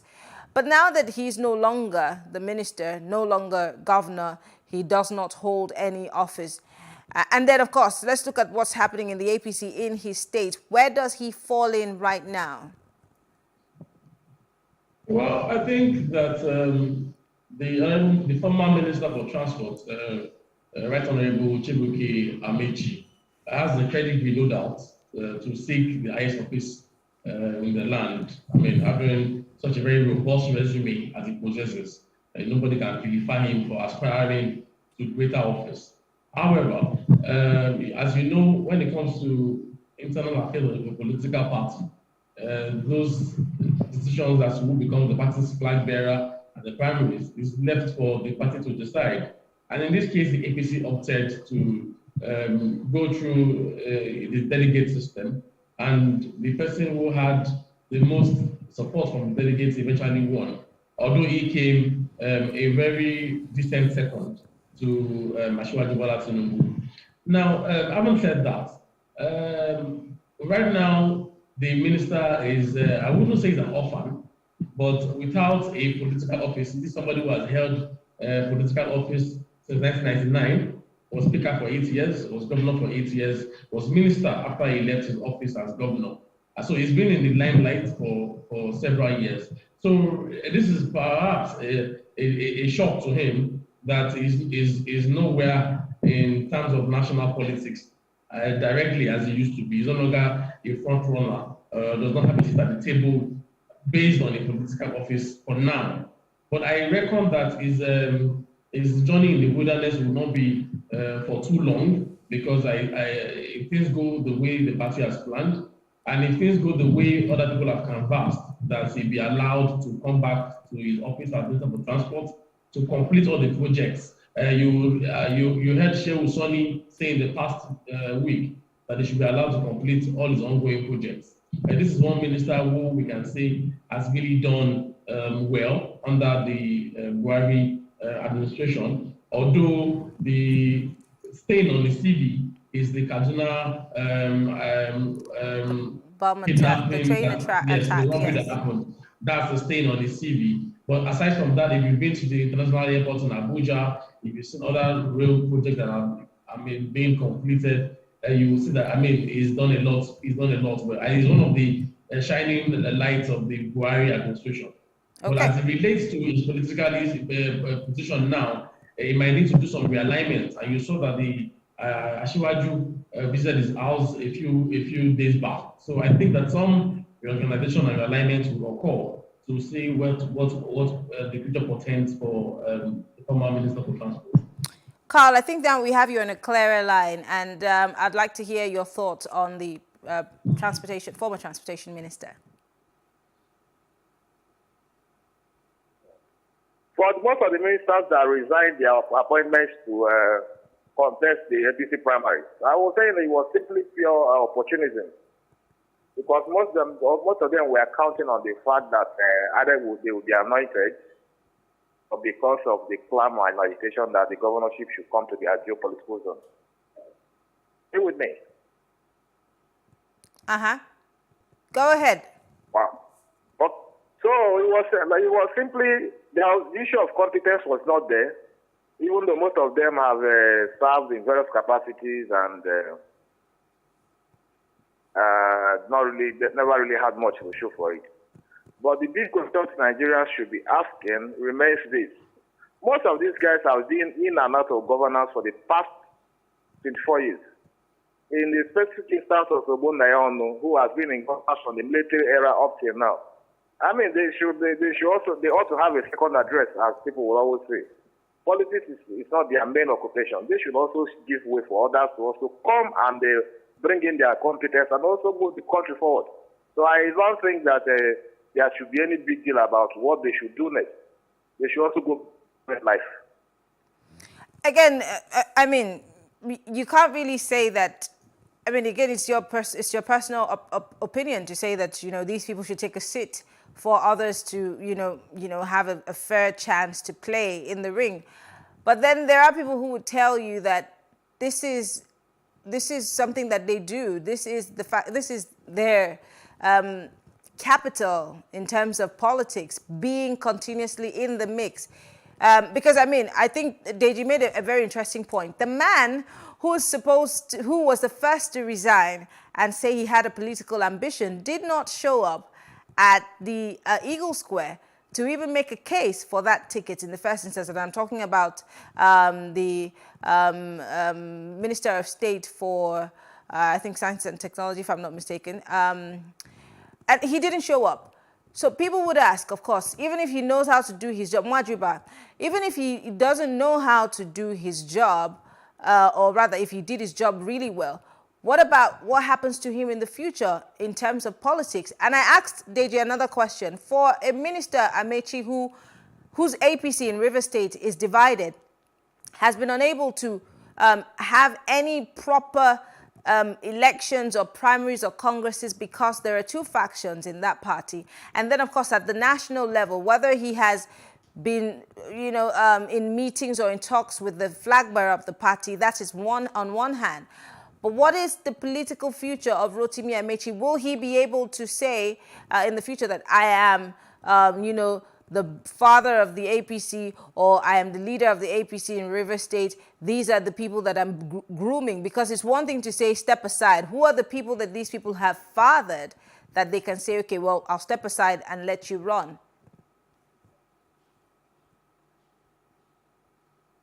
Carl? Yeah, I'm with you. If we want to talk about, see, the problem most of these guys had at the APC primaries was that they really got to discover that they were the superstars the way they saw themselves. Because, like in the instant case of the former governor of Rivers, Rotimi Amechi, who was speaker for 8 years, governor for 8 years, leader of APC in Rivers.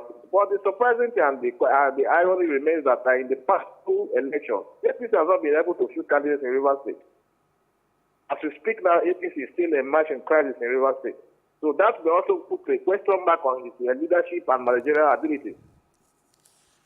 Okay. In the case, Yeah, and the case of people like Wajoba and the rest of them, I still maintain that these are people that just came out for the election because they believe that, because the clamor that should come to the southeast, perhaps I'm the best position to take it. None of them came to that contest on their own steam, and that was why they collapsed so abysmally in the primaries. Let me come back to you, Deji. Let's talk about Godswill Akpabio, who also seems to be having the same situation in Akwa Ibom State as Rotimi Amechi, where there seems to be some uncertainty for his party and if they would be able to even participate in the elections, being that there are cases that are in court right now. Akpabio, for some, would be a governor who was very articulate, someone who was able to do certain things and put Akwa Ibom State on the map. Some people might say different. But he's also a very good orator. You know, he speaks very well. He's able to, get people to join his team. But we were unable to see that happen in his bid for presidency. Again, some people would say, just like Carl, they were just there because they thought that, their level of, let's say, fame would one way or the other get them the ticket. But for an Akpabio now, who's also almost on the same boat with former Minister Rotimi Amechi, do you see him playing his way back into the game as compared to a Rotimi Amechi? Well, I think as it relates to Governor Godswill Akpabio, he was the first person to declare his support for the eventual flag bearer of the party. And that move was a very strategic move. Perhaps he saw the handwriting on the wall that he would not be able to get the party's nomination. But having played that hand, of course, it also means that if should APC go ahead and win the general elections, it would be in good stead to at least lay some claim to the party's victory. Having set the ball rolling for the various governors and other aspirants who threw their weight behind Asiwaju Bola Tinubu. So for Akpabio, I think, while on the national stage, he may not have an office as minister, he's still very much relevant in the South-South. And ditto for Right Honorable Chikuke Amechi. They both are very relevant politicians in their respective states. For Minister Amechi, the problem that he has is that he has a very formidable opposition in Governor Nyesom Wike, which Governor Wike has proven twice that he's not a pushover. And don't forget also that Governor Amechi is always quick to remind you that Governor Wike was his mentee, so to speak. So, of course, it's the case where every tactic that the minister has in his arsenal, Wike has almost twice of that. So that, and he also has the power of incumbency going for him. So that's why I think he's been handicapped in Rivers. But Governor Akpabio has not been so handicapped in Akwa Ibom. He's still a very, very prominent politician in Akwa Ibom State.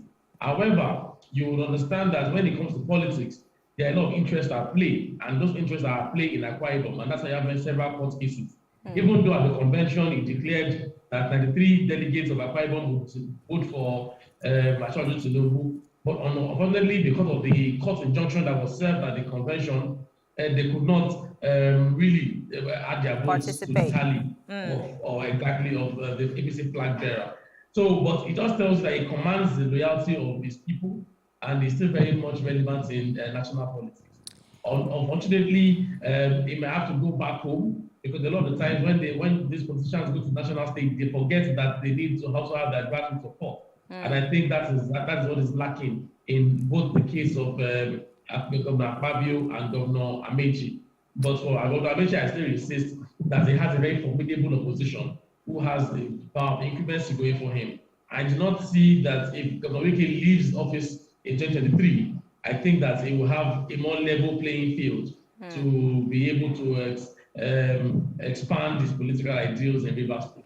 Okay, Carl, you are in Rivers State. I just want to point to both gentlemen. Notice that these ministers who stepped down in pursuit of their presidential bid were from the South.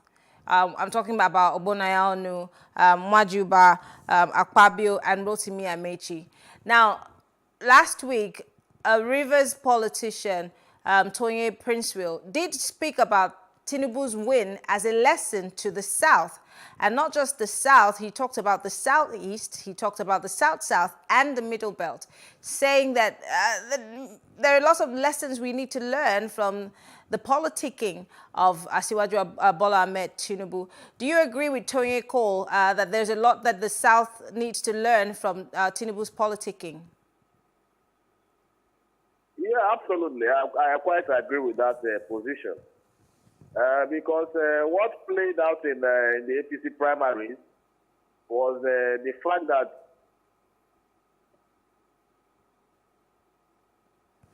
Carl, are you there? I think that we lost Carl again. Carl, are you there? Can you hear me? I think we lost that connection, unfortunately. The connection on his end is really bad. Back to you, Deji. So, Deji, just as I said, there's a lot to look at. There's a lot to learn from what has transpired. Again, like I said, these four gentlemen are from the South, the Southeast, and of course, the South-South. And we see that some people would say they've lost out. They shot themselves in the foot. Some people would say, well, it was strategic. Some who have, declared allegiance for the flag bearer, some of them would say they're winning. But what Tonye Cole said about the fact that there's a lot more that we need to learn in terms of alliances and political pragmatism, do you share the same sentiment? Well, absolutely, absolutely. I think what he said is very apt to the circumstance, because what you would see is that Asiwaju Bola Tinubu is a politician who has been on the scene for well over 30 years. He has several mentees, several political godsons and goddaughters that he can point to, many of whom he has elevated to the limelight, who have played very prominent role in our national development. So, and he's a man who has built bridges across the Niger, far north. He has his backing there, he has his followership there. Even the title, Jagaban, is a title that he got from the north. Jagaban Bogu is from the north. So that tells you that he's a very diverse politician who is also very, very calculative in his approach, very pragmatic politician.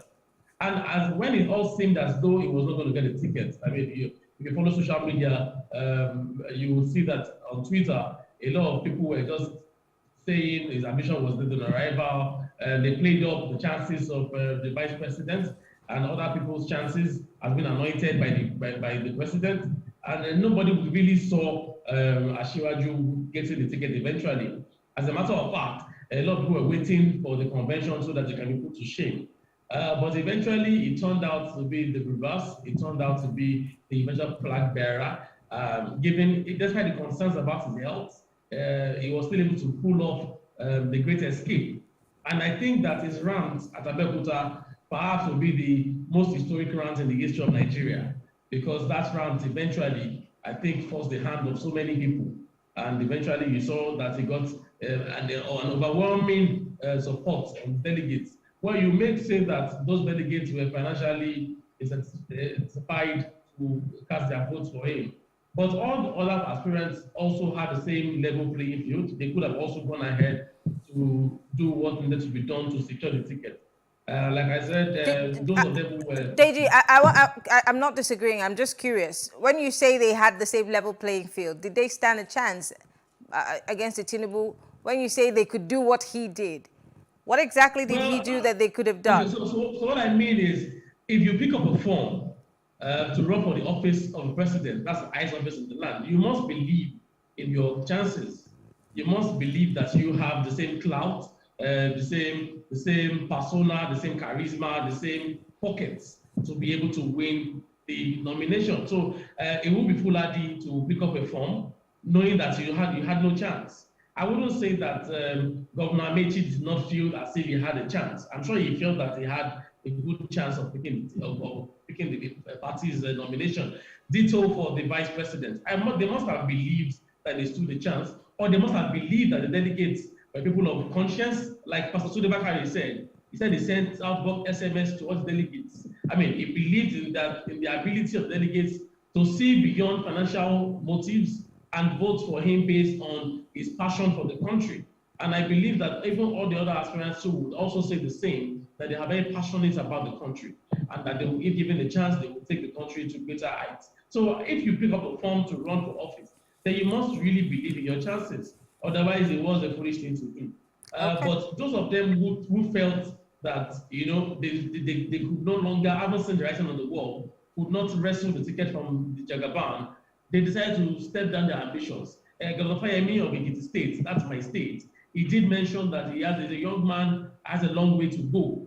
And he also had the former Speaker of the House of Representatives, Mr. Demeji Bankole, saying also that he's also a young man and going to prostrate for the Jagaban. So a lot of them looked at, you know, their current state and the future and aligned and realigned their positions. Okay. You know, some of them you need to step down, like Pastor Bakari got 0 votes. He did not step down. Ogunaya I think got 0 votes or 1 vote. I'm not very certain now. But he also went on a round, on national rounds, as to justice and conscience and all of those things. But politics is politics. And Nigerian politics is a special kind of politics that requires you to not only have deep pockets, it also requires you to have friends across every geographical zone of the country. Okay, finally, I hope that, Carl, you can hear me. Just to wrap this up, Deji has said that, you know, a lot of them had level playing field, even though Ogbonnaya had come out to say he felt that there was no justice in terms of power being ceded to the South or the Southeast. But do you see any mass movement out of the APC, or do you think that there has been some calm within the party and that maybe wounds have been patched and people are holding hands and kumbayaing their way to 2023? Carl, can you hear me? Unfortunately, Carl cannot hear us. Well, I want to say thank you, Deji, for being part of the conversation. Deji Awobiyide is a legal practitioner, and of course, Carl Chinedu is a journalist. And thank you, gentlemen, for being here. Thank you for having me. All right. And on that note, we'll take a quick break. When we come back, we'll be talking with the information minister in Kogi State. There have been several clashes within the state, which has also led to the loss of lives and property. We'll be talking about it after this break.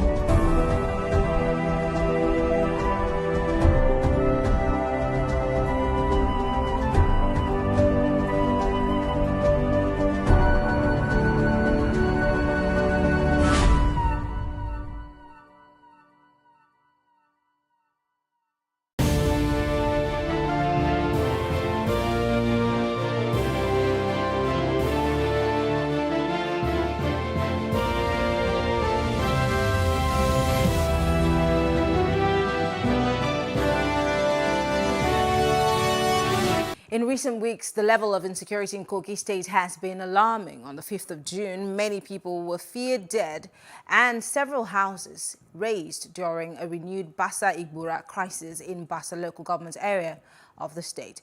Well, joining us to shed more light on this is the Honourable Commissioner for Information in Kogi State, Mr. Kingsley Fowler. Thank you so much, Mr. Fowler, for joining us. Thank you very much for having me, and good evening, viewers around the world. Great. I'm super interested in the way that these attacks keep happening. In October of 2021, 6 persons reportedly died in a communal clash. This was reported by police. Sometime again in 2022, earlier this year, there was another clash. And then a few days ago, there's another clash. Help us walk us through what exactly is the cause or is behind these communal clashes? Thank you very much. We are not comfortable with the insecurity brewing in Bassa local government area. It is one of the 21 local government councils in Kogi State. So we cannot be talking of an alarming rate of insecurity in the state. We also read a lot of reports concerning the attacks and the violence there. We can report authoritatively that since it broke out, we have less than 10 people that we've lost. That's a very high figure because every single soul is precious to the government of Kogi State. What's actually happened in Bassa has been an age-long hostility between 2 main tribes that constitute that local government. You have the Bassa Kum and you have the Igbira Mozu. These 2 groups have been at loggerheads for years, for hundreds of years. And in the last 16 years, the thing has escalated to a very high level. And, in 2016, November, we had a very serious crisis that the state government had to step in to be able to resolve. A lot of things have led to these hostilities, including land disputes between the 2 ethnic groups. And also, it also had to do with dispute on fish ponds by the 2 major ethnic groups. And also, you discover that these 2 ethnic groups are in Nasarawa State. So whenever there is crisis between the 2 ethnic groups in Nasarawa State, it will spill to Kogi State. So a lot of this has resulted into a lot of hostilities. Some are political, some are even instigated by some traditional rulers in those places. So we're having a very holistic approach at the moment to ensure that anyone who is found wanting is severely dealt with. As we speak, the royal fathers of the 2 ethnic groups are giving very useful information to the police because as far as we are concerned, no matter whose ox is God, we have to attack the issue with bloody-mindedness to ensure that the lives of our people are safe. I'm made to understand that there are some elders and community leaders that have been arrested in connection to all of these ethnic clashes. I'm asking because if these are ethnic or, like you said, some of them are from Nasarawa, there has to be some form of communication. Let's say a group from the state in Kogi goes to Nasarawa State to have some conversation. I'm wondering, does Kogi State have a peace or reconciliation or any committee to address the issue? Because you talked about it being an age-long issue and it has lingered for this long and now people are having to die for it. What has the government done to address these issues, no matter how, pedestrian it might be? We are working on a holistic mechanism. And I would tell you that since this administration came on board, we've been able to a very large extent stem the tide of the crisis rocking that local government. And also, you would, the current issue has unraveled a lot of revelations, and the state government is setting up mechanism to be able to attack it from the root. I am not saying that 100% it is caused by some of these clashes in Nasarawa spilling over to Kogi State. We are attacking the ones that we can attack in the state, and we're also setting up mechanism to be able to have this conversation across borders that will be able to, enlighten the people in Nasarawa State, the Bassa people in Nasarawa State, of how their hostilities are already spilling to Kogi State. Kogi is known to be a very peaceful state under this administration, as you can all attest to, as the governor has won so many awards in ensuring peace and stability. And what we are dealing with at the moment is not about insurgency or terrorism. It's about communal clashes, and the state government is working on a lot of mechanisms to be able to put this to bed. As you are aware, you are not going to serve peace a la carte. It's not going to work that way. The state government will have to work. The state government is doing that already, putting in place mechanism, putting in place apparatus to ensure that we are able to put this to bed and ensure that our people in Bassa are safe. Talking about land, because land is very important. The government is in charge of the land, even though it belongs to citizens. If one of these issues is an issue of land, that's where the government should come in first, right? And help us to understand which, I mean, in Nigeria, we understand that these clashes happen, especially because of land. It happens in Cross River, between Cross River and Akwa Ibom, the two people, and the people in Odupani, they have those issues. But then that's where the government should come in to determine where these boundaries are. That is one way to deal with the issue. And then again, you have to go to the grassroots to, like I said, get to the core. I find it difficult when governments tell us that, oh, it's this man from this place that came in here to cause trouble. How secure, shouldn't your people in your state be safe and secure, so much so that an outsider cannot come and disrupt the peace that you have in the land? I remember your principal had been campaigning for presidency, and part of the things that he was campaigning with was that he has successfully brought peace and security to the people of Kogi State. I'm beginning to doubt that if an issue as, let me not, make it seem as simple, but an issue as big as communal crisis and somebody coming in from another state to cause trouble in your state has not been handled for this long, and now it's claimed at least 10 lives. Should we still be discussing that now, especially at the close, almost at the close of his administration? I think we need to set the record. We are not talking about 10 lives. We are saying less than 10 lives because we are putting the figures together. And also, I've just confirmed to you that the state government has set up a team that is working very closely with Nasarawa state government to ensure that we get to the roots of the matter from there. How long has this team been on for? How long? Let me land on this thought. We are dealing with a lot of factors on this matter. It is just one of the factors. We're talking about the issue of land dispute. We are talking about issues that has to do with fish ponds. We are talking about issues as simple, as trivial, as even culture, masquerades, and all of that. It has to do with the stakeholders in those communities. And that is why the state government ensured they came in very strongly to bring out these stakeholders to come and answer questions with law enforcement agencies. We have also been able to put the whole thing in calm as we talk, because we are able to mobilize the security architecture, the entire security architecture and might of the security agencies in the state of the place.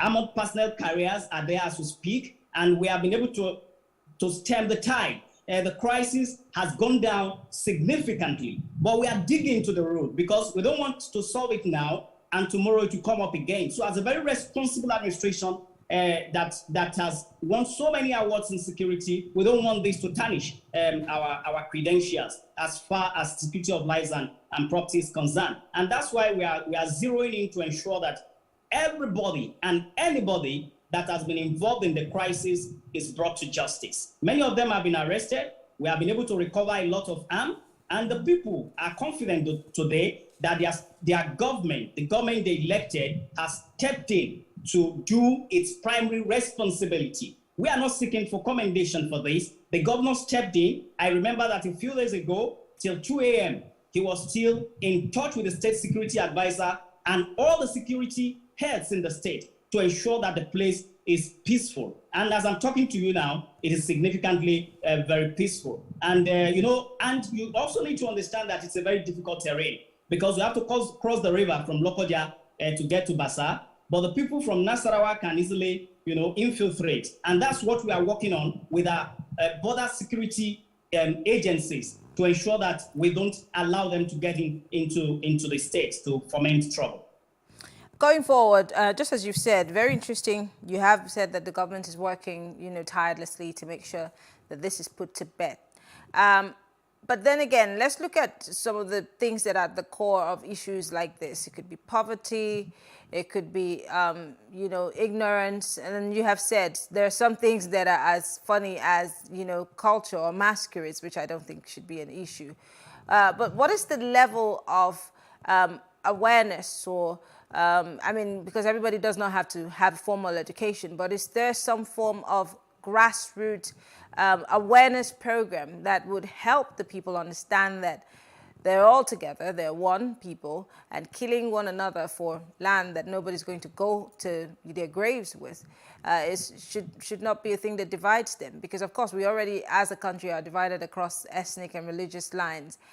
Is there anything that that is being done at the grassroots, whether in collaboration with local governments or even community heads? Thank you very much. The strength of our security in the state is not just because of the arm-bearing security agents. It's beyond that.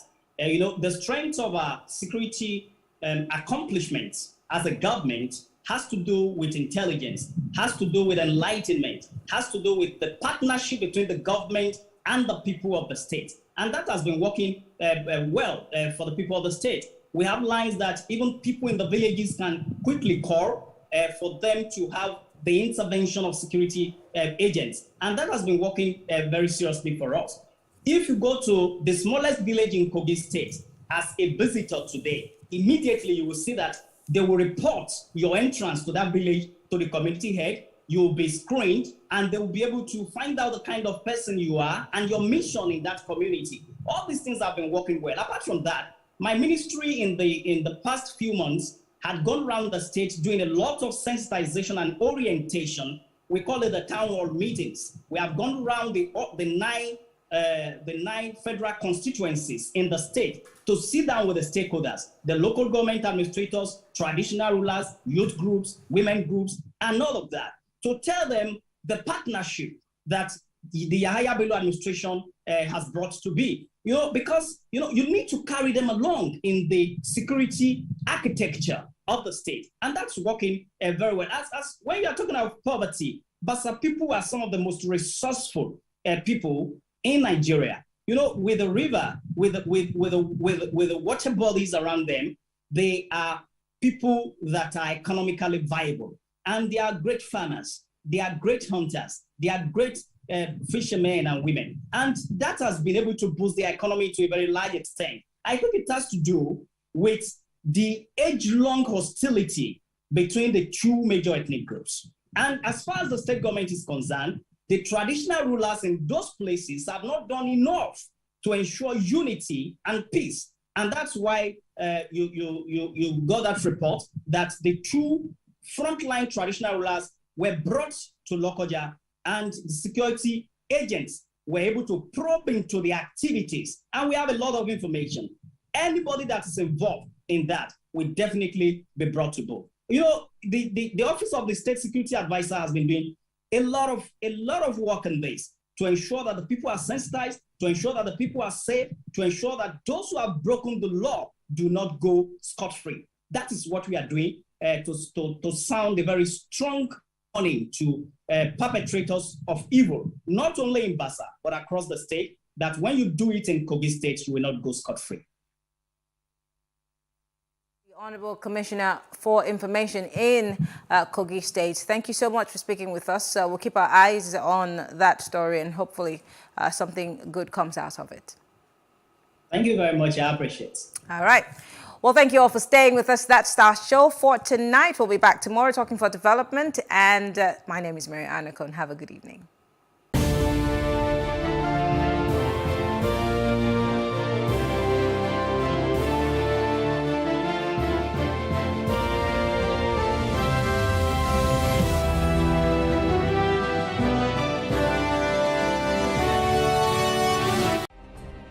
Nigeria's Niger Delta region, from where the black gold fuels Africa's largest economy, where the lines between wealth and poverty has never been thinner. Conflicts, poverty, insecurity, and environmental challenges daily confront the region.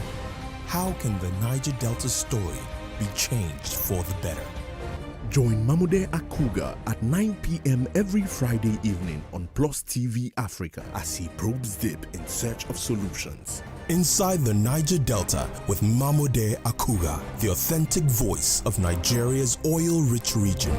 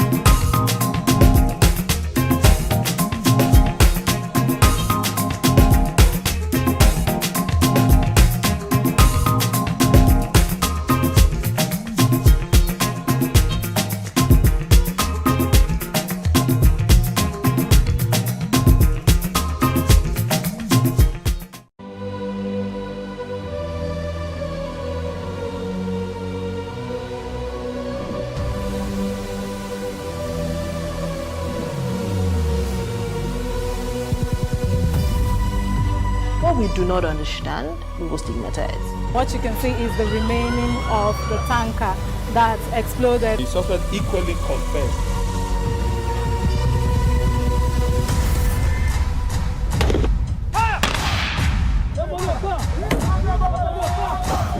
And 500 naira they collect them. If you no talk, then go beat you. Now 2,500 and they pay.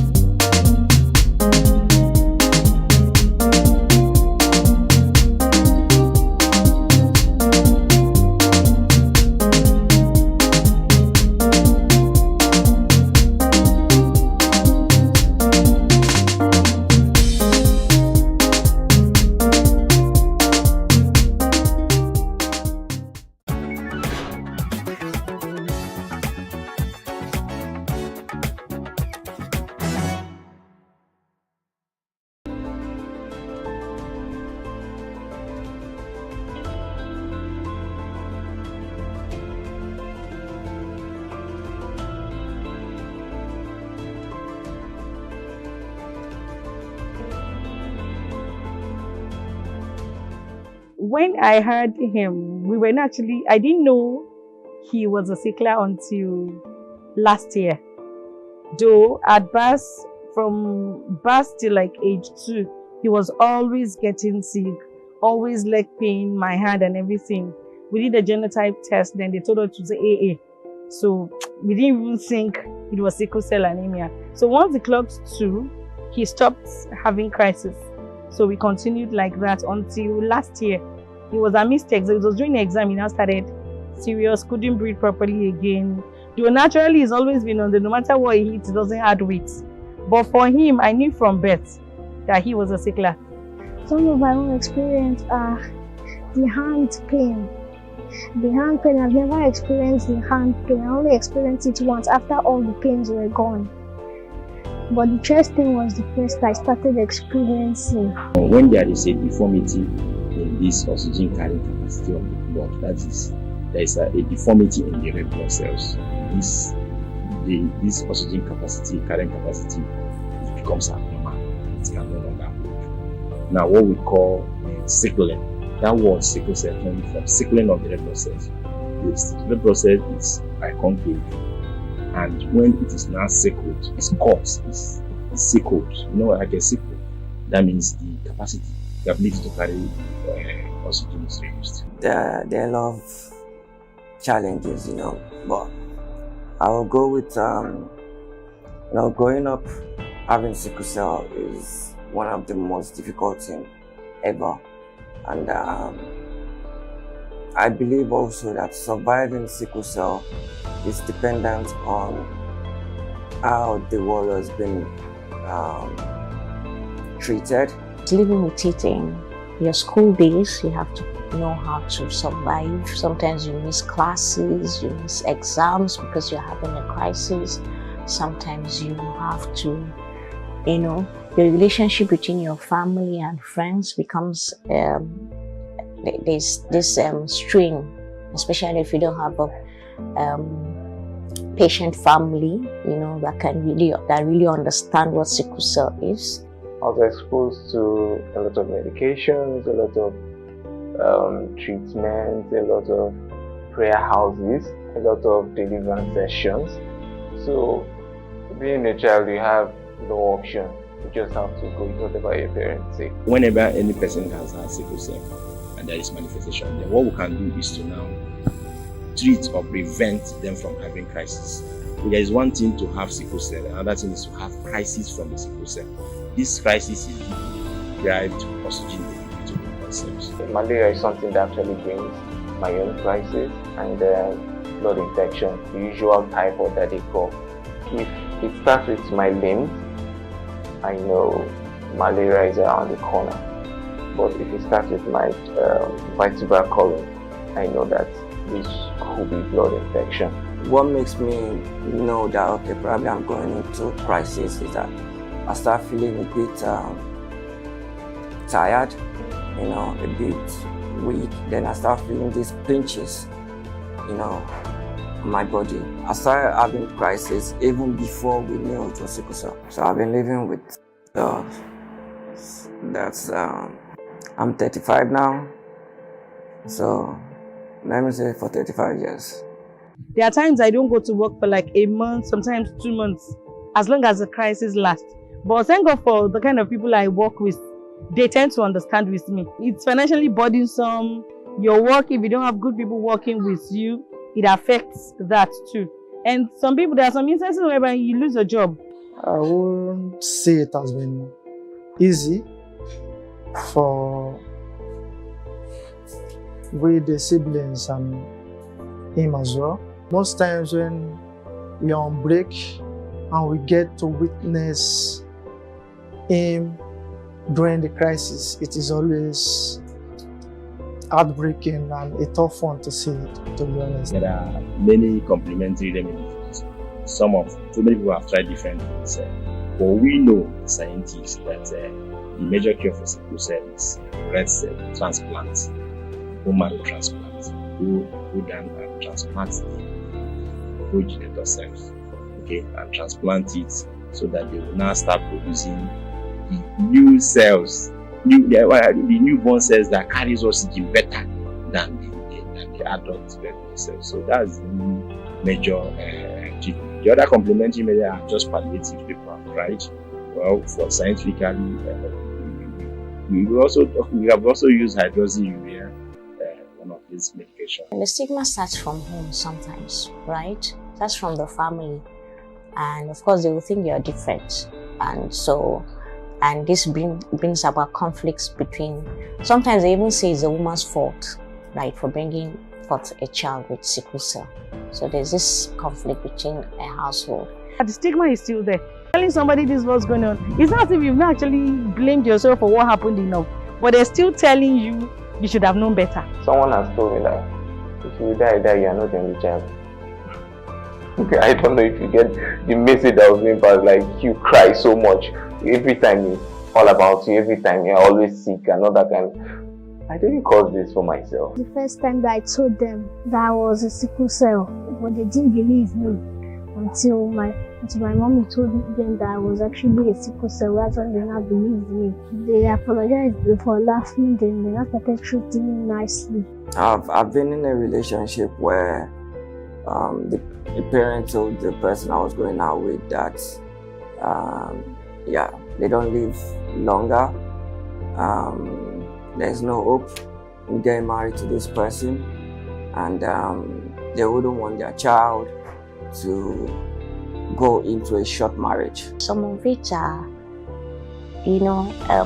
let's start with our cultural and religious beliefs that this is not a genetic problem. They don't see it as a medical problem.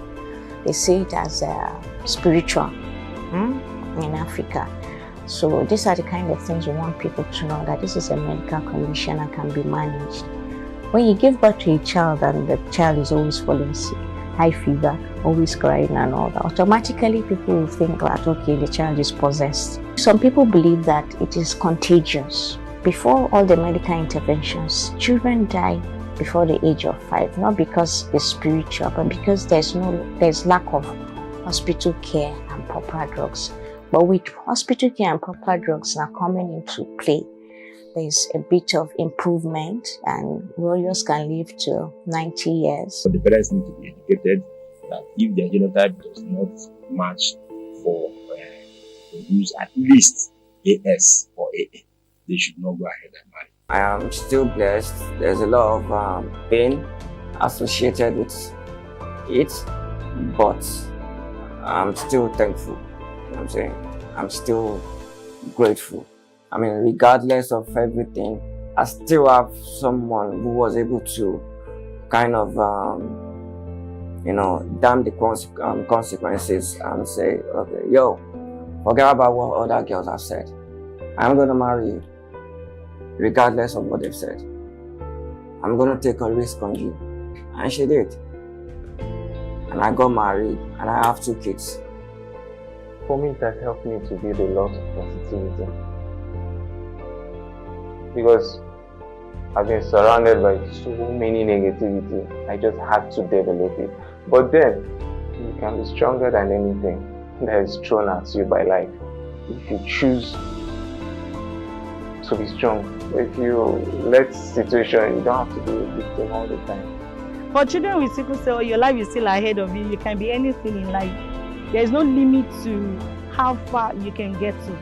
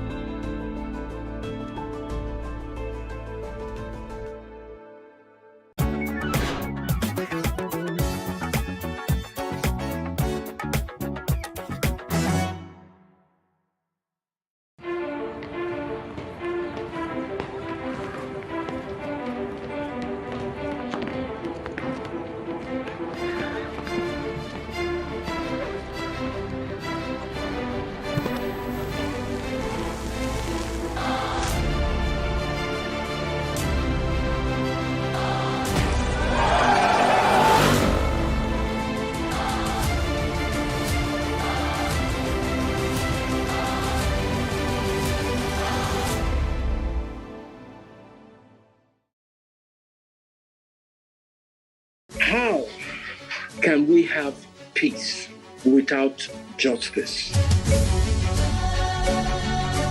Plus Politics. It's not just another political conversation, it's about keeping you in the know. The relevant interviews, asking the tough questions to those that matter. Get the answers you need. Does it mean that the people who were injured, people who were shot at, those who were involved in that stampede are not going to get justice? It is unfortunate, it is sad that we have a government of deaf and dumb. Analysis from top experts. The last election was not really an election. We feel that Obasanjo has a very special place in his heart for hating Ijaw people. I think it really boils down to two things. One, trust and accountability. Plus Politics, every weeknight at 7 p.m. on Plus TV Africa.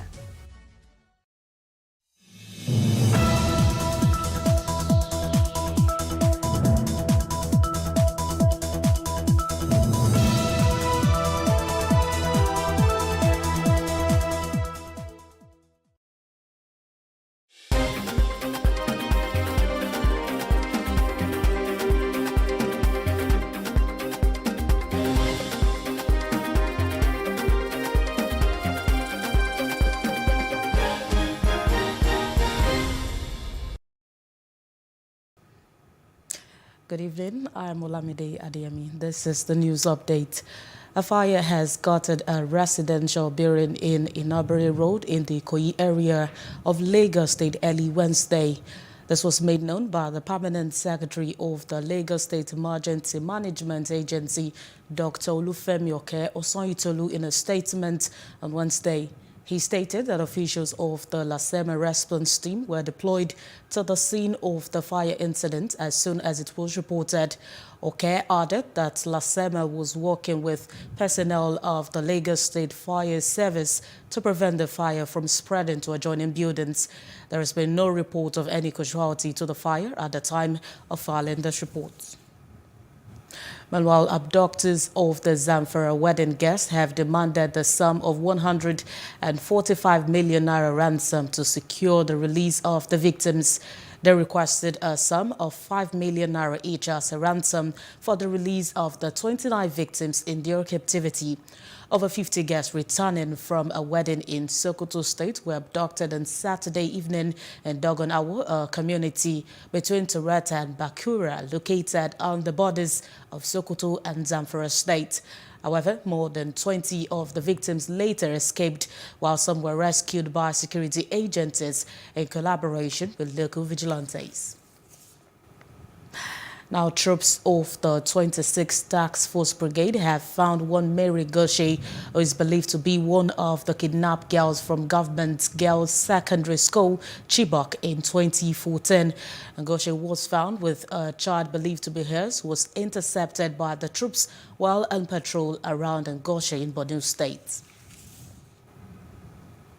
Some unknown gunmen have reportedly attacked the Celestial Church of Christ, Oshofa Parish, at Wasemi Wekoro local government area of Ogun State.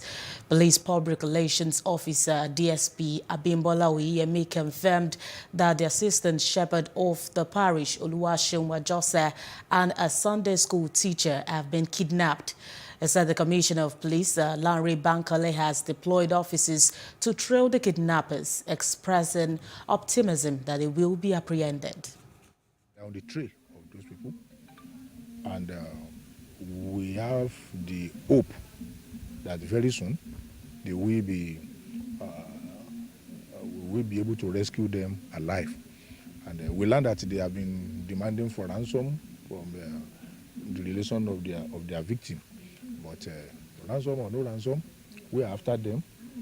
We have set machinery in motion, and our men are still there, tracing them.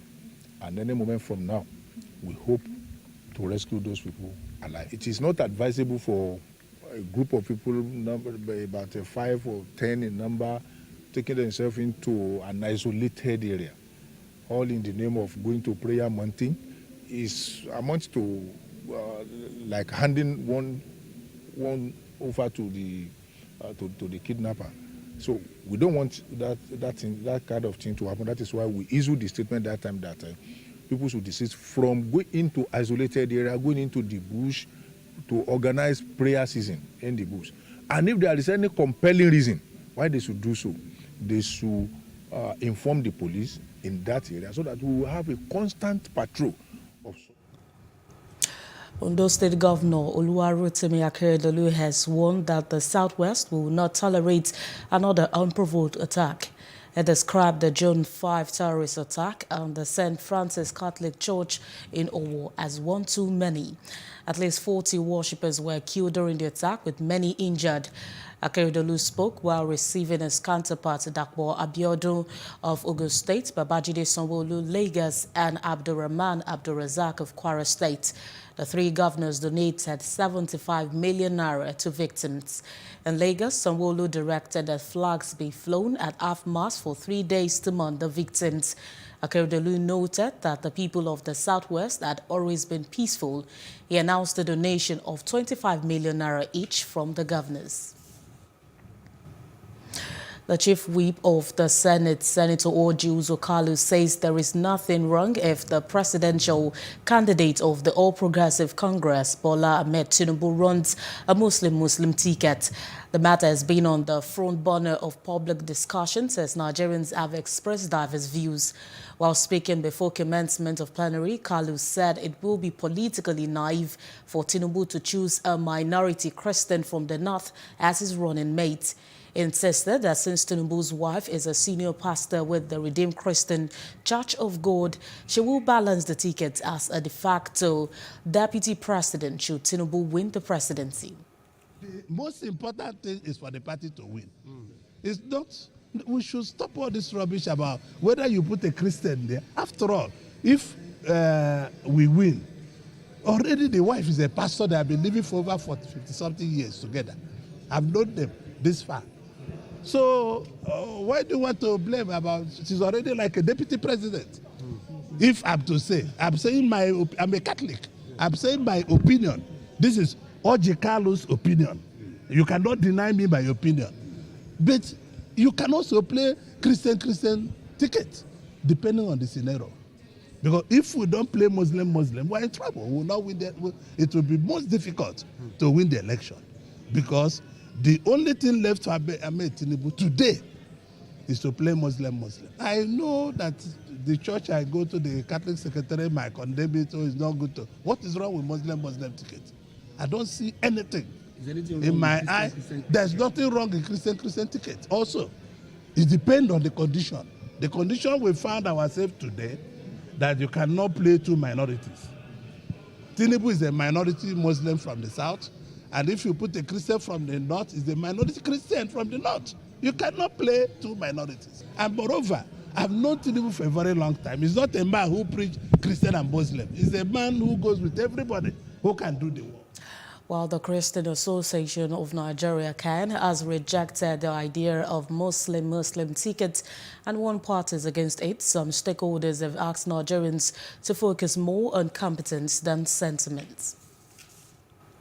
The People's Democratic Party has set up a committee to screen its vice presidential candidate for the 2023 general elections. The party's spokesman, Digbo Ologunagba, said members of the vice presidential candidate screening committee were nominated by the PDP National Working Committee. Ologunagba, who announced this in a statement, explained that the NWC constituted the committee in line with the electoral guidelines of the main opposition party. Now, parenting practices must be included in curriculums and taught at tertiary levels of education to bridge knowledge and skill gap of young adults or are the next set of parents for the future. This was contained in a statement issued by a group, a Mother's Love initiative, ahead of the Day of the African Child. Chief Executive Officer of the initiative, Anato Ewemadu, said the theme for this year focuses on eliminating harmful practices affecting children, progress on policy and practice since 2013. Ewemadu is of the opinion that the goal of eliminating harmful practices is a daunting task that requires a collective voice of all well-meaning Africans. She recommends, among others, that school systems must review their policies to accommodate the concept of play, reduce unhealthy competition, and promote social and positive psychological capitals from the early childhood to tertiary levels of education. The Nigerian Center for Disease Control said 36 cases of monkeypox have been confirmed in the country.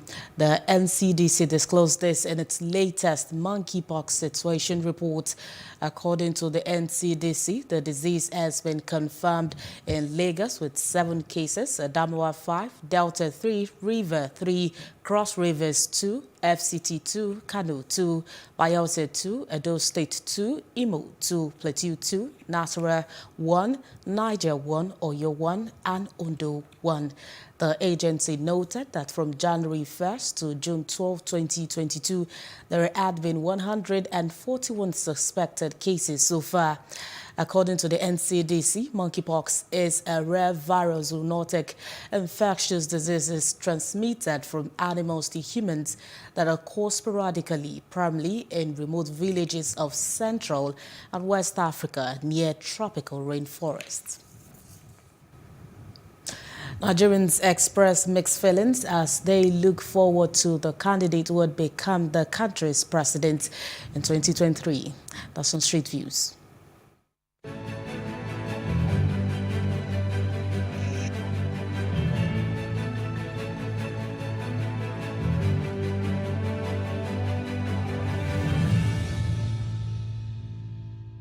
We should vote wisely so that things will be better, because masses are suffering now. In our own perspective, we see future, but in the hands of our leader, they can manipulate it. I foresee future, because if we can vote the right person, I think Nigeria will be great. We have the ruling party, and it will be a difficult to be for junior party to overcome the ruling party. It will be very difficult. For my own opinion, I think I prefer Peter Obi. The government use poverty to control the masses. Because when there is poverty, somebody that don't have 1 square meal to eat in a day, and a politician comes and gives him money to vote for him, the followers don't have any other option than to vote for him. Nigeria has no future. We have no future for the instance that those that we are clamoring to become our leader, our president of today, are all of the same feathers. Well, what I know is that I must vote. Whether they count it or not, whether anything they like, they do, but I will believe that God Almighty that we are serving will give us a good leader in Nigeria. That is my belief. If they can follow the word, or if you can consider the people that they are following them, if they can pity them, but because most of what they are saying, they are different people. But if they can change with what they are saying and they can follow what they are saying, we have a future bright in Nigeria. Now, I don't prefer anybody, but only God can choose for Nigeria, so that it's going to deliver us in 2003. Nigeria is already dead, but I don't know about our good leader that is coming, whether good or bad. They'll be saying things, all those promises about us every day, and the country is getting more worse. But we pray, and the future will take care of itself if anyone believes. Oh, they are no good, but we will still give them a chance, because there's no youth to step up for the future. For me now, it's at school, because it's chop by chop, because he's a good man, even though he's a Muslim, he still care for the Christian. Many youth today, they chase the money, they believe in present, they will never think of the future. Say Tinubu, because I believe he must have done a lot for the country in the past, but we can't judge the past with the present. But we can still give our try and see what he's gonna do for the next election.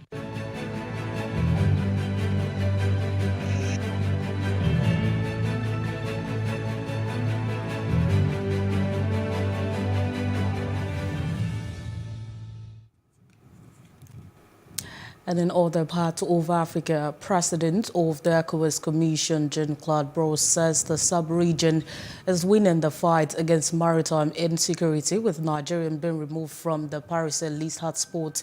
Brosse said this while delivering report of the ECOWAS Commission before Parliament at the ongoing 2022 First Ordinary Session in Abuja. Brosse said winning against the maritime insecurity could also be seen with a decreased rate of attack in the Gulf of Guinea following actions by member countries. He said that implementation of a regional action plan remained a high-level priority and resource mobilization was key. And outside Africa, Israel and Egypt will aim to boost natural gas export to Europe under a memorandum of understanding as the continent looks to replace Russian energy imports. Israeli Energy Ministry says the framework deal signed with the European Union will be the first to allow significant exports of Israeli gas to Europe. Under the agreement, the EU will encourage European companies to participate in Israeli and Egyptian exploration tenders. Some Israeli gas is already sent by pipeline to liquefaction plants on Egypt's Mediterranean coast, from where it is re-exported as liquefied natural gas. And indeed, we are experiencing again a war on European soil. And therefore, we are now in the process of completely diversifying our energy supplies away from Russian fossil fuels towards other trustworthy suppliers. And you are these trustworthy suppliers. And I see it as a first step leading to a Mediterranean-wide agreement, because I see that the energy supplies that traditionally were mostly northern part now are shifting toward the global south of us, because you have an abundance of natural resources. You have the sun, you have the wind, you have partially the hydropower. So these are the preconditions, the resources that will feed the renewable. And that's the news update. For more stories, please follow us on our Facebook, Twitter, and Instagram. And do subscribe to our YouTube channel at Plus TV Africa and Plus TV Africa Lifestyle. I am Olamide Adeyemi. Many thanks for watching.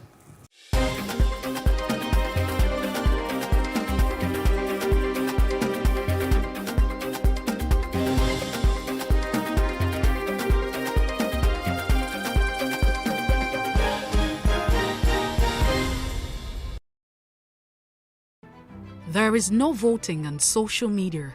To vote, you would require a permanent voter's card. To get your PVC, visit cvr.inecnigeria.org. Create your account with a valid email address and start the registration process. An activation link will be sent to you. Click on the link and activate your account. Fill out the form, pick and submit a convenient date and time for your biometrics.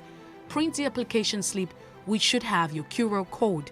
On the appointed date, go to the nearest INEC office for your biometric capturing. Thereafter, you will get a registration slip to pick your permanent voter's card when ready. Get your PVC today. This message is from Plus TV Africa.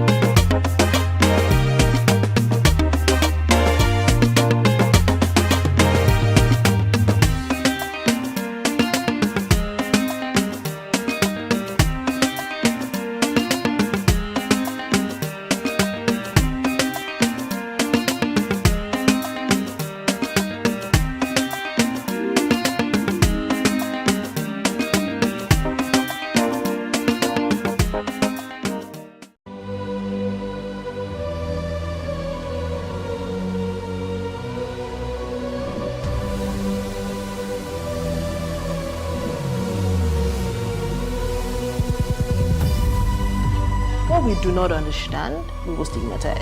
What you can see is the remaining of the tanker that exploded. The suspect equally confessed.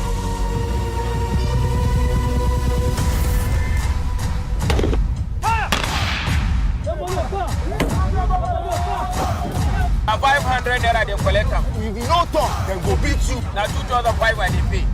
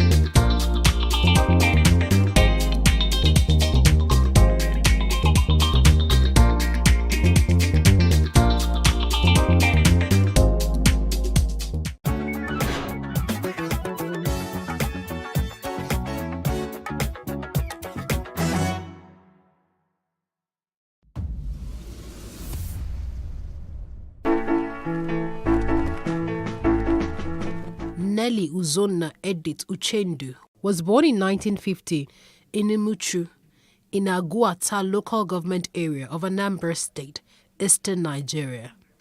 She was a Nigerian singer, composer, and actress. Nelly started singing at an early age.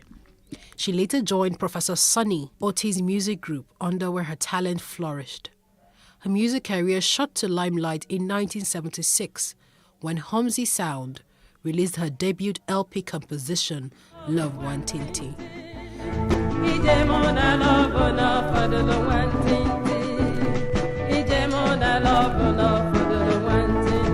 Thereafter, hits like Waka, Akabueze, and Mama Hauser further established her place in the Nigerian music industry.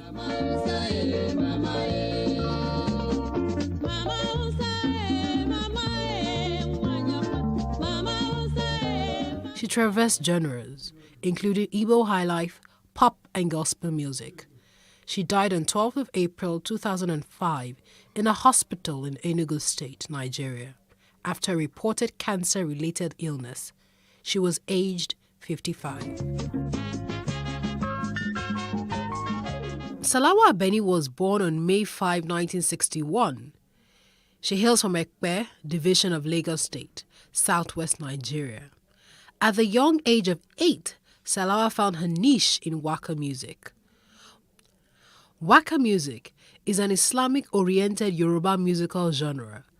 It was popularized by Alaja Batile Alake, in whose worthy steps Salawa Abeni dutifully followed.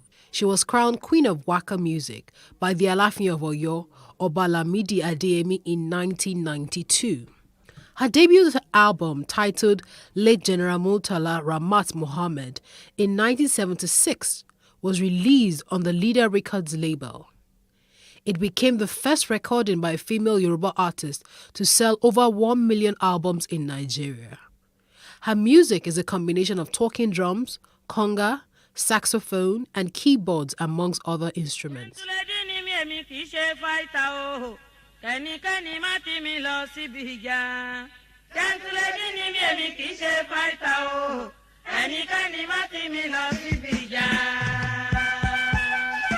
She has performed in and outside the country and has released up to 12 albums during her music career.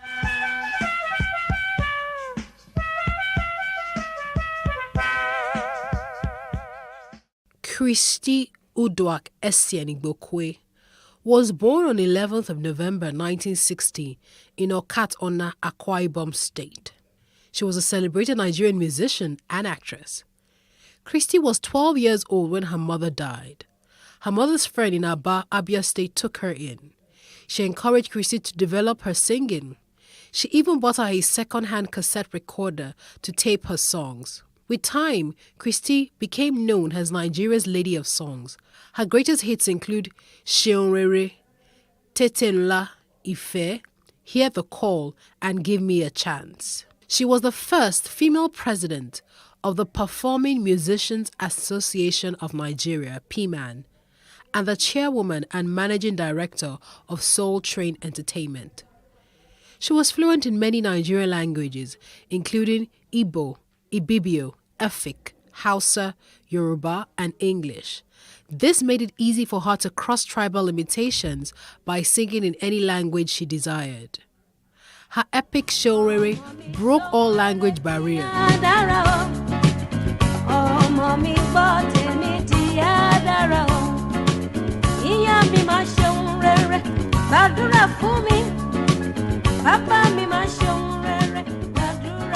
Whilst Akwa Ibom's Min is regarded as the unofficial anthem of Akwa Ibom State, such was her impact across the country that whatever language she used, her message evoked emotion and reflection.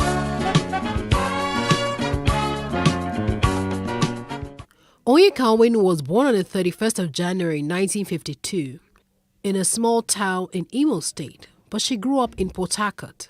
She's a singer, a songwriter, actress, activist, journalist, and politician. The Nigerian press nicknamed her the Elegant Stallion. She released her debut album, From the Love of You, in 1981 while working with the Nigerian Television Authority. The album featured an orchestral cover of Johnny Nash Hold Me Tight. Her second album, Endless Life, was produced by Sonny Okosun. Both were released on the EMI Records. One love set you free. One love keep us together. Living in a world, it's a struggle to stay alive. One love. Originally a secular artist, Onwenu made the transition to gospel music in the 90s, and most of her songs are self-penned. She describes her music as African pop. This consists of highlife, Afrobeat, blues, jazz, Igbo spiritual, and even juju, a typical Yoruba beat. She continues to write and sing about issues like health, HIV, peace, mutual coexistence, respect for human rights, the plight of children, as well as pride in oneself.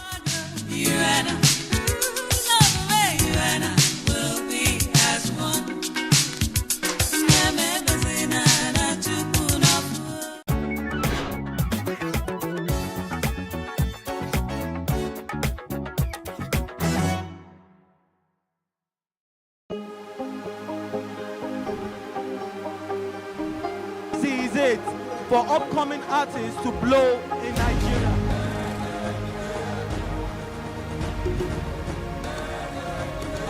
Welcome to Plus Trending.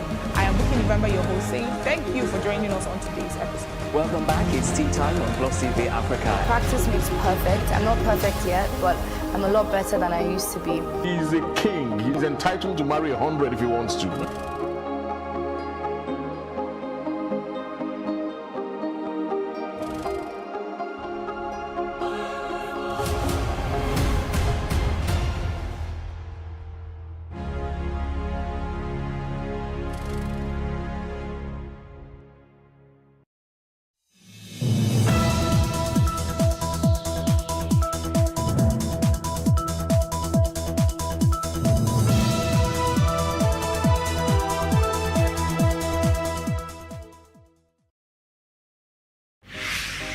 60 Minutes with Angela starts right now.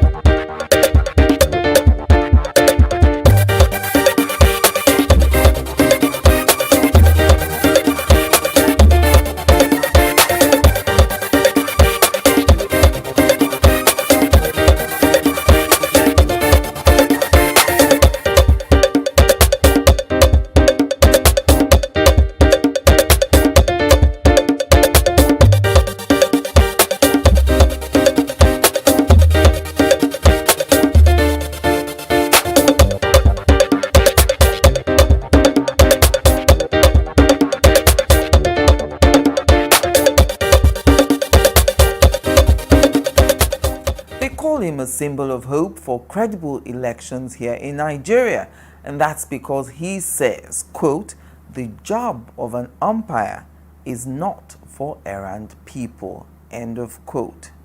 He has been appointed by 2 presidents elected under 2 different political parties to serve as umpire in the following states: Anambra, Imo, Cross River, Rivers, Edo, and Akwa Ibom states. And everywhere he has served, the general verdict is that the outcome of the elections reflected the will of the people in those states.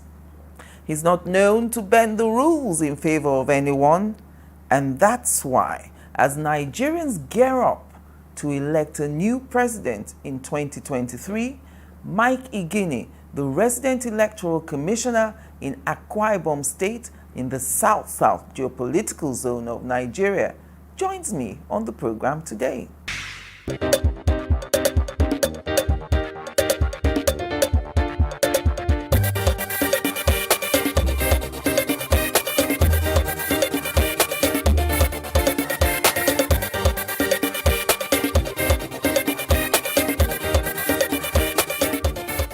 Right, so INEC, Independent National Electoral Commission, it says independent, but is it in fact independent? I can tell you here that under the leadership of 2 finest gentlemen,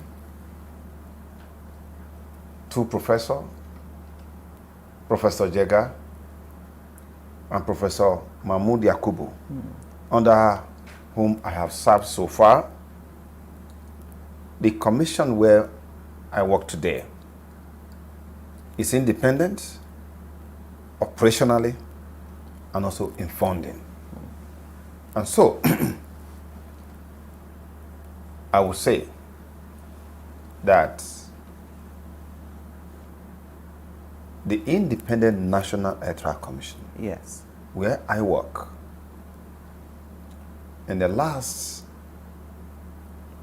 9 years plus, yes, is an independent one, committed to the conduct of free, fair, credible, and more importantly, acceptable election, irrespective of the fact that at the end of every election, people would still like to go to tribunal.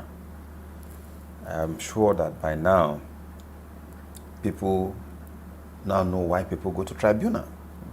There are several reasons why people go to tribunal. One, to delegitimize the outcome of the result, because people are not really ready to accept defeat. 2, it's also going to tribunals, we have come to know, is also a way of trying to extract some kind of favor for the person that has been returned. But I must point this out. Yes. And that is that there are people who also go genuinely to the tribunal, because prior to 2011 down to 2019, up to the last recent subsequent elections, Election prior to 2011, strictly speaking, were activities that have never met the expectation of the Nigerian people. Most of the elections were rigged. We all recall that the 2007 election represent the lowest level of electoral discredit. Why? That was election. I was conducted around April 14th. But strangely, most of the material for that election, ballot paper, were still outside the country. Yet, election was conducted. And results and a return was made. Declared. Two, you also recall that was the same election when we were told that vehicle conveying ballot papers from Abuja to one state disappeared. And up to now, we have not seen what happened. And of course, more terrible, why I described the 2007 election as one that represents the lowest level of electoral discredit, was the fact that was one election where ballot papers were not serialized. So when you say serialized, ballot papers, yes, were not serialized. They were not numbered. That is to say, how do you now account for the ballot paper? Because every ballot paper must be numbered. It must be serialized. And a unique number. Unique number, all right? But a return was made. And at the end of the day, they went to tribunal. And tragically, the Supreme Court of our country, just by sitting down, they affirmed the result that ought to have been annulled. But the point here is that since 2011, yes, to date, the election that we have conducted so far, the election conducted by the Independent National Electoral Commission, are clearly a departure from what used to happen before. And that is largely because it has acted truly to its name as an independent election management body. All right, so we now know that the electoral process has improved tremendously from what you've said. The newly amended Electoral Act 2022, which I understand the old one is now repealed. That means when you say repeal, it doesn't exist anymore, right? So this new one has introduced so many innovations. Take us through the major innovations that will change electoral permutations as we know them in our process. We need to underscore the fact that periodic, regular, free, fair, and credible election is what gives piquancy and spice to the practice of democracy. Right.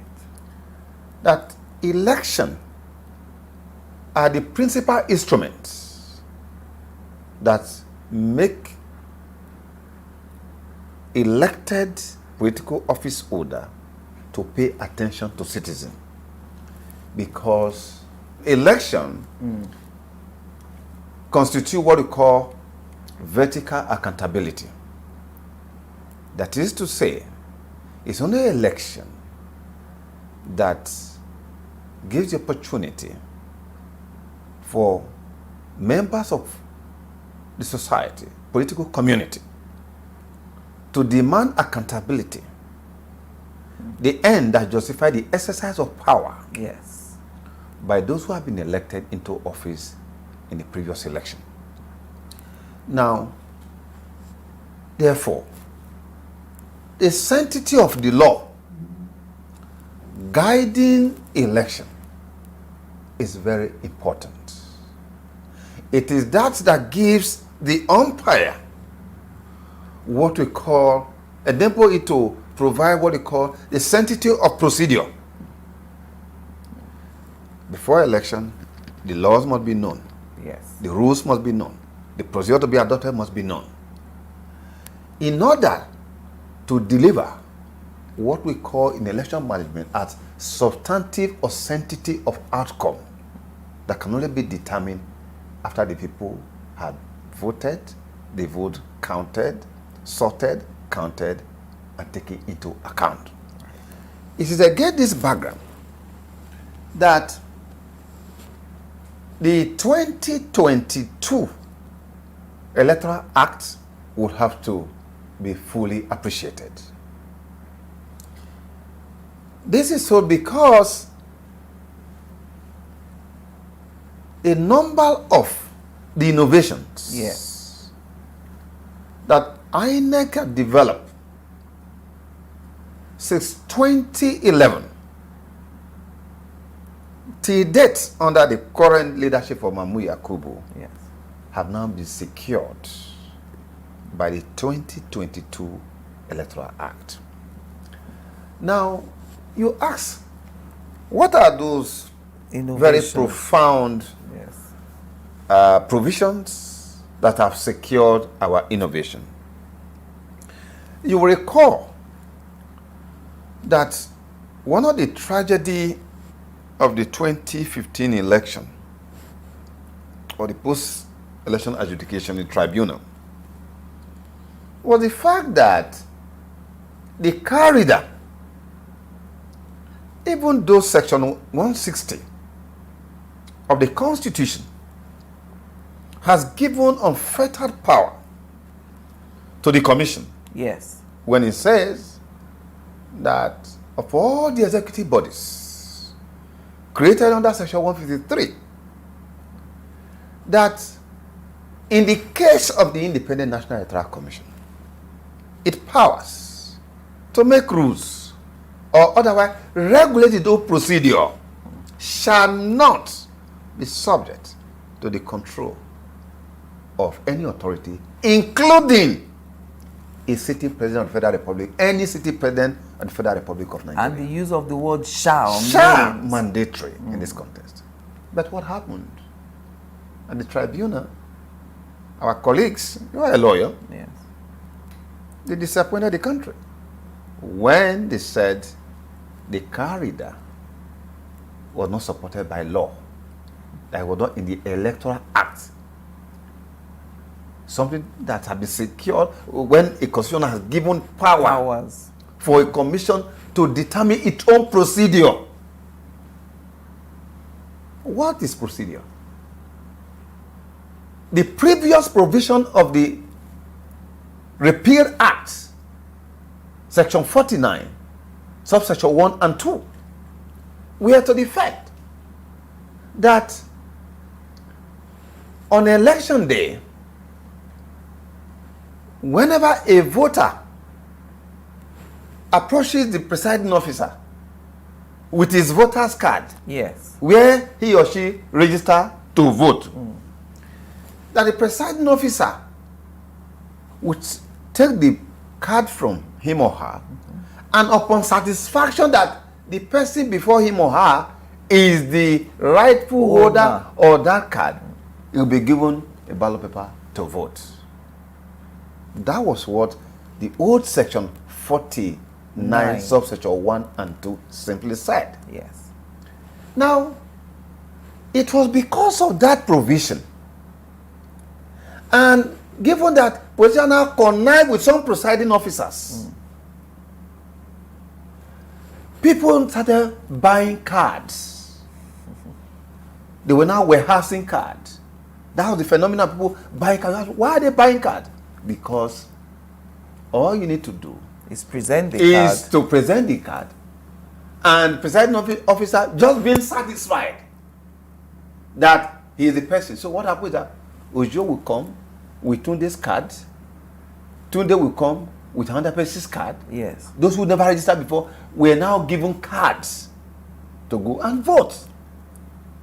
Now, what we now did by introducing the corridor was that the corridor will now act as what we call an objective assessment, because a presiding officer being satisfied, we may not understand what may have satisfied him to say that somebody who is holding a PVC of another person, simply by saying that he's satisfied, what's the objective test to do that? Yes. We now introduce the carrier to ensure that the holder of that card must be the person. So when you put in the card, you put in your PVC. Yes. It will first confirm that it's an INEC PVC. Two, the picture of the bearer. person the bearer will show, and we now require that we need to authenticate your biometric. All right? Yes. Now, this was subverted. How? And when we subverted because the tribunal, in interpreting section 49, subsection 1 and 2, well, the view that the card reader is not recognized, that what the letter has simply said was that just the president just satisfied. And they were refusing to accept the card reader as an instrument to cure that subjective provision. Yes. That upon satisfaction that the voter is the rightful owner of that card. But what INEC brought in to deal with that mischief was to ensure that we check your biometric. So tribunal up to Supreme Court, they said, carry that. Though it's a good innovation, it's not known to the law. Not known to the law. But what happened to provision of section 160? It's again this background that the new 2022 Electoral Act, section 47, have now come to rescue all INEC electronic devices, because accreditation now is now based on the use previously of carrier, but now of the BVAS. What is BVAS? The BVAS is the Biometric Voters Accreditation System. The BVAS is an upgrade of the carrier, because in the case of the BVAS, once you approach the presiding officer, once you give your names, you bring your permanent voter's card, it will be entered into the device. Your name, everything will show. But interestingly, it's going to record back even when you registered, because it is now both facial, not only biometric. We are now dealing with your facial recognition. So, assuming your fingers could not be authenticated, what about your face? That is the new technology we have introduced. Okay, so now those who have warehouse permanent voters card, you have just wasted resources of the country, because it costs this nation so much money to print those PVCs. All right? You have also denied people. In fact, the best that we should do now is to return those permanent voters cards to them. So, but the point is that section 47 of the 2022 Electoral Act has now allowed for the use of the BVAS or any electronic device, put forward by INEC for the purpose of accreditation. Because election is a generic process that has the constitutive elements of first accreditation, because it's at that point that the principle of one person, one vote could be well established. And so with that, you could see all the election we have had in recent time, despite the huge number of people you have on the register. Just look at the figures. The figures are now truly reflective of the actual voters' turnout. Beyond that is the provision of section 50, which of course gives operational independence, drawing from provision of section 160, we said the INEC of the Constitution, and I said, procedure for the election in the country shall be in accordance with the procedure determined by the Independent National Electoral Commission. In fact, that itself is not even new, because few hours to the 2015 election, President Jonathan also signed into law amendment to the Electoral Act that I believe in 2010. All right? Yes. To the effect that procedure for election under the old Section 52 shall be determined by the Independent National Electoral Commission. Similarly, is the provision of Section 51 of the Electoral Act that has to do with what constitutes overvoting. Prior now, overvoting was based on total number of registered voters. But we have argued, we have put forward proposals as the umpire midwifing the democratic competition that understand the operation of what we do, that it is wrong to base in determining on issue of overvoting at a polling unit. Yes. That what we should be looking at should be the total number of PVC collected, but more importantly, the total number of accredited voters. Because the old argument, provision, was aiding rigging. But the current Section 51 has put a stop to that. And how? What is hidden rigging? Yes. For example, in a polling unit, where you have 100 registered voters, and on election day, only 45 turned out that were accredited. Yes. But because you have extra 60 unregistered, what happened was that those who rig election, yes, they will now, because the right result, they will turn in 41, 42, 40, even 50, 60, 70. Now, that itself, if the total number of accredited voters is 40, yes, there should be no reason why the total number of vote cast should exceed 40. Because the first step is accreditation. Yes. Total number of accredited voters is 40. But total number of vote cast is now 60, 70. Now, that itself is an overvoting. But the law, the old law, was to the fact that overvoting should be based on total number that is based on 100, not on total number of 40. This is where politicians have exploited for so many years in rigging election. So they can bring in, turn in votes, write the result.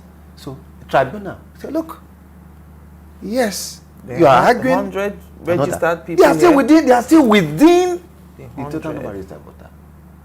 That is what has been going on. Regrettably, court of law aided this.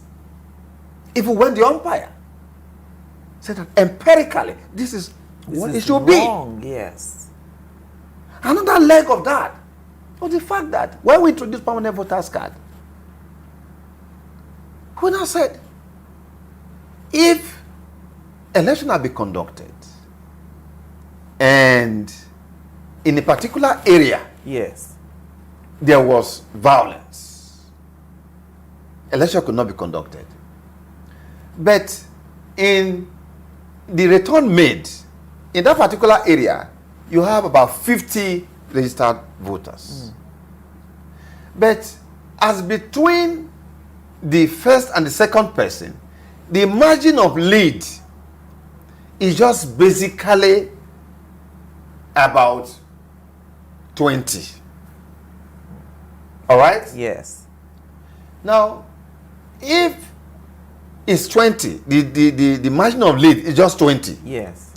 But here we have 40 and 50 registered voters where elections have not taken place as related to simple majority election, that is State House of Assembly, House of Representatives, and senatorial election. Yes. Even with respect to even the executive, presidential or governorship election, as related to simple majority. Principle. Now, the argument had been that of INEC with the introduction of PVC was that if in that particular area, from our records, only 10 people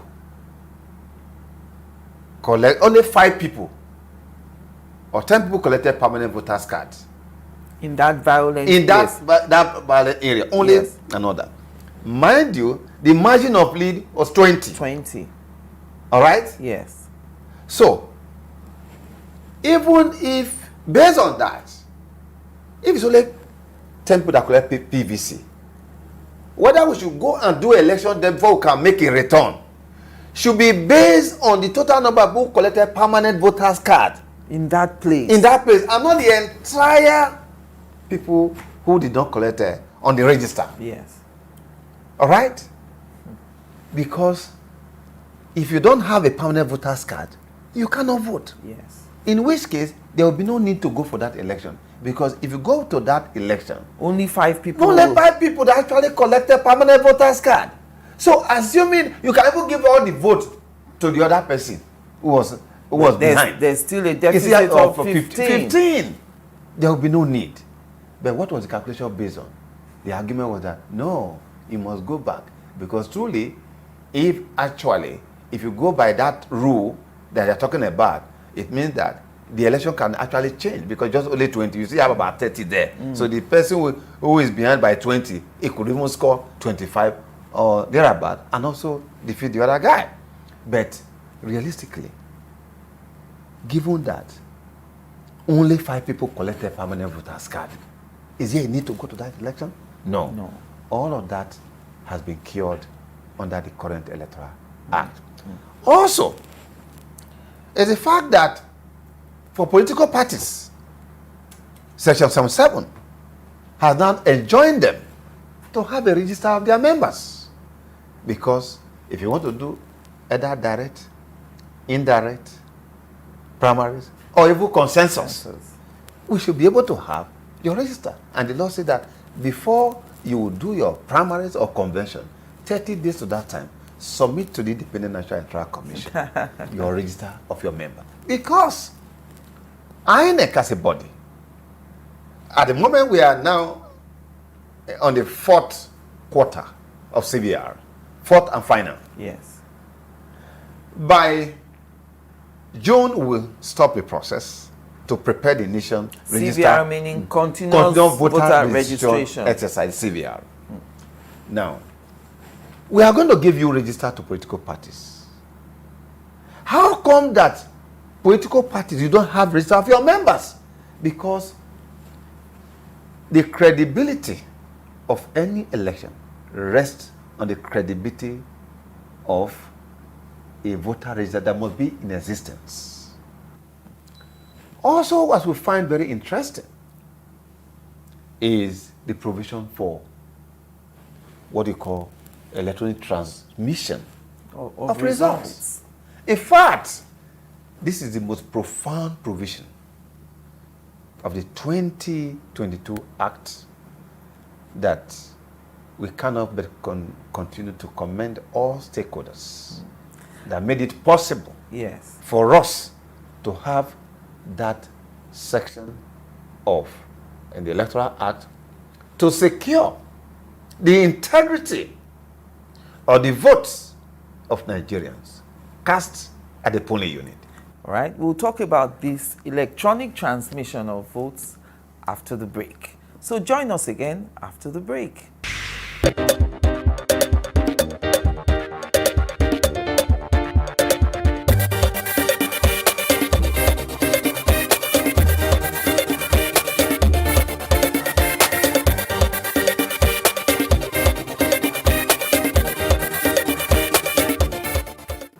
What is the effect of that electronic transmission now on the electoral process?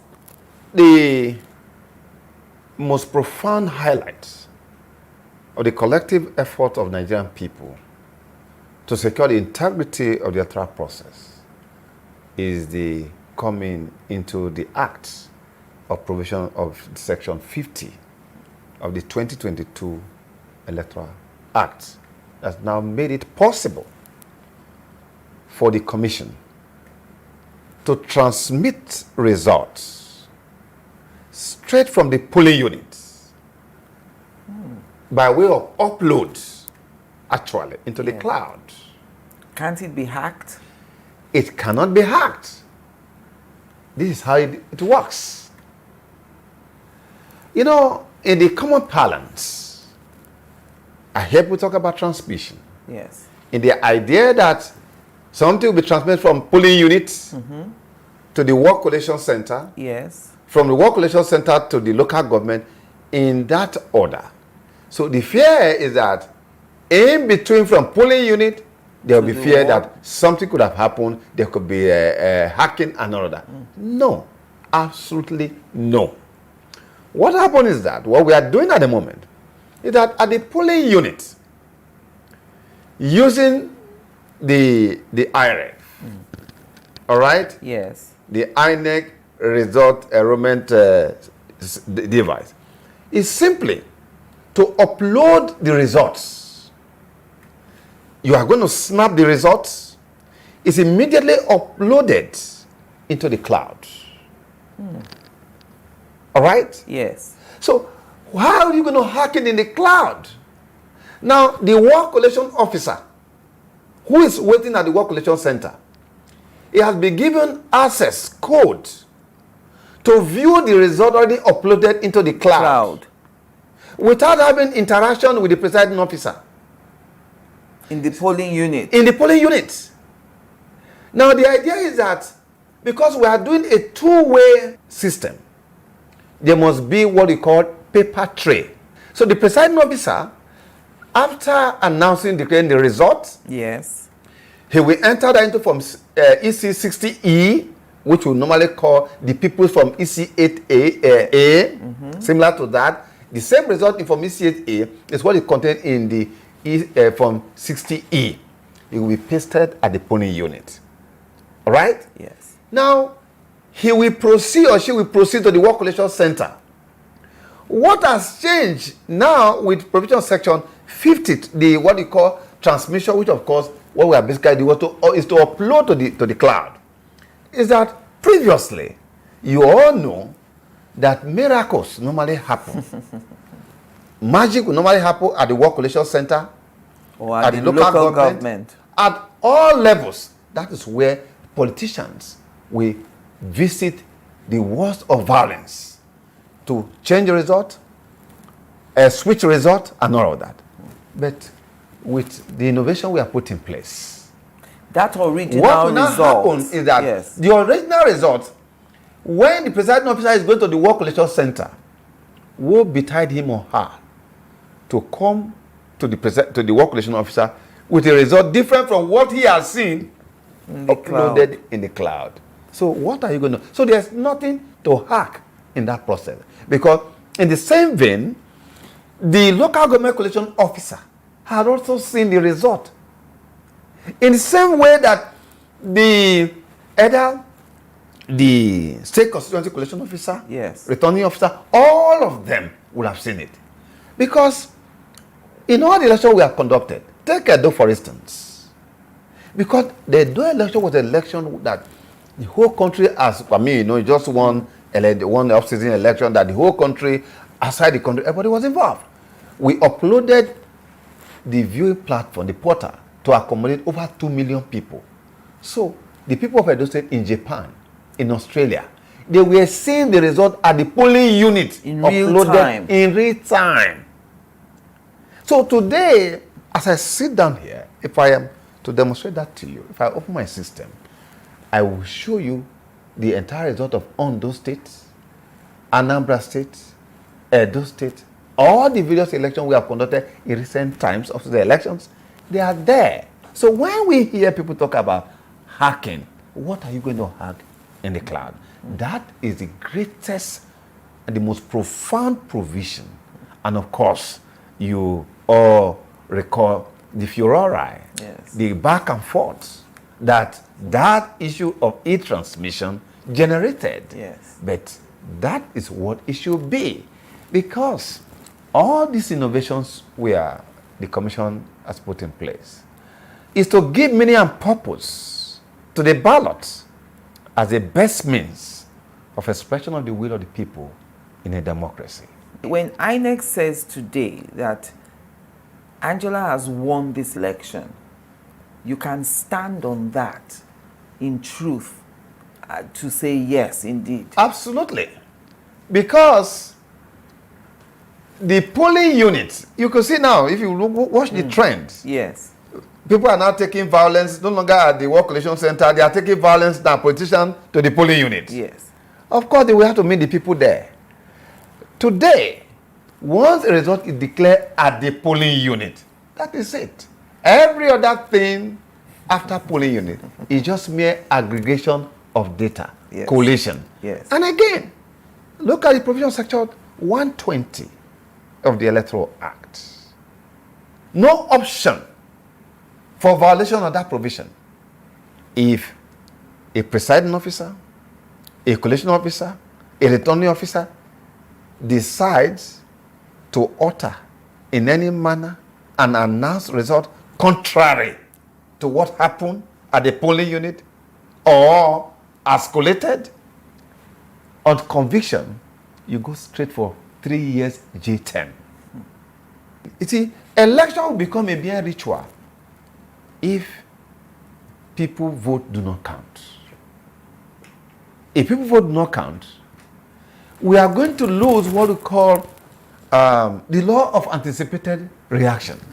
We say that what a politician is afraid of is not the last election, but the next election. The one in front. Because if they know that they can rig the process, they will not have respect for the people. And respect for the people is the beginning of responsible leadership. And so, the innovations that are in place are the ones that will guarantee a credible process. And that's why we are calling on Nigerians that, irrespective of what you feel about the process in the past, yes, a new system is in place. Come forward.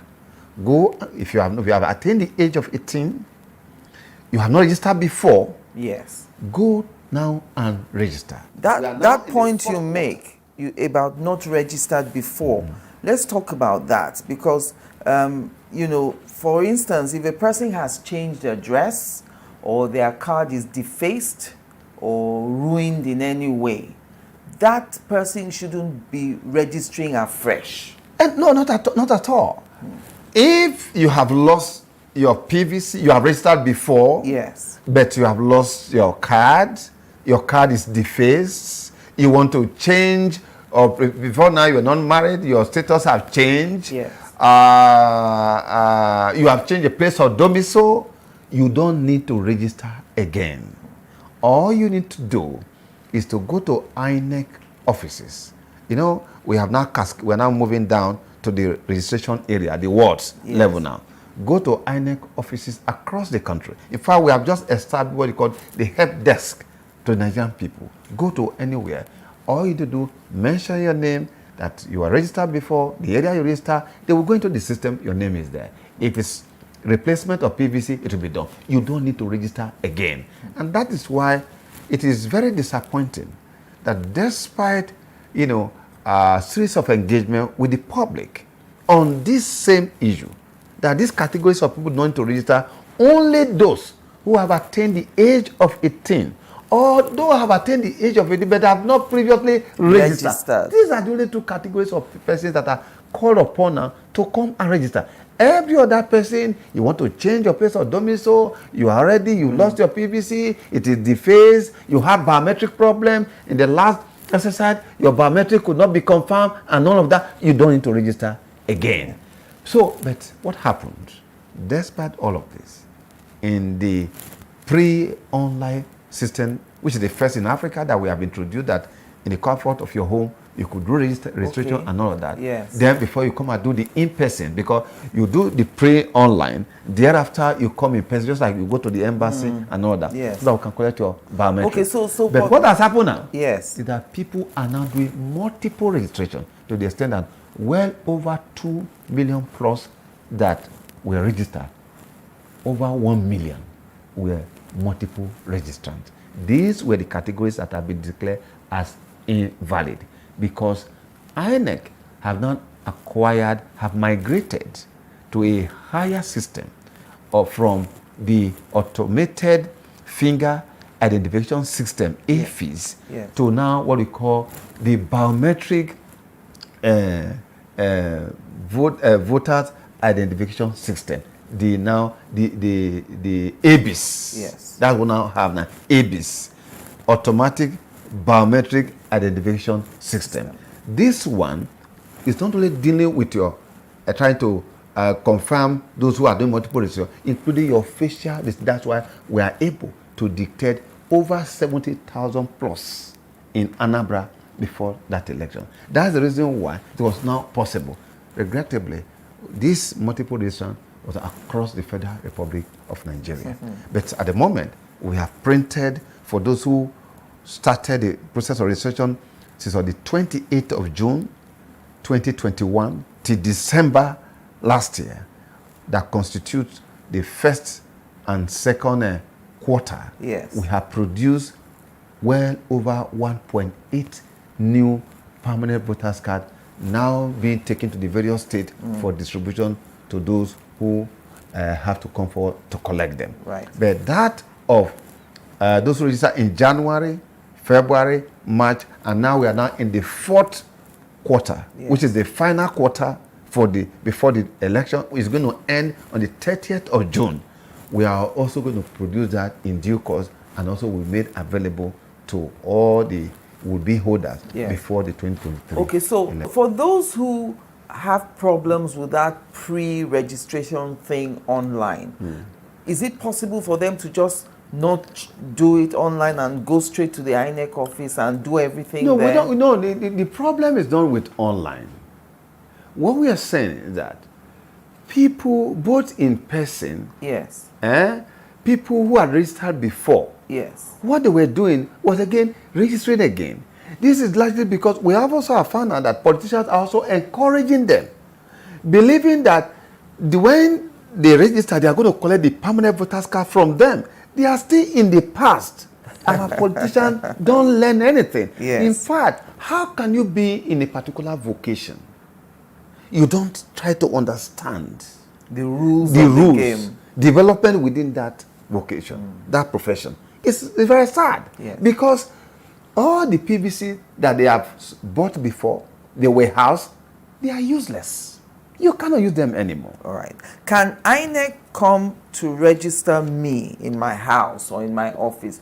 Is there any circumstance at all that will make INEC come and register me at home? I'm thinking of people like you're invalid, you've broken your leg, or something like that. Is it acceptable at the under moment, the law? there's no room for that at the moment. Okay. Because what is normally done is that people who have basically challenged, they are given a kind of priority at any center of registration.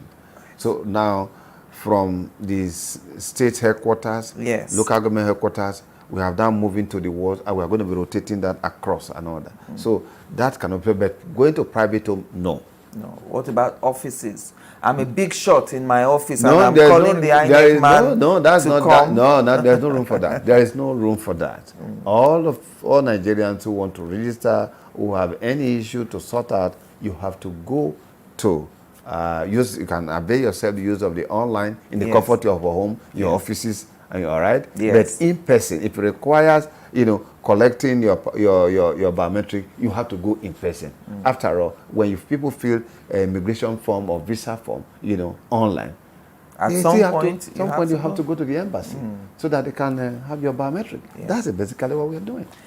You've talked about all these changes now, and let's look at how we can punish offenders, electoral offenders. You've had calls in the past to speak about the need for the commission to reduce human interface. We're seeing all that now in this new electoral act. I mean, at one point we were appointing professors, thinking that a professor came with some level of integrity, but we also saw these professors circumventing the whole process. Under this new electoral act, circumvention can't happen again. You see, no. You see, the law says don't do this. But there are people who are going to go contrary to the provision of the law. Yes. Because we know very well that pecuniary interests is, if not always, the reason why people deviate from ethical standards. It's so tragic in our country that people of presumed integrity, like the professor you mentioned, that today in our country, university lecturers, people in such a very decent environment where we should look up to, are now being used by politicians to rig elections, to utter figures.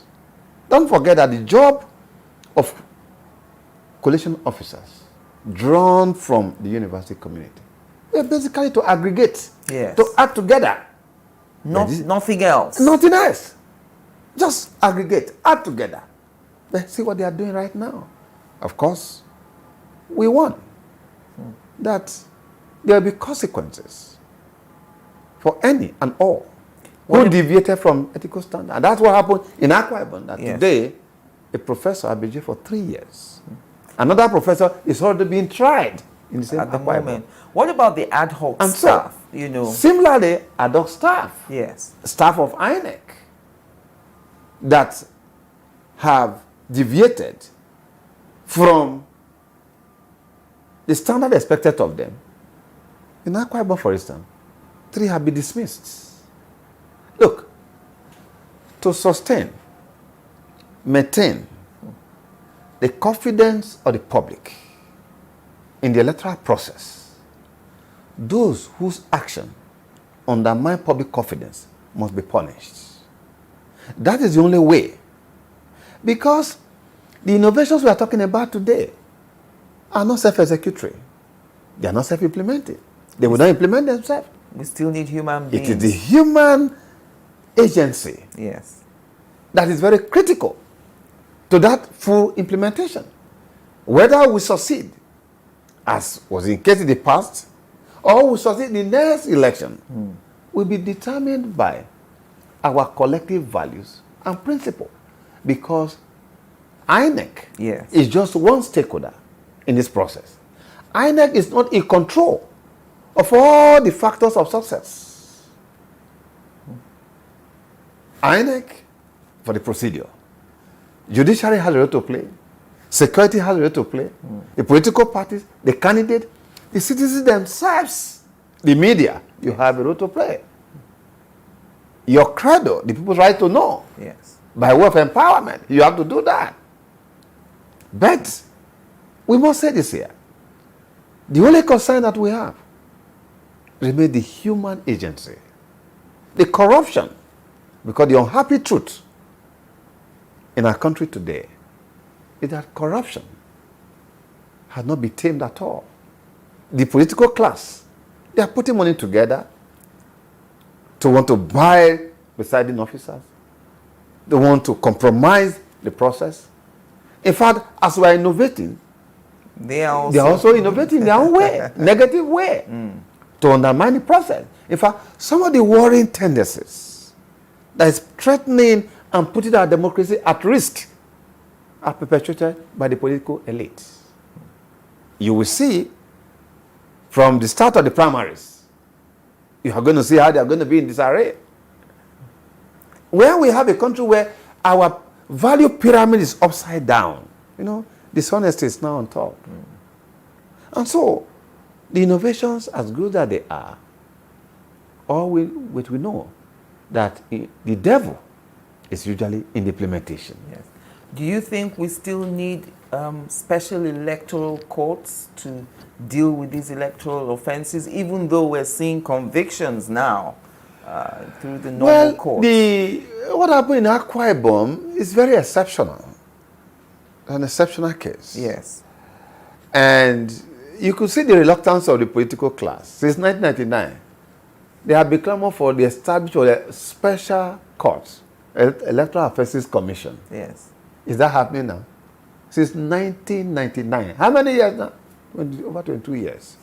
We are still where we are. You can see the reluctance.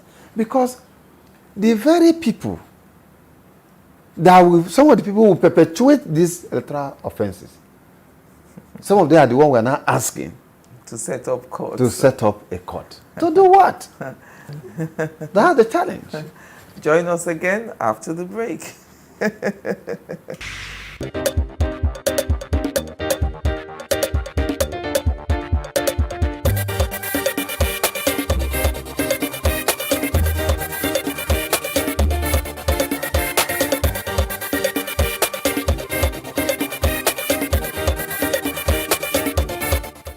Welcome back. Let's talk about dangers to INEC personnel and targeted assaults against members of staff, and of course destruction of INEC property. Surely this must affect the projections of the Commission going forward towards a better election when your buildings, your properties are targeted, members of your staff are also targeted. As we saw recently, I think it was in Imo State, when INEC officials were actually killed right there in broad daylight in cold blood. The spate of attacks on INEC properties across the states is very worrisome and disturbing indeed. In Akwa Ibom, for instance, before the 2019 election, INEC office at Ibesikpo that was newly renovated. Yes. The very huge sum of money was raised down. Burnt. Burnt. Brand new generators were burnt. Car readers were destroyed. In the same vein, on the eve of that election, 11 commercial vehicles, boxes that were hired to convey election materials and personnel were all burnt down on the eve of election. Up to today, nobody has been held accountable. In Anambra, in several states, this has been the situation. The height of it all was the killing last week of INEC staff on duty. And when I listened to the audio of one of the gunmen, he was shouting that, look, they are talking of a referendum and INEC is talking about election. When I listened to that, I saw ignorance in display. Yes. Because we are talking about a referendum. In the Federal Republic of Nigeria, the only body statutorily empowered to conduct a referendum and election is INEC. And so, if you are saying that you want a referendum and assuming that it's granted to you, who will conduct that referendum? You call? Which body will conduct that referendum? You kill INEC staff. You destroyed the machine for registration. Because we are going to do, if you are going to conduct a referendum, it's not a referendum that is 2 years old, 3 years old, and other. Basically, it will be people from 18 years and above, those who have cards. You destroyed everything. So you can see ignorance on display. Yes. And so this is very sad. Now, our call here is for the security agencies to do their very best to create an ambience that will make it possible for us to have election in 2023. Because there are grave implications. Yes. If we are unable to conduct the election in 2023. Such as? Such as the fact that the tenure of people who are currently in office will come to an end. So are we saying that the current setup should continue for those who are saying there should be no election? And that will lead to a constitutional crisis. So election we have to hold. All that you can do now, and what we are calling on people is that, look, those who have said there should be no election, you hold your view, you have a very strong view and all that. But why don't you use the opportunity to now identify people, those who are aspiring now, yes, on the issues, who can represent you on those issues. Vote for those people. The issues so that those things that you are talking about now, yes, they vote for people that you know can take on board those particular issues.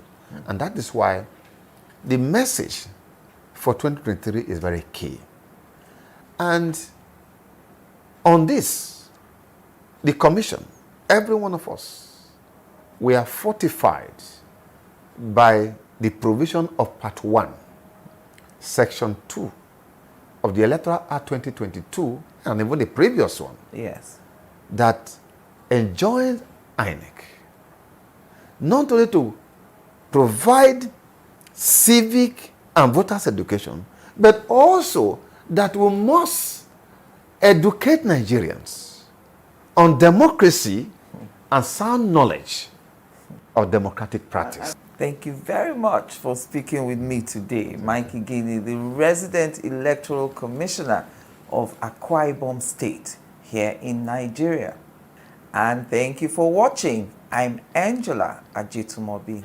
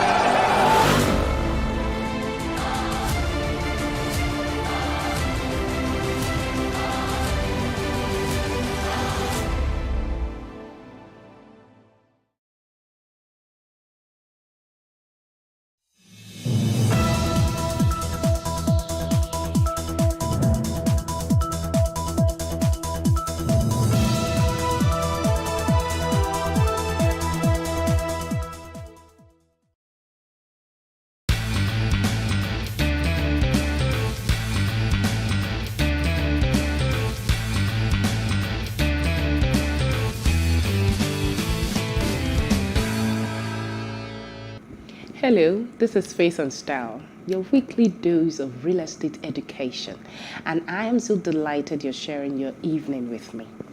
On the previous edition, we started the conversation around the importance of estate survey and valuation, and luckily we still have our amazing expert come to continue the conversation with us. And also we have other segments on the show to provide you with trends and tips to put you on the top of your game in all your real estate transactions. My name is Olamide Unifade, and I will be back in a moment.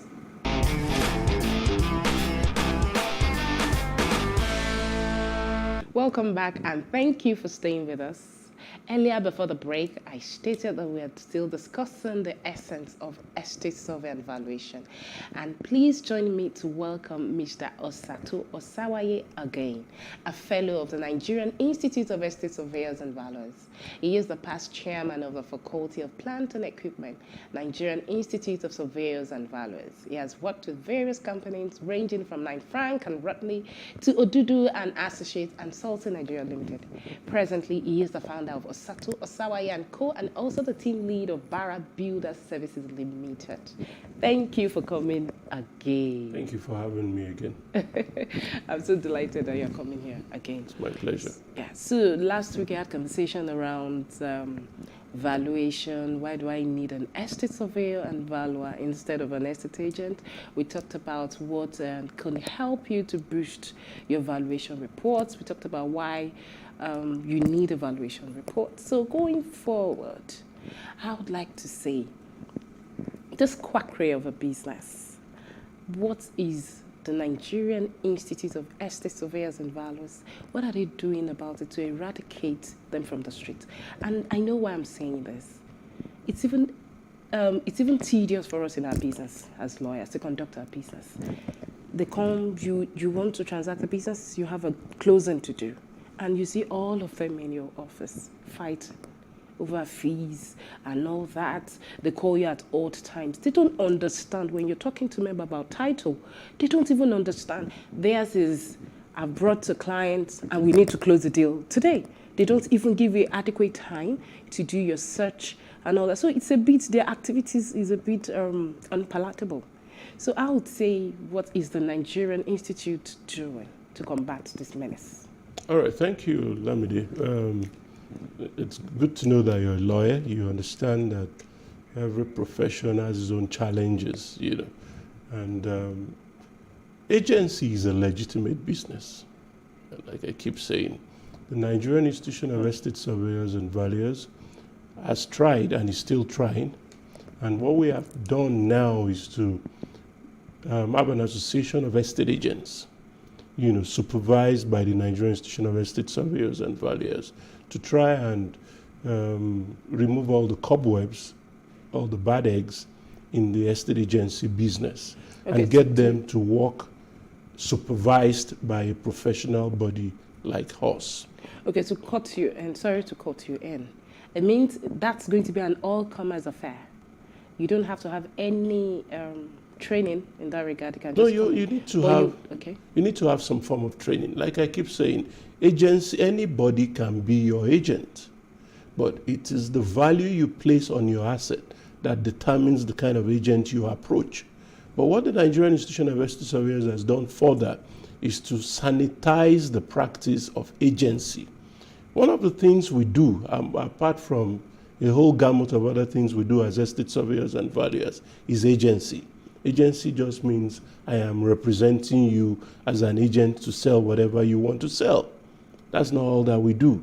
And we understand that agency in all climes, it's a free entry and a free exit thing. An housewife can be an estate agent to her husband.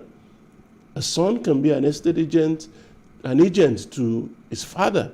But we need to guide and supervise their activities so that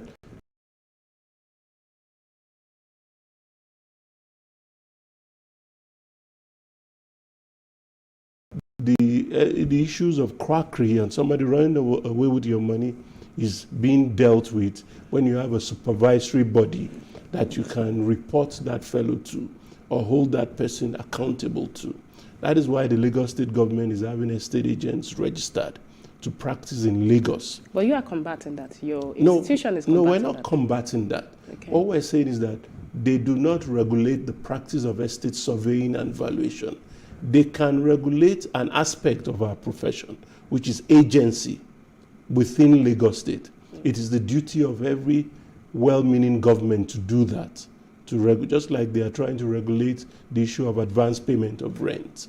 We're trying to protect its citizens, to say, look, if I put my money in the hand of this estate agent, I should be able to go to sleep, that I will get value. Soon, and I think you're going to come back to discuss that issue of this monthly advance rate. Payment of rent. Yes, and monthly rent and all of that. So this takes us to the question of why do landlords prefer to use the services of lawyers as compared to using the services of estate surveyors, who are the ones that are trained in the art and science of property management? You see, the issue of your preference is a function of your enlightenment. You know, when you choose to use a lawyer, it's because you don't understand the benefits of working with an estate surveyor and valuer. A lawyer can only deal with one aspect of your real estate holding, egress and ingress of tenants. But estate surveyor can advise you beyond just putting a tenant in your house, the maintenance aspect of the house, the making sure the house can continue to return value for your investment. These are all the skills that the estate surveyor and valuer has that the lawyer doesn't know, doesn't have a clue about. But it's a synergy. But I will advise any discerning landowner or property owner to always go to the professional. The lawyers are there to draw up the agreements, to manage the tenancy cycle of the property, of the asset. But the property management itself is the job of an estate surveyor and valuer. We work in synergy. You know, we need each other to render professional services to our clients. Thank you very much, Mr. Osawaye. We are due for a short break. Please don't go away. Thank you for staying with us. We are still talking about estate surveying and valuation, and Mr. Osato Osawaye is still here with us. But please stay with us. We're due for a short break. We'll be back shortly.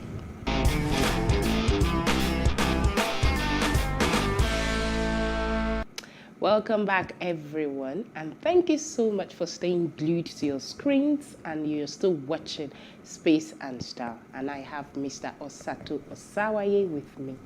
Thank you again. I can't thank you enough for always coming here. So, the last time we were talking about property management and all that, but there's also an element which is project coordination, project management on site. I have heard arguments from estate surveyors saying that it is within their jurisdiction to coordinate all the professionals on site, on building sites, from the conception to the completion and to probably the sale of the property. I don't agree. Why do you think it's so? Well, you see, the estate surveyor is a unique professional. We are trained in almost all the aspects of the built environment. You know, so we understand some elements of law, a lot of elements of law, some elements of design, some elements of construction. So we are a rounded professional. That is why we can handle the conception of the project. From the time you think of a project, I want to invest in real estate, you need to consult an estate surveyor and valuer to tell you what aspect of real estate you should actually throw in your money. Is it residential? Is it commercial? Then when you're coming up with a design, the estate surveyor can also tell you, if you put this type of building here, you are assured of this type of rental income or this type of capital value if you want to sell. So that is the unique role the estate surveyor has, or the unique role the estate surveyor plays. So we're the best among the built environment, the construction team, to be able to advise you from inception to the conclusion of the transaction. And the transaction is not concluded when you finish the project. The project needs to be able to render income in terms of rental income or sales income if you want to sell. So who is best to handle project management? than the person that is there when you are conceiving the idea to the person that will manage the already conceived idea when it's in brick and mortar. That is why we say the estate surveyor is the best project manager. Okay, I see your point. So what is viability, what is feasibility of property investment? All right, thank you. Feasibility, as the word implies, you want to see if is the project feasible. Can I put this structure here based on zoning, based on land use, based on government regulations? Is a block of 12 flats feasible in Magodo, Shangisha? Okay, so you're telling me that you have based on also, sorry to interject, based on also the land, in terms of the terrain of the land. Can it take a 12-story building? Are you telling me you have elements of structural engineering knowledge? That's part of that's why the estate surveyor and valuer is the most rounded professional in the building industry. We do engineering, we do graphics. We are almost like a jack of all trade and a master of all trade to some extent. So you also liaise with government regulators? Yes, we can handle the issues of approval. We can handle the issues of consent, because these are terrains. Don't go there. These are terrains that we're very familiar with. Not documentation. That's the exclusive preserve of Not documentation. All right, let's not go into that very far. So that's why the estate surveyor, the feasibility, like I was saying, is this land feasible for this project that I have in mind? Then the viability is my investment worthwhile? Will it generate the expected income that I have in mind compared to the alternative uses I could have employed my ₦1 or my $1? So feasibility and viability is a combination of the things you need to do before you part with your money. Do I invest my 100 million on the mainland or on the island? Do I build a commercial property or a residential property? Do I do a mall or I do a shopping complex? They are two different things. Do I do warehouses or do I do open parking for trailers? Because I can see a lot of sense in what you're saying, because most times clients come to us and say, please source for a land for us.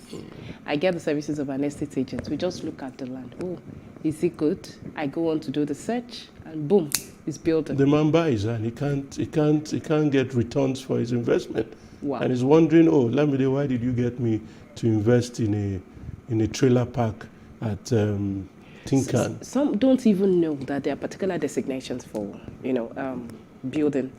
Sometimes you can go and buy a farmland for residential purpose. Yes, you can, if you don't get the proper advice. I know advice. A client that got into that quagmire. You already bought, you already paid, and it was coming to And the agent has walked away with his fees. The agent, they are so good at hurrying you up. They tell you there are about 10 people on this project. They are paying this week. Please pay. So what I tell my clients, investing in us is the best decision you can make. Yeah. And it's a lifelong decision. Take your time. Take your time. If Do your due diligence. I'm telling you, if that land goes, another one will come. Another one would come. But agents, because they want to get their money, so I'm always very, very wary of them. So most transactions, I'm not friends with them, because they will like, oh, lawyer, what to do? What's the problem? But I would say, just take your time. Thank you very much. I've really learned a lot from this conversation. Same here. I've also enjoyed And as talking to you. usual, we're out of time. So quickly, can you take us through tips on buying and selling? And what I mean is, what should inform your decision? Aside from all the other stuff you talked about the viability and feasibility, we're talking about hospitals. Should it be a determining factor? Schools and all that. Do you think they're determining factors to buy property or even sell? Well, it depends. To buy a property, you must look at the alternative, what we call the opportunity cost. There's always an opportunity cost for every naira or dollar you want to spend. Alternative investment. So if I'm investing in treasury bill compared to real estate, is it worth my while? So if you're investing in real estate, you must make sure, are you investing for rental income or for capital appreciation? These are issues that you need to discuss with an estate surveyor and valuer. It is not something you can discuss casually. You need a professional with depth of the market to advise you that go into the market for rental appreciation, go into the market for capital appreciation. These are things that you need to consult an estate surveyor and valuer for. And Lamide won't like to render that service for free because that is why we're called professionals, and that's how we earn an income. And especially you who is a fellow. So tell me, what does it take to become a fellow of the Nigerian Institute of Estate Surveyor and Valuers? It takes expertise, it takes mentoring, and it takes development, and it's something that you have to earn. It is not a right, it's a privilege. It's the institution that will deem you privileged enough to be endowed with such pinnacle of your professional practice. So it's equivalent to the status of a senior advocate of Nigeria in the legal profession. Yes. Wow, I'm really impressed. Thank you very much for coming. You're welcome. I am so grateful. I really had a nice time. And I hope that when we call you, you'll come again. Definitely. Thank you very much, Mr. Osato Osawani. You're welcome, madam. Thank you very much. I hope you had a nice time. I did. So moving on, we have the design tip of the week.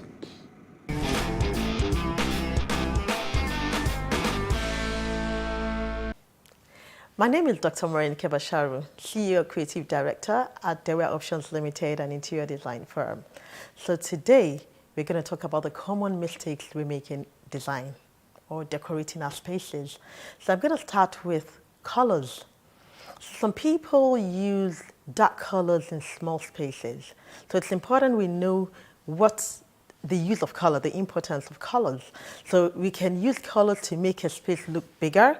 So you can imagine you have a small space and using very dark colors. So that means you make the space look smaller. So that's a common mistake that people make.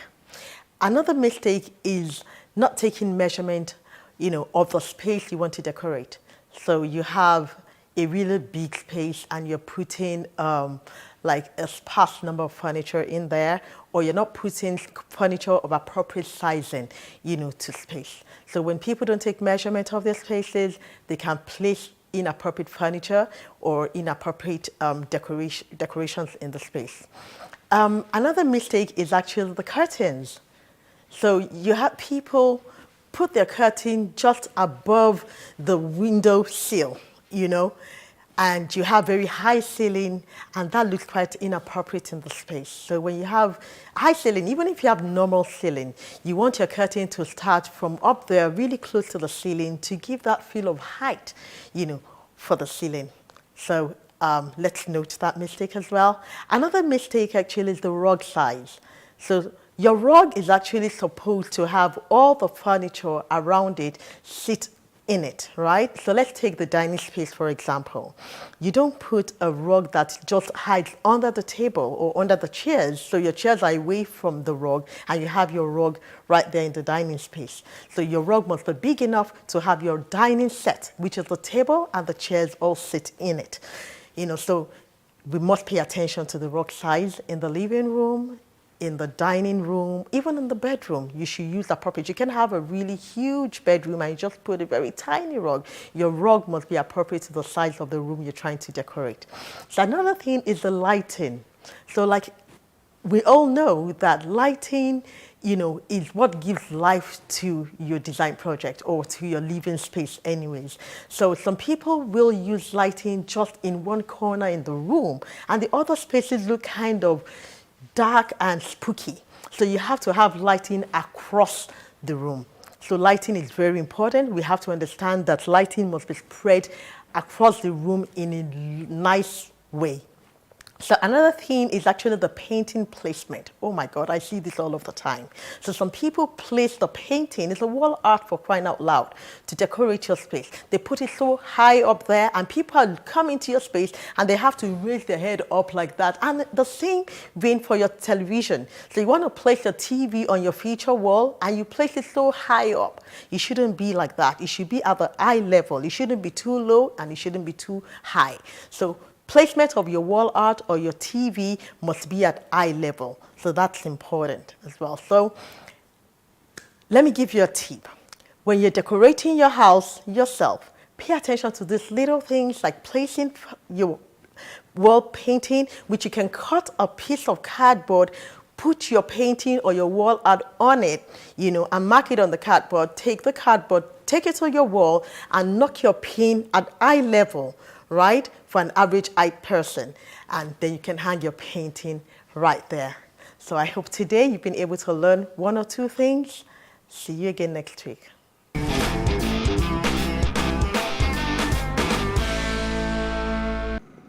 And lastly on the show is the artisan spot. And for some reason, it's my favorite.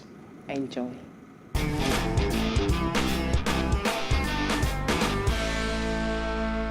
Ṣé wà ní ẹnu iṣẹ́ yẹn sí ọgbọ̀n ọdún. Ó wà fẹ́ ti wà torí situation iṣẹ́ wa yẹn sì. Bí dọ́là yẹn ṣe ń rise ni owó orin yẹn náà wọ́n máa ń gbówó ẹ̀ sókè.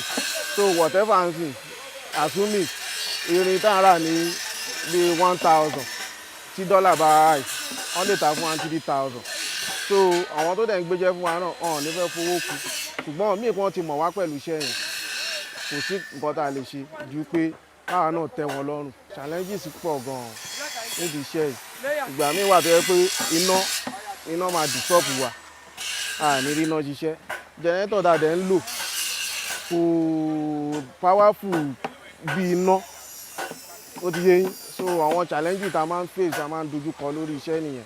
So táwọn oníṣẹ́ bá dẹ̀ lọ́wọ́ fẹ́ gbéṣẹ́, kò dẹ̀ sí nǹkan tá a lè ṣe ju pé ká wá means láti fi parí iṣẹ́ yẹn. Iná generator náà la lè lò. Àsúmì tó gbé mi ṣe wà yìí, máa ń ní program fún iṣẹ́ mi. So mo lè níṣẹ́ 3 4.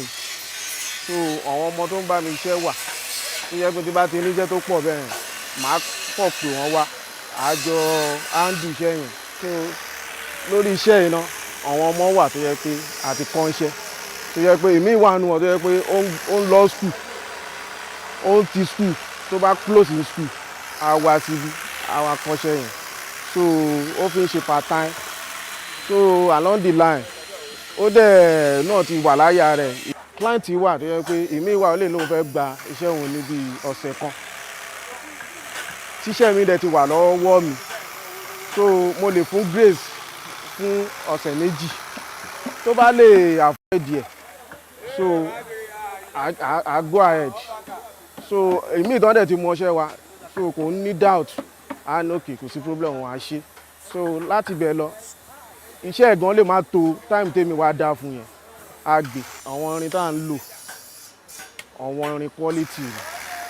So àwọn nǹkan tá a dẹ̀ fi ń ṣe, ó máa ń last débi pé ẹlòmíì gan tún máa padà fún yàn ni.